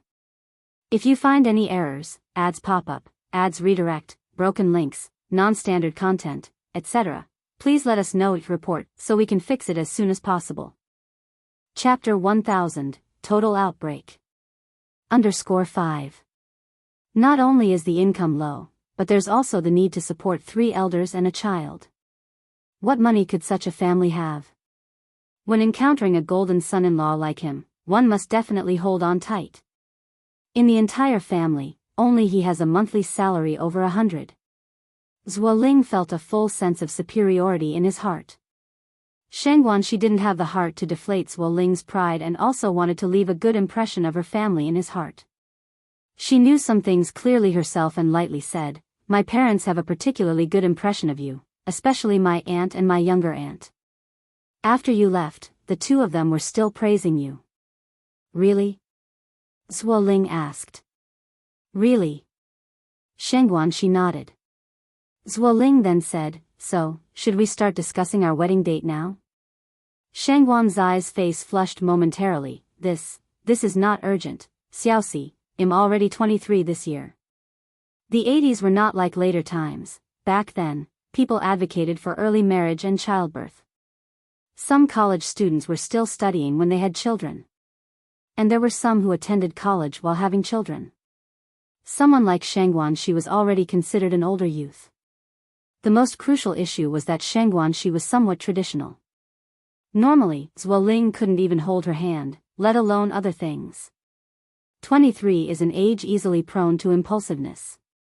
Shang Guanxi continued, "You've met my parents, but I haven't met your uncle and aunt yet. I also don't know if your uncle and aunt are satisfied with me," Zhuo Ling said with a smile. "You can rest assured about that, Xiaoxi. You're beautiful and well-educated. My parents will definitely be very satisfied with you. How about this, let's set a time for you to visit my parents, and then arrange a day for the parents on both sides to meet." Shang Guanxi nodded. "That's possible." Having resolved the issue of having children, Shang Guanxi felt much more relaxed. On the way to the dormitory, she even hummed the popular song, "Sweet Honey." No sooner had she returned to the dormitory than Shang Guanxi found an additional message on her pager from home. Shang Guanxi put on her coat again and went to a public telephone booth to call back home. The person who answered the phone was Ni Cuihua. Ni Cuihua was informing Shang Guanxi about Wu Yanyan's situation. Although Wu Yanyan and Shang Guanxi weren't related by blood, they were now a family, and since it was a family matter, she should inform Shang Guanxi. It was the least form of respect. Shang Guanxi was a sensible and good child and immediately said she would return home tomorrow. She was also very happy that Ni Cuihua was willing to tell her about this matter. Meanwhile, at the Wu family, Wu Jinshu did not tell Wu Yanyan about the situation immediately but quietly spoke to Yan Erju about it. After hearing this, Yan Erju exclaimed in surprise, "Really?" Wu Jinshu nodded. "What kind of question is that? Would I joke about such a matter?" After saying this, he continued, "It's not only our Yanyan who was abandoned as a child, but also Yang Yang's third and fourth sisters. However, we can't blame their mother for this." Yan Erju sighed after listening. "We really can't blame Yang Yang's mother for such a thing. Just look at your mother, and you'll understand. If it weren't for Yang Yang, wouldn't our Yanyan have been sold to the Wu family?" Upon mentioning this matter, Wu Jinshu bowed his head in shame. After they had moved here, Grandma Wu hadn't given up. After some inquiries, she and Wu Jinjin found this place. But on their way here, she had slipped and became a vegetable, still lying in the hospital to this date. Wu Jinjin was afraid of being responsible and hid himself away. As a son, Wu Jinshu had to take care of her, now bearing a medical expense of 20 yuan per month. Fortunately, the construction company was now making quite a bit of money each month, so this 20 yuan didn't exert too much pressure on them. Otherwise, life would really have been impossible to continue. Also fortunately, Grandma Wu's fall made her a vegetable, otherwise, who knows how much trouble she could have caused later on. She might even have taken this opportunity to fiercely extort a sum from the Ni family. Wu Jinshu knew it was wrong for a son to have such thoughts, but he couldn't help it. Whenever he thought of his mother's actions, he became very angry. Wu Jinshu then said, "When should we tell Yanyan about this matter? What do you think?" Yan Erju was unsure as well. At the same time, she was somewhat worried. After all, the Ni family's conditions were so good. What if Wu Yanyan didn't want them as his foster parents after knowing about this matter? If you find any errors, ads pop up, ads redirect, broken links, non-standard content, etc., please let us know each report so we can fix it as soon as possible.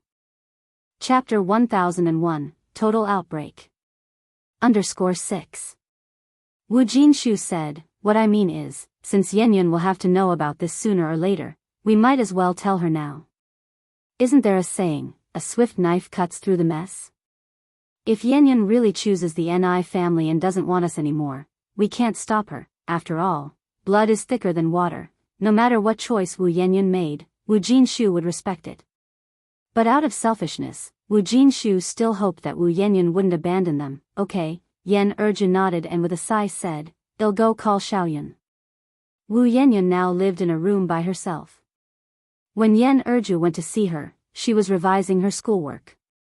Her grades were good, but not top-notch. With Ni Yang as a shining example before her, she wanted to make a push as well, to bring honor to her parents. Xiaoyun, are you studying? Yan Erju gently pushed the door open. Emichim. Wu Yanyan nodded. Mom, is there something you needed from me? Yan Erju smiled and said, Xiaoyun, come with Mom for a moment, your dad and I have something to tell you. Okay. Wu Yanyan put down her pen and followed Yan Erju to the master bedroom. Yanyan is here, have a seat. Wu Jinshu patted the sofa. Sensing something off about her parents' expressions, Wu Yanyan asked, Mom, Dad, what is it you want to talk to me about? You seem so serious. Wu Jinshu swallowed, carefully choosing his words in his mind. It's not such a big deal, it's just. Yanyan, your mom and I want to talk to you about your origins.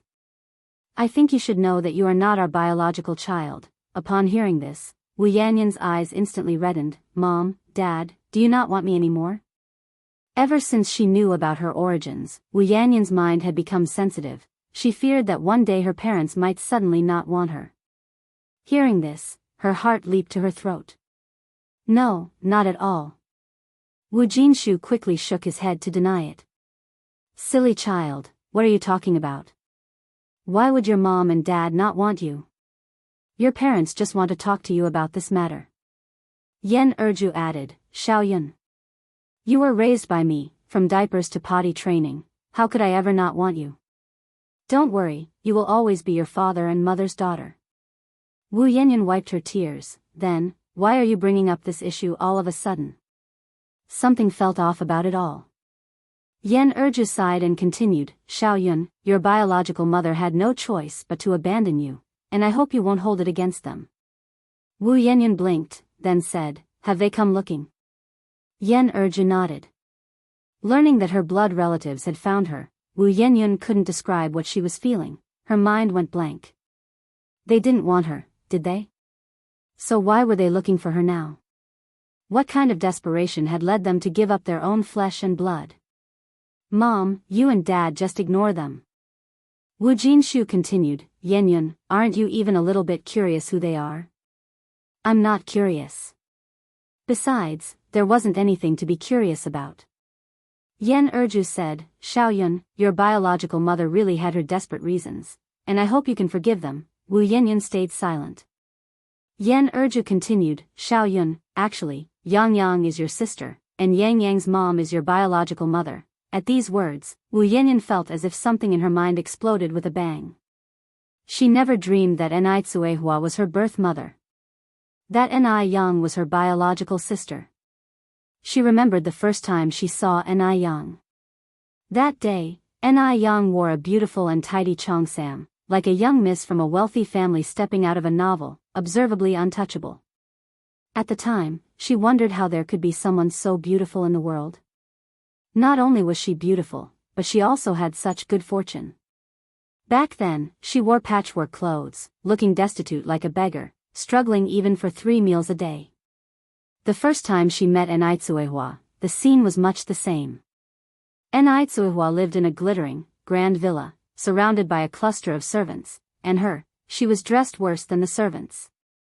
Now, they had come to tell her that Ni Tsuehua was her birth mother. The irony of it all was just too much. Wu Yanyan couldn't accept it. She simply couldn't. No. Mom, you're lying to me. They're not. They're not. Wu Jinshu sighed, Yanyan, your mom isn't lying to you.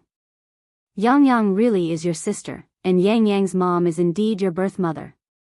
Yanyan, our family's situation isn't as good as theirs. If you want to go to the Ni family, your mom and I won't stop you.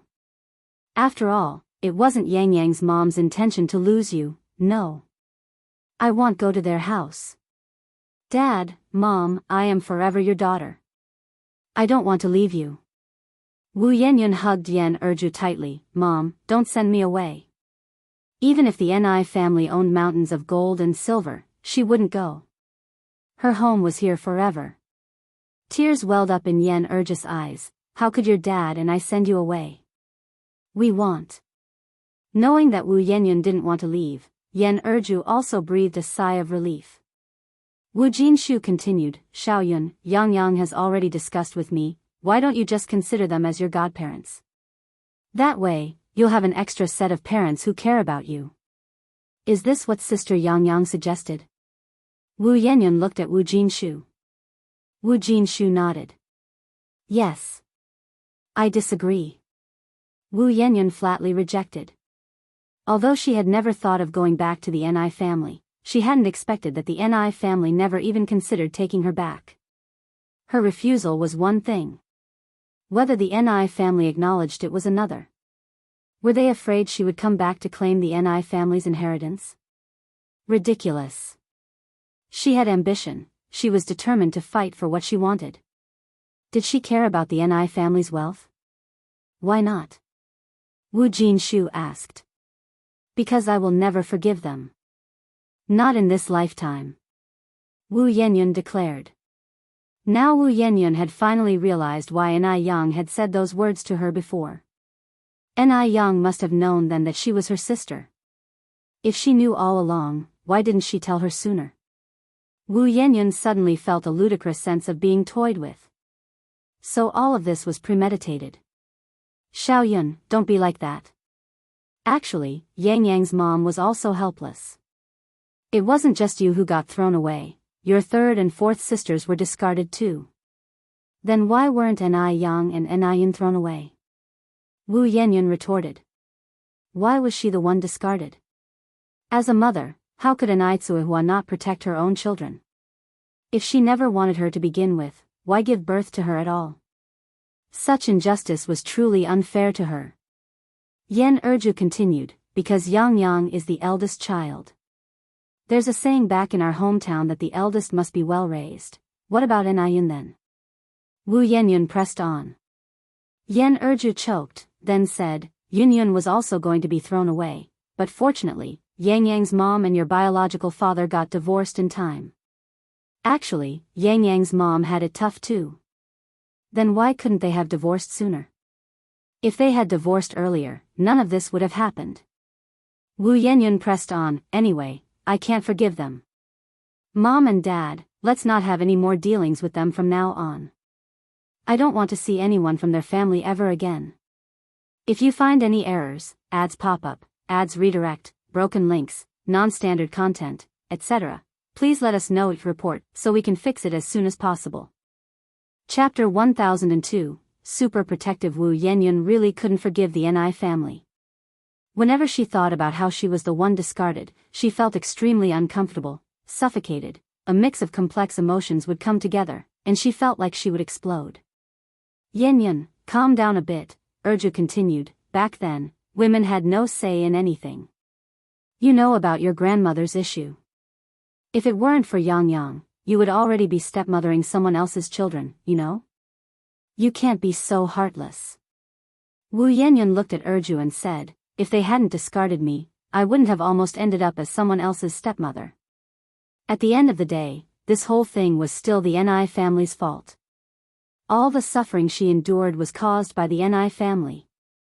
Wu Jinshu said, Yanyan, back then, when your grandmother wanted to marry you into the Wu family, your mom and I, we couldn't protect you, just like Yang's mom faced the same situation as your mom and I did back then.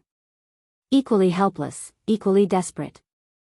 As parents, Wu Jinshu and Erju really understood Ni Tsuehua. Previously, as a bystander, Wu Yanyan, upon hearing Yang reminisce about the past, could also understand Ni Tsuehua.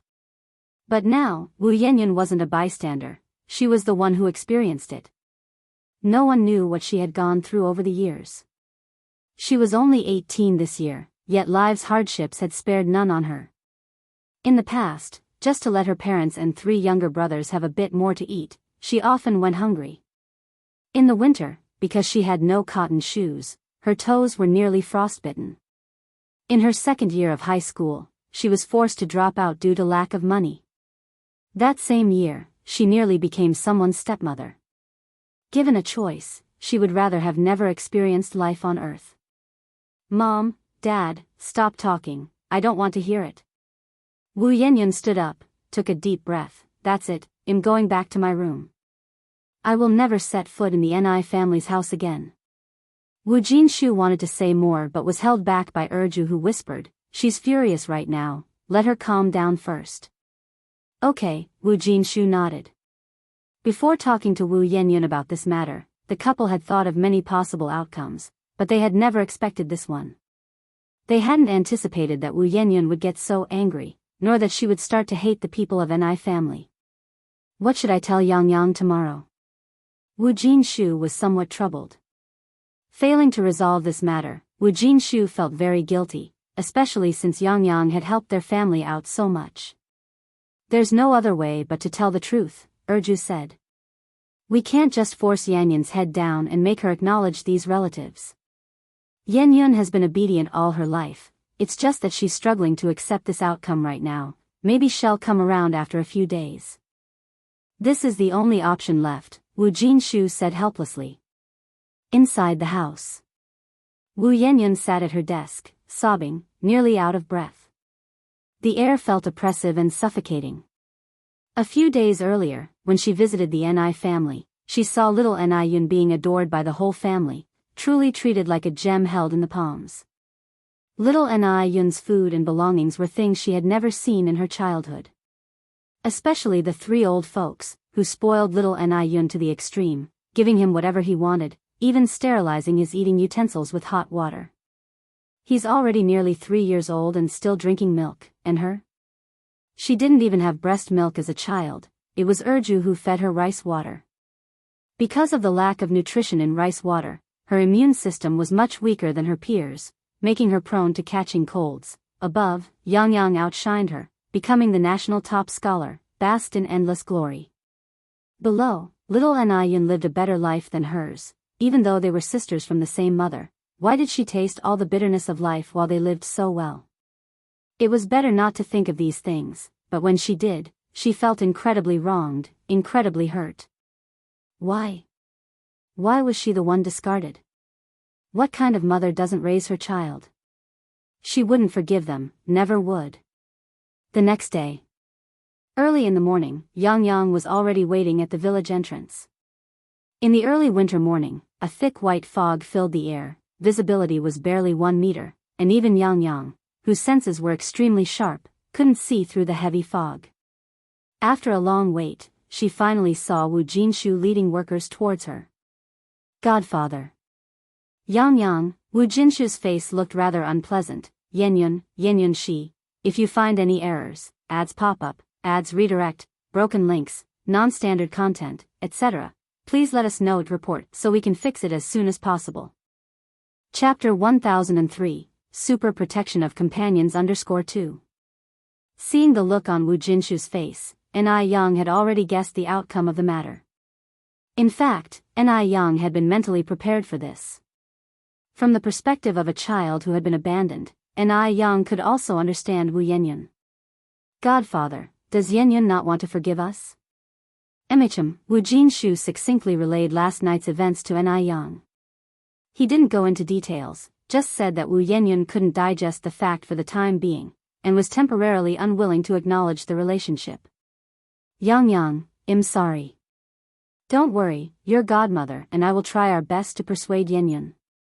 That child might just need some time to come around, Wu Jinshu said, believing that Wu Yenyun was just emotionally upset for now, since she had always been sensible from a young age. As long as she could understand this, it would be fine. Ni Yang gave a faint smile. Godfather, you don't need to apologize. The ones who should apologize are us, we are the ones who wronged Yenyun. No matter how you put it, the one who had been abandoned was Wu Yenyun. It was normal for her to feel aggrieved and angry. After bidding farewell to Wu Jinshu, Ni Yang returned home and recounted the situation to her family. Upon hearing the news, both Mr. and Mrs. Zheng, the elders, looked disappointed and put down the things in their hands. These were gifts they had prepared for Wu Yenyun, originally planning to visit the Wu family today. They hadn't expected Wu Yenyun to refuse to recognize them. Ni Tsuhua sighed deeply, guiltily saying, "It is my fault, I owe that child an apology." Ni Tsuhua felt deep remorse for the child she had not even held once after birth. In the past, she was the one who was useless, the the one who failed to protect her own child. She hoped to use the rest of her life to make amends. That's why she had been working so hard, so insistently, to run the spicy strip factory and to make the food business bigger. Now that she had finally found her child, Enai did not want to easily give up. She wanted to make amends to the children with her own ability. "We will go with you," said the elderly Mr. and Mrs. Zheng. Shangguan Dehui picked up his coat. "There's no class this morning at school, I will go with you as well." Enai Yang spoke in a muted tone, trying to dissuade them. "Yin Yun is angry right now. Going over will not only be unhelpful but might even make things worse. Regardless, I still want to go see for myself," said Enai Tsuehua, her voice already nearing hoarseness. What if Wu Yanyan accepted her apology? Enai Tsuehua was determined to go, and Enai Yang had no choice but to say, "Then go, but you must prepare yourself mentally." Emicham, Enai Tsuehua nodded. The elder Zhengs also took large and small packs of gifts and went with her, while Mrs. Shengguan stayed at home to take care of little Enai Yun. Around 9 o'clock, Shengguan she came home. "Why is nobody at home? Grandma, where are my parents? And how is the situation with Yenyun? When are we planning the family reunion?" That would mean Wu Yenyun would be her third sister. From now on, their family would have one more member, and Shengguan she was quite happy about it. Mrs. Shengguan shook her head. "Don't even mention it, you wouldn't think Yenyun has such a temper, but she refuses to acknowledge us." From Mrs. Shengguan's point of view, Enai Tsuehua and Enai Yang had been good enough to Wu Yenyun, yet Wu Yenyun seemed to be a bit unaware of her good fortune. Not recognize? Why not? "It's not my parents' fault," Shengguan she frowned slightly. "I remember Yenyun is 17 this year, right?" "Yes, she is 2 years younger than Yang Yang," Mrs. Shengguan confirmed with a nod. Shengguan she continued, "I remember that around this time 2 years ago, Yang Yang already had opened over 10 noodle restaurants and milk tea shops. If they really are sisters, there shouldn't be such a big difference." Being true sisters, Shengguan she couldn't help but compare Wu Yenyun with Enai Yang. Others might not know about Enai Yang's situation, but Shengguan she knew everything clearly. Everything Enai Yang currently owned was earned by herself. She had never relied on anyone. This comparison made Wu Yenyun seem to pale in comparison. Mrs. Shengguan sighed. After all, she was abandoned since she was little. It's normal for her to have grievances in her heart. Perhaps she'll come around after thinking it over for a few days. Let's hope so. Shengguan she shrugged her shoulders and stretched out her hand to little Enai Yun. "Come little Yun Yun, do you want a hug from your sister? If you find any errors, ads pop up, ads redirect, broken links, non-standard content, etc., please let us know your report so we can fix it as soon as possible." You're tuning in to the Carefree Valley YouTube channel. Don't forget to subscribe and join us on this journey to catch the most captivating stories.